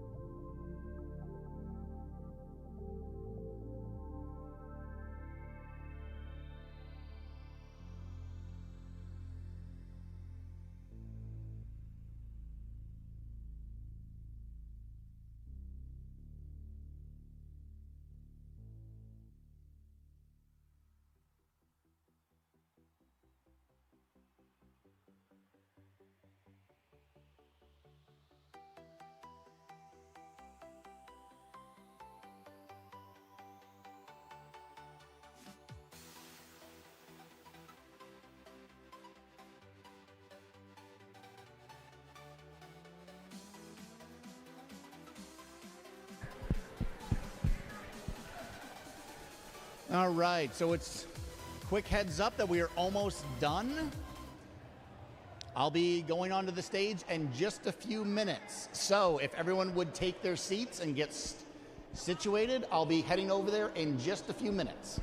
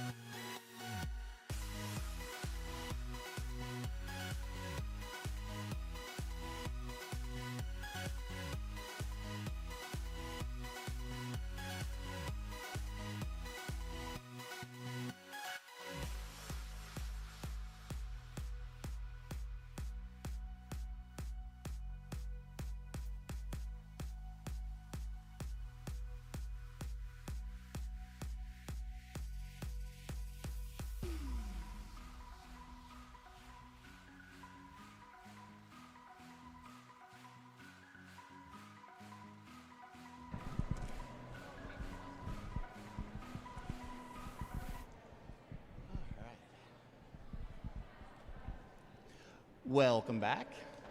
Not as quick as I thought. I'm so sorry. I'm not that fast on the calculator as I really thought. So my apologies, but that was still, what, 15 minutes? Something. That's way better than like the 45 to an hour that we used to do. Because not only do I have the awards for that, the first thing that we're going to be doing is the raffle. Before even that, I have to just thank all of you. Seriously. One, it's been an incredibly long day, an incredibly Rube-filled day, of course, but I think this was one of the best competitions I've ever seen. So huge round of applause, all of you, genuinely. Again, I have to thank our sponsors. It's if we didn't have them, none of this would have been possible. We have the amazing Wonderland Korea, Purdue Mechanical Engineering, the Rube Goldberg Institute, and of course the Purdue Engineering Student Council. They've all supplied volunteers for this event, and it just would not have been possible. So thank you, and thank you to the judges, referees, and if I haven't thanked you, just imagine I'm thanking you, because I certainly am. With it, oh, and of course, I'm kind of forgetting some sponsor, aren't I? One of our biggest, Oral-B and Crest. I mean, they've been such a tremendous sponsor. They're in fact sponsoring all of this that you're seeing right here. And they're the ones who are giving away these amazing toothbrushes. They're not just electric toothbrushes, they're Oral-B toothbrushes. I mean, this is high quality stuff, all right? So huge props. And not, I had to clarify that they were giving away 10 of these things, because I was like, I was thinking 1 or 2, so we got 10. That was fantastic. So the very first thing that we're going to do is give away these amazing Oral-B and Crest toothbrushes, whereby, if I butcher your name, please just know that I'm very, very sorry. So the first toothbrush from Oral-B goes to Melissa Glassman. Yep. Certainly come on up and grab your Oral-B toothbrush. Next up, we have Queen Palma.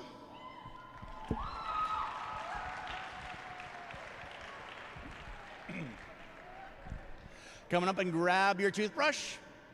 And if she's not here and you know her, oh, hey, hello. Not who I was expecting with the name Queen Palma, so that's amazing. Third up for one of these Oral-B electric toothbrushes is Trisha Rios.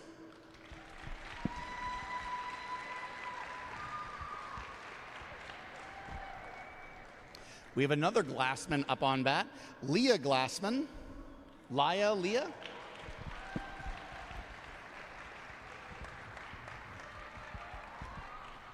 Certainly forgive me for the last name on this one. Alexis Rylesdam? Do tell me, how do you pronounce this? One more time? Rylersdam. Alexis Rylersdam won one of the Oral-B toothbrushes. Chris Hurlbert. Excellent. We see a hand in the back. I love the fact that you're all here. This makes life so much easier. Next up is Kate O. We have a Kate O. Hold it for them.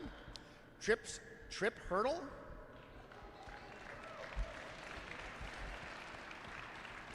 Allison Ellis. Excellent. I love that enthusiasm. Yeah. I was going to say, I've never had one. These are amazing toothbrushes from Oral-B that they've given us. And again, I cannot believe they've given us 10 of these. And then the very final Oral-B toothbrush that we're giving away is Ella Bacon.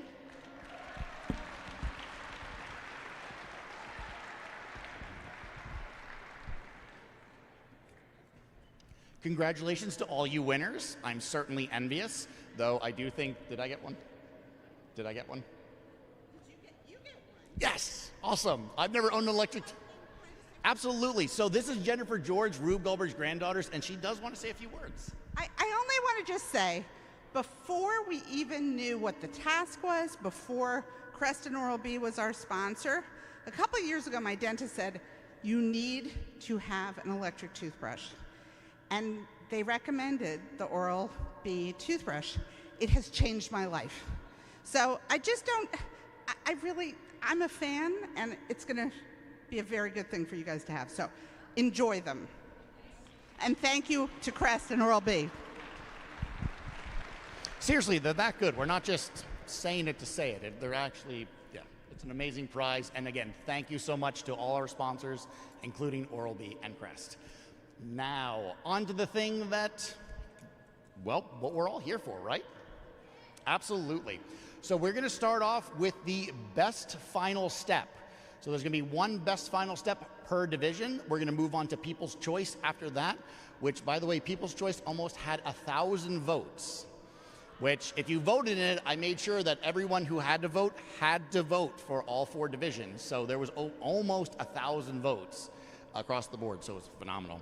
And then, of course, we'll move on to the 3rd, 2nd, and, of course, 1st place. So the best final step for the Apprentice division, the Will Clamper.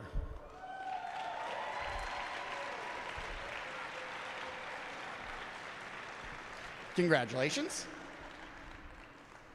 In Division 1, we have the St. Louis Catholic School.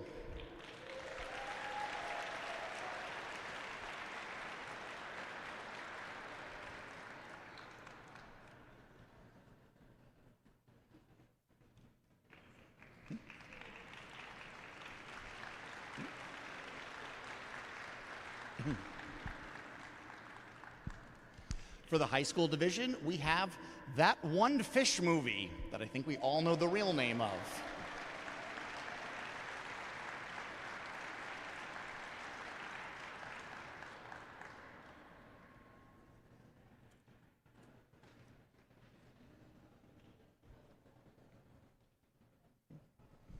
And for the collegiate division, we have the Boilermaker Rube Goldberg team.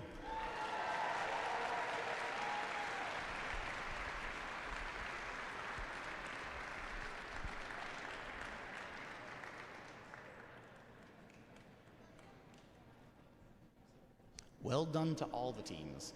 I would say what the final steps were, but I want you to go back on this live stream and then rewind it and watch it yourself, because they were picked best final step for a reason.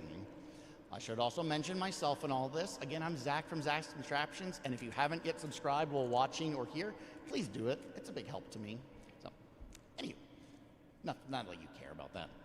All right, People's Choice. So again, over 1,000 people voted, and some of the votes really came down to a 0.1 percentage. Thankfully, Google does the little does the percentage chart for you these days.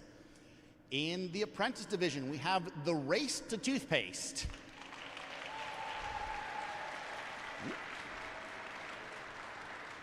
Congratulations. In Division 1, we have The Pastinator.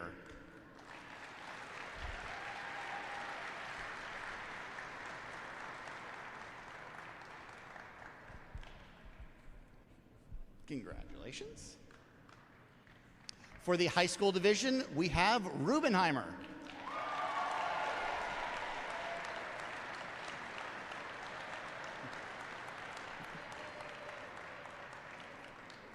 Wow, there's a lot more of you than I thought. I was always in front of it. I never saw everybody at one single time. And for the collegiate division, we have the Boilermaker Rube Goldberg team.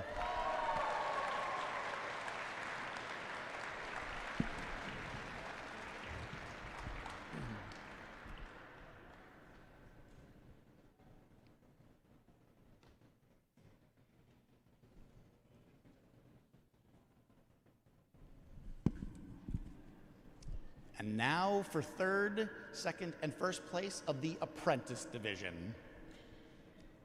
In 3rd place for Apprentice, we have the Plaque Preventer Paste Pincher, or the 4PS.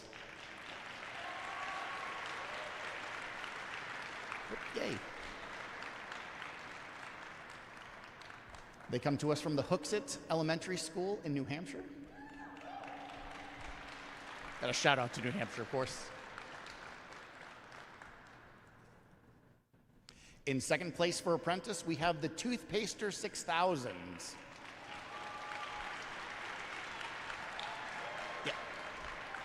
She comes to us from the Memorial Elementary School in New Hampshire. There was no favoritism, by the way. To be fair, most of our apprentice division did come from New Hampshire. And in first place for our apprentice division, the Innovative Inventors, coming to us from Long Beach, California. Woo.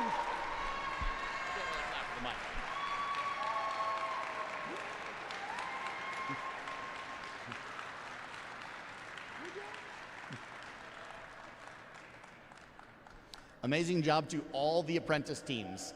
Now, what I will say is if you are, well, we want a picture with every single team, so don't just run off before, after this is all done. Meet us over there because we got to do photos. Come on, that's just a big part of this. So we'll form a line. And bring your trophies, of course. But yes, so after this, photos. But now, more trophies. Division 1. In third place, we have Fairy's Misfortune. That's from the Lafayette, Indiana Wonderland group.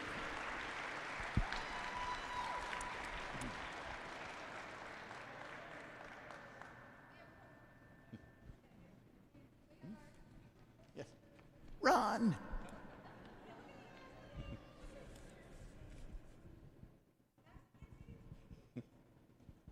Congratulations. In second place, we have Team 5 Days coming to us from Vermont.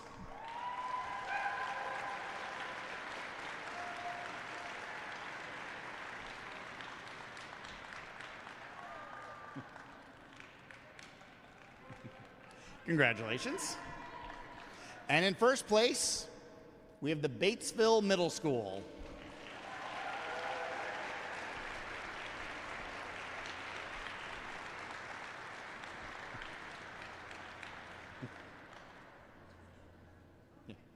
It's a big trophy. Also, don't spill it because it is loaded with Oral-B and Crest products.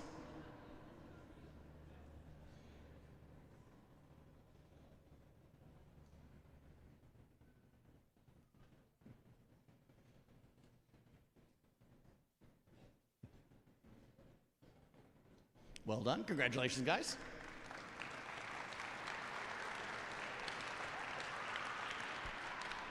Moving on to the high school division.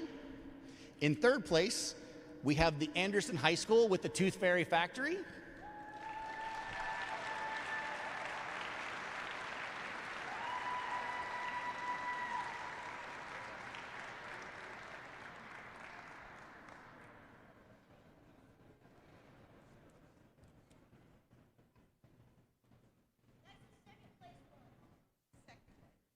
Yep. What did I say, third place? Oh, excuse me, second place. I've been here since a little before 6 a.m. And yeah. Wait, that one, that's second place. Yeah, that's second place high school. That was correct. Oh, wait, excuse me, sorry. This is called sleep deprivation. So I apologize. They were third place, so that's the small one up front. First place. The biggest is first place. No offense. So, we try our best here, but Rube Goldberg, as we all saw, never goes correctly. Sorry, thank you.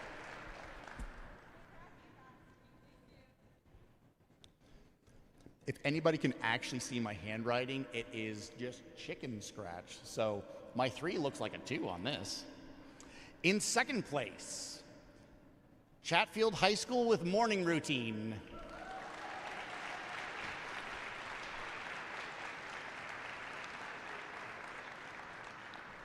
My apologies again to the Anderson High School.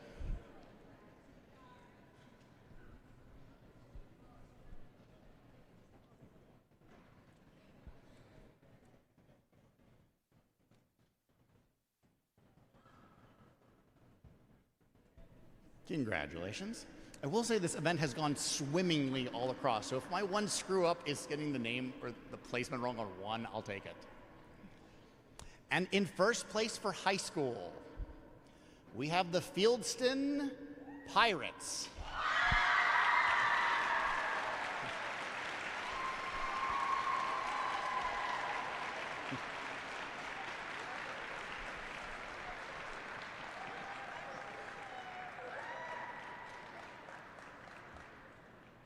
Congratulations, guys.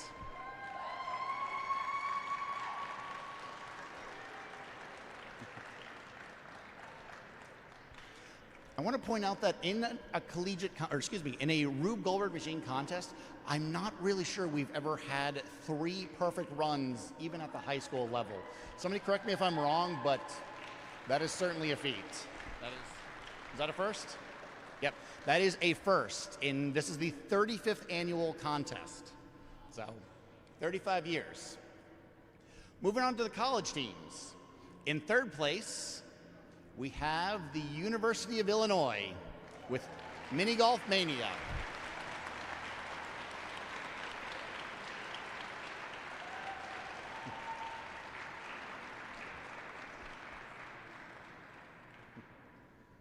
Congratulations.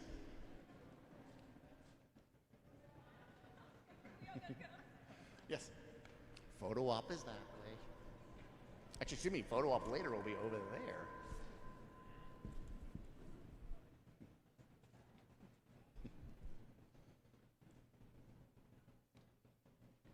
Awesome. Thank you, guys. Congratulations again. In second place for the collegiate division, we have the University of Arizona.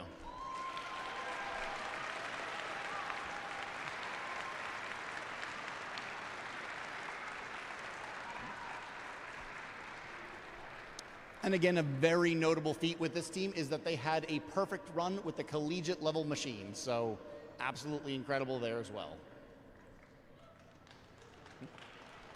Scoot, scoot.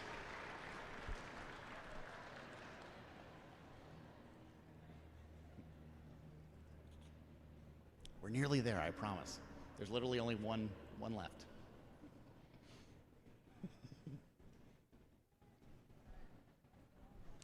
And in first place for collegiate, the Boilermaker Rube Goldberg team.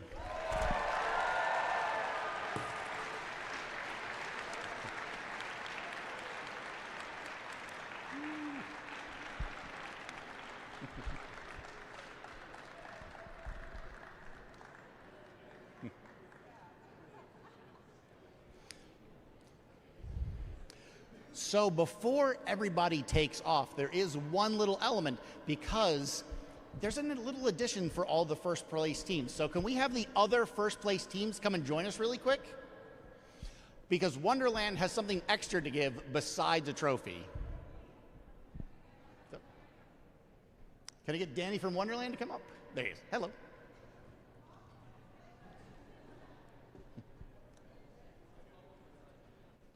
So all first place teams can join on up. And here we have Danny O from the Wonderland organization.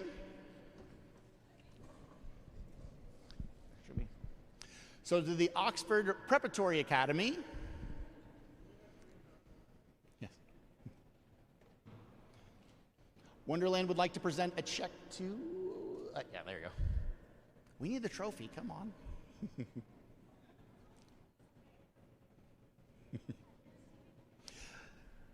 Take two. To the Oxford Preparatory Academy for first place in the apprentice division, Wonderland would like to award them $250 in prize money.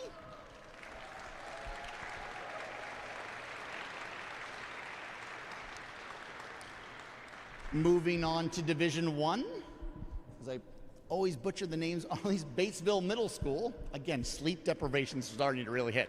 Batesville Middle School, I'd like to present you with a check for $250.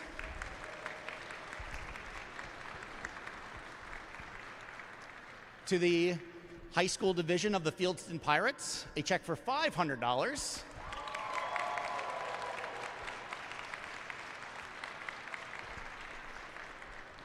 And to the collegiate division, the Boilermakers with a $1,000 grand prize.